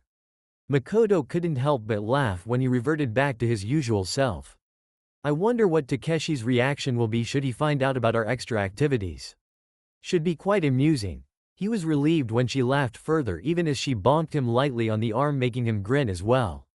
"You're a jerk," she retorted, "one of my finest traits, apart from my swordsmanship," he boasted with a cocky grin. "Modest, aren't we?" she teased, and watched him shrug shamelessly. "Don't worry, I'm older than Takeshi," said Makoto confidently, "by 2 minutes." He smirked when her nostrils flared and her face became red in embarrassment. When he saw her raise her clenched fists, he did the one sensible thing. He ran. Midnight. While darkness covered the dense forests of the Land of Fire, a group of 6 Uchiha and 1 fox stood near the river shore with heavy frowns on their faces as they stared at their grinning leader. "Out with it," said Shisui impatiently, tired of Naruto's suspense. "Since we cannot travel by land, we travel by water," said Naruto dramatically, even going so far as giving up a thumbs up which made Itachi sweat drop. "What difference does that make? We'll still be spotted," muttered Takeshi. Naruto sighed, mumbling something close to "no imagination," which made Makoto smirk. However, she was quite curious when Naruto raised his hand, and the glare he got from the lazy fox was quite fierce. She always wondered about the beast's intelligence, and in this case its senses warned him just in time as Naruto raised 7 large water bubbles with a single finger. With his other hand, he took out 7 identical large straws and threw them perfectly on top of the water bubbles. Kurama felt a chill pass through his entire body when Naruto dropped his smile to replace it with a chilling gaze that made his surprised friends stand a little straighter and attentive. "We are ninjas. Stealth is our finest weapon and we shall use it most unless forced to fight openly," said Naruto decisively. "The current is strong downstream and we'll need proper navigation to reach Yamanka territory, even if it is connected to Senju lands quite closely," warned Kagami. "And keep these bubbles together in an unbreakable link so none of us get separated, because if that happens, we are done for," suggested Shisui. "But we don't doubt your control over water, and this is the best approach to reach our destination without attracting any attention." "It's risky but doable," agreed Itachi with a firm nod. Makoto worriedly stared at the brown-haired Uchiha in golden armor. She had never doubted his strength or his resolve, but their journey was going to be long, dangerous and tiring. Naruto alone would be responsible for keeping everyone alive, for even a minor mistake on his part would mean death for any or all of them. "What about your chakra reserves? Can you endure this journey without getting worn out? Because you won't get any chance to rest," said Makoto hesitantly, receiving a steely glance from the golden-armored Uchiha. "Just follow my lead and I will not fail any of you. I promise." Despite the risks or challenges, Kurama himself along with the Uchihas couldn't help but at least respect Naruto's confidence and determination. Whether he could turn that into reality was a debatable question. But he was their squad leader and he had given the command. Objection was not an option. 2 hours later, Shisui gasped the first breath of fresh air as he finally emerged from the depths of the river, breaking free of the water bubble, and was soon joined by the rest of his comrades who did the same thing as their group finally reached their destination. Their heavy armor and weapons were previously stored in sealing scrolls before they began their uncertain journey. He watched Naruto being the first one to reach the shore and looked back at all of them with a cocky smirk. "Cheater," mumbled Makoto, for their leader had not swum or walked to the shore, instead making the river water carry him to the lands on a small wave as if he was royalty, while the rest of the squad was forced to walk, swim, and in case of a grumpy fox, paddled to the shore on 4 legs like a stupid dog, for which it gave a nasty glare to its partner who merely patted his head affectionately. As she reached the shore, Makoto couldn't help but witness the unique relationship shared by Naruto and the fox. The Uchiha always tried his very best to rile up the fox, and the beast did the same in return. But every time they both simply laughed or grunted in the case of the fox at the end. Despite its nonchalant nature, she knew the fox was a deadly beast capable of slaughter, having already helped Naruto in butchering the Fuma clan. She feared the day these two fought together again at their full powers, for that day would be the true reckoning of the Uchiha clan's words.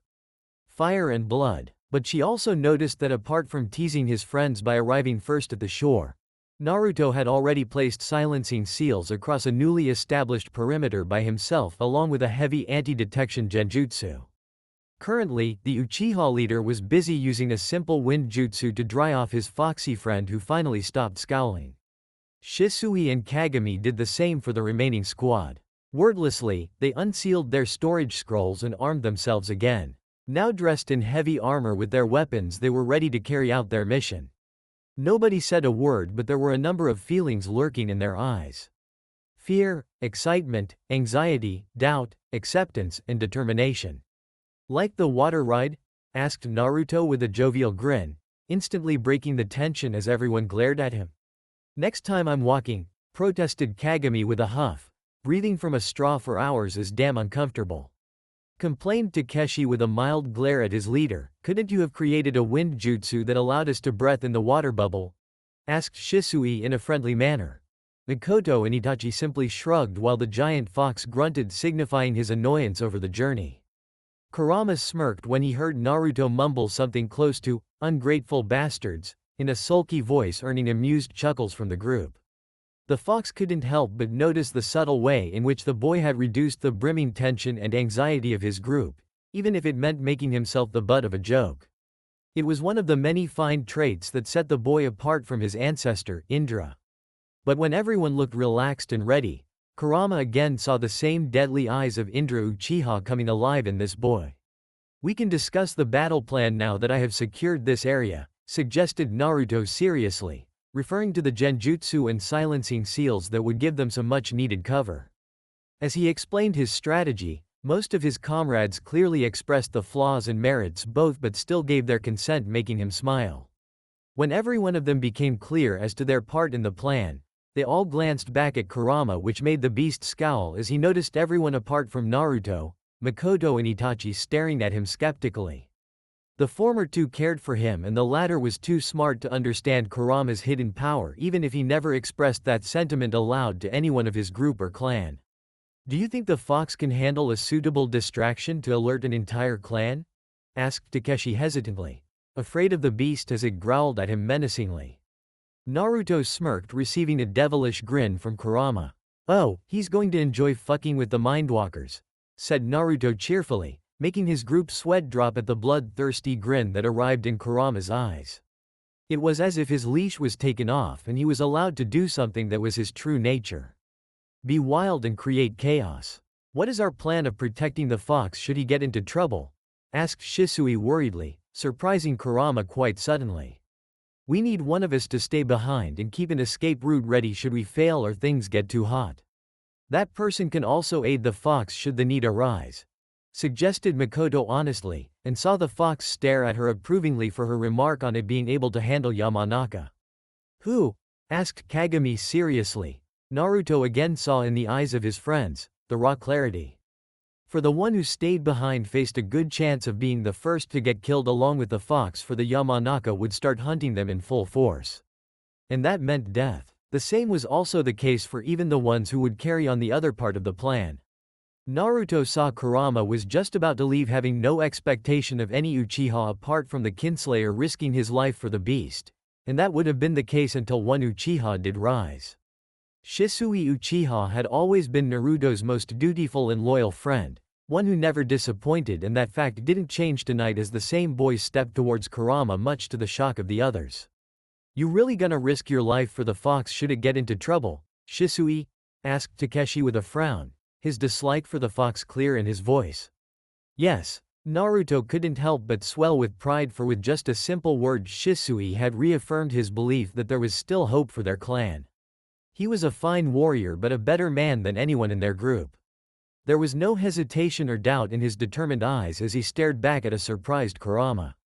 "Let's go, partner," said Shisui with a smile, earning an equally surprising friendly grin from the fox before they both walked away. "Honorable fool," mumbled Takeshi disappointedly, earning twin bops from Kagami and Itachi. But Mikoto's gaze was fixed on Naruto's lingering eyes that were still staring at the retreating form of Shisui Uchiha. And in the Kinslayer's eyes, she saw something she had never seen before. Admiration. She couldn't help but feel that out of their whole group, Naruto admired and respected Shisui the most. The boy was honorable, kind, brave, and loyal, just like the noble samurai from the stories they had all heard when they were children. Something she felt Naruto truly wanted himself to be until his life changed forever. She watched him conceal his hidden feelings and take in a deep breath. When he looked back at the rest of their group, He was again the leader they needed at this time.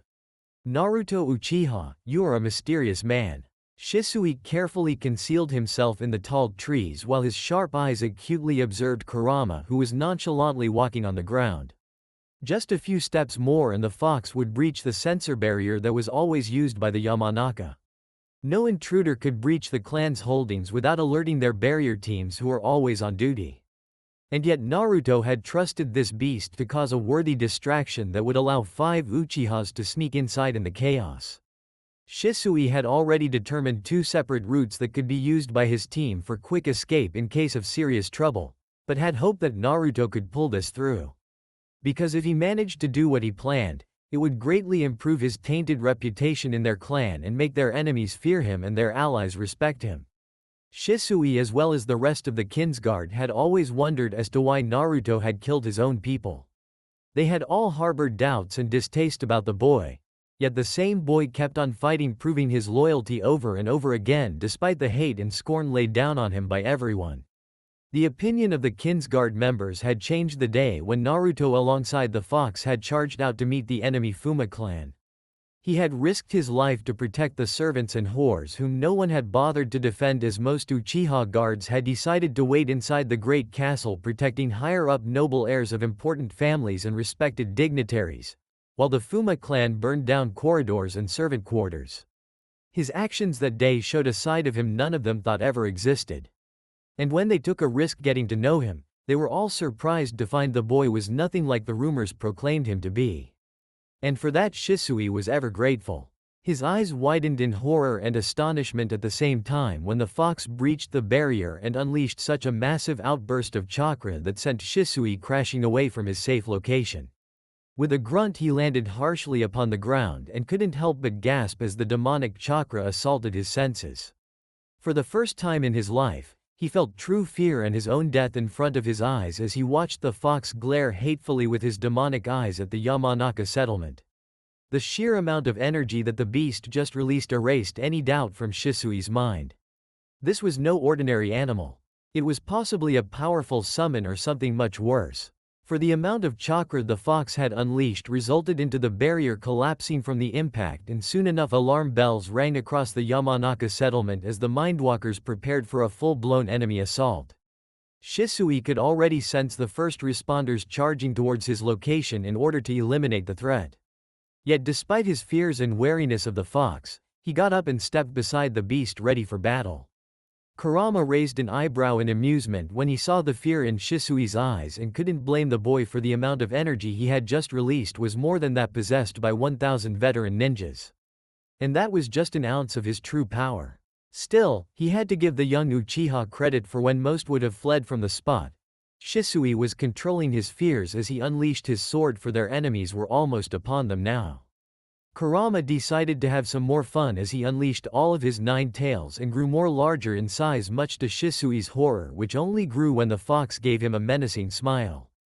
"If you die, I'll eat you." Shisui blanched in pure shock on hearing the fox speak in actual human tongue. But soon enough he smirked, which earned a grin from the large beast. With a silent battle cry, the Uchiha and Biju teared into the first Yamanaka defenders.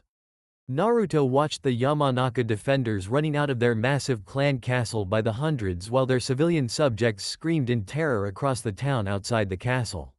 He placed his hand on the ground and nodded silently when he felt the pieces falling into place. With a flick of his wrist, he motioned for Itachi to move, which the Uchiha boy did without hesitation and began silently running towards the town full of civilians while the rest of the squad rallied behind him.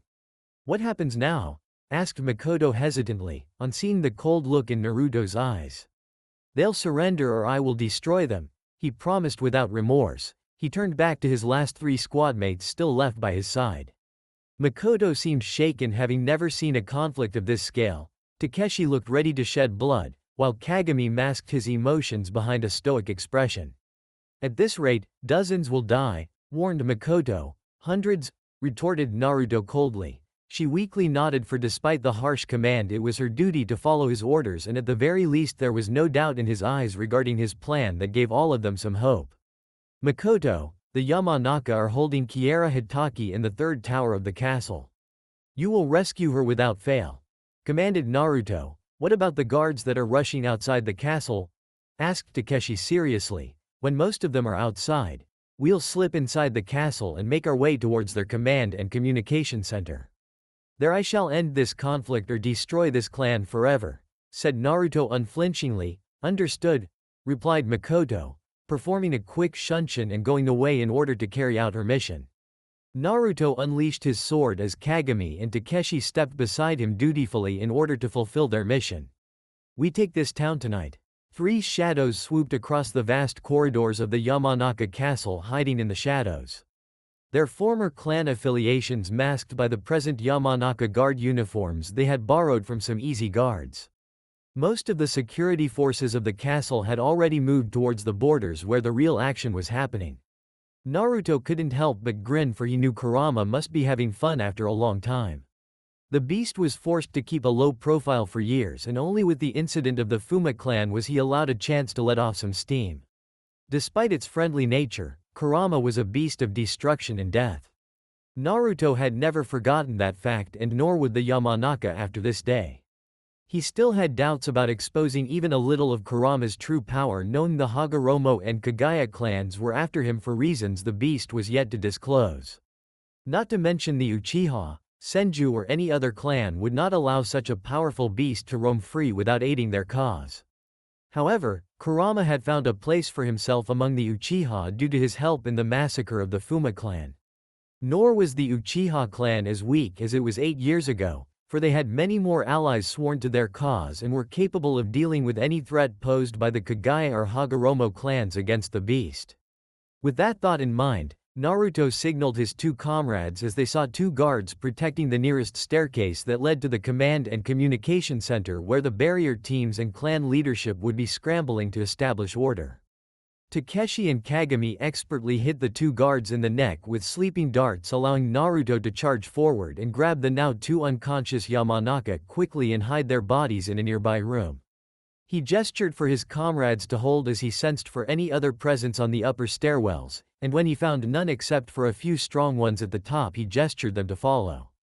They ascended the staircases with as much speed as they could, knowing that their speed would lead to either life or death for themselves. Finally they reached the command center and saw 20 Yamanaka waiting for them with weapons raised. "Guess it was too much to hope for a smooth takeover," said Naruto with a grin. When he saw a few Yamanaka raise their hands to perform their clan's famous jutsu, he quickly grabbed smoked bombs, and so did Kagami and Takeshi from their pouches, and shrouded the corridor in thick smoke. Naruto activated his Sharingan and his face mask, ready to shield him from the smoke. As he located the chakra signatures of each of his enemies, he charged forward. The first 3 guards died before they could even understand who hit them.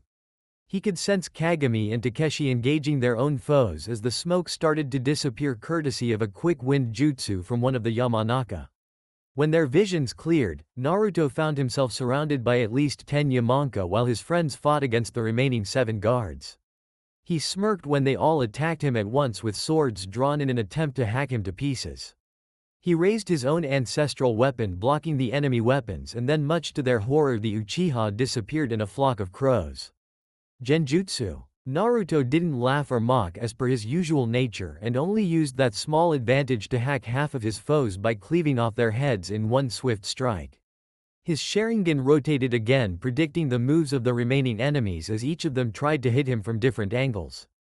He made a quick jump, evading all the slashes, and unleashed 5 quick and sharp kunai from his pouch, with 2 of them ending in the skulls of Yamanaka guards while the rest were acutely deflected. The last 3 Yamanaka guards cursed him loudly, but his eyes were fixed on his friends. Kagami gave a merciless strong kick to one of his enemies, making the man cough blood before Takeshi's sword beheaded him instantly.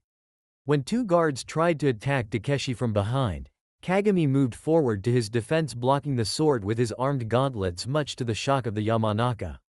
For while the Yamanaka were quite feared for their mind jutsu and interrogation as well as torture skills, they were no match when it came to deadly physical combat. A trait at which the Uchiha and Senju excelled at. Kagami shoved his opponent's back with a fierce push and quickly ducked just in time as Takeshi turned around and slashed the throats of the startled foes. The remaining 2 enemies took trembling steps backwards as both Uchiha boys stepped towards them. but were prevented from fighting further when Naruto appeared behind the two Yamanaka, stabbing one through the heart and another in the temple with his kunai. Looking back, they saw that each and every one of the Yamanaka guards fighting against Naruto were all dead with gruesome wounds. Naruto tossed his stained Yamanaka uniform, which made Kagami and Takeshi do the same. Now dressed in his golden armor bearing the insignia of a dragon, he walked towards the door and gestured to his friends, who swiftly nodded before placing explosive notes on the door. With a thunderous blast, the locked door that was the last defense of the Yamanaka leadership was obliterated, and 3 Uchihas stormed inside to find a dozen Yamanaka gaping at them in shock. Naruto's eyes zoomed in on one particular Yamanaka that was taller and looked more regal than the rest. If that was not enough to give away his identity, his invaluable family armor and stone-cold gaze revealed his position. Itama Yamanaka, current clan head and leader of his clan, stared at the 3 Uchiha in front of him, all armed and stained with blood. The blood of his people.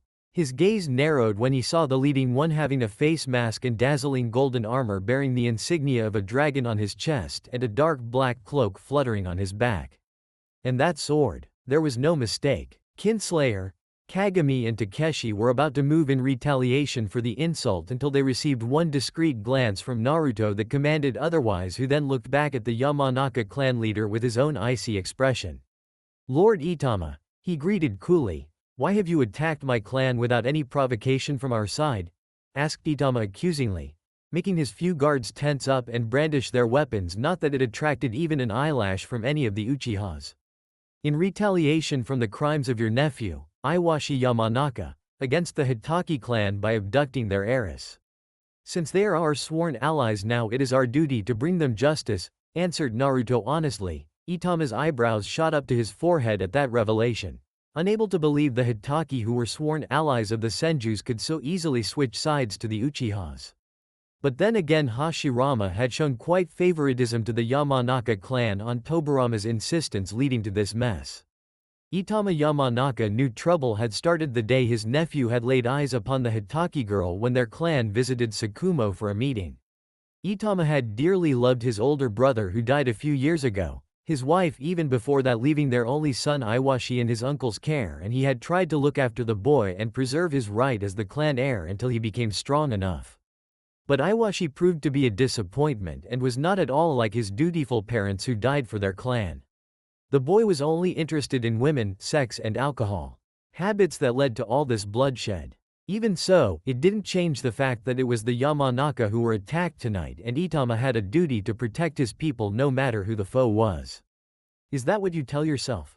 That you're a servant of justice? You who killed your own people?" mocked Itama, and smirked when Naruto's grip on his sword tightened, but his face displayed no outward aggression at the insult. If not anything else, Itama could see the Kinslayer had quite a firm grip on his emotions. But if possible, his blazing Sharingan eyes burned with even more hatred and malice. "Your nephew is a fool, Lord Itama.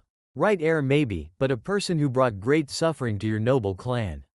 He will only bring ruin to your people, but you are the rightful leader your people need in this hour and the future," said Naruto calmly. "What are you saying?" asked one of the Yamanaka guards suspiciously. "Sentence your nephew to whatever justice Sakumo Hitaki deems just for his crimes, along with all those who participated in this crime.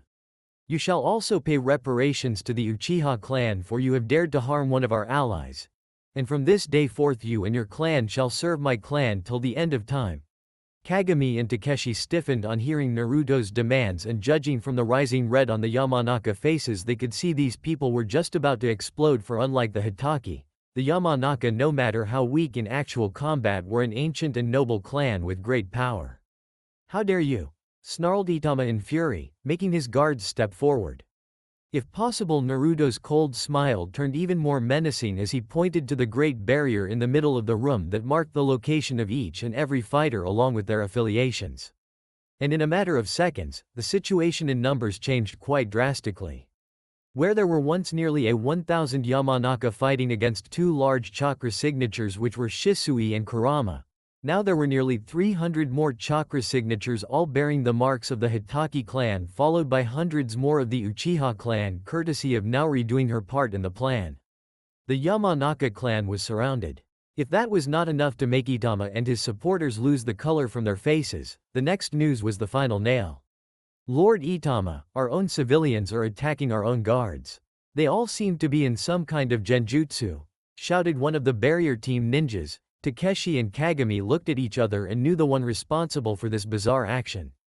Itachi, or you can choose to defy us and face the consequences. You know our numbers now, our power, the fact that we have you surrounded and cornered. If I give the command, my forces will tear down your town walls and storm this castle, promised Naruto coldly. Itama took a step back when the Kinslayer unleashed his full killing intent, making most Yamanakas fall to their knees and look away from those murderous Sharingan that promised to give them painful deaths. Hundreds will die, most of them your own. The first wave will be your own civilians that are being controlled by one of my men. So you'll start this bloody battle by killing people that have served your clan for generations. The second wave will be Hitakis who are itching for vengeance. My Uchiha fighters will follow when most of your fighters are dead, wounded or tired. When this castle falls, all those inside will be executed, including your entire family.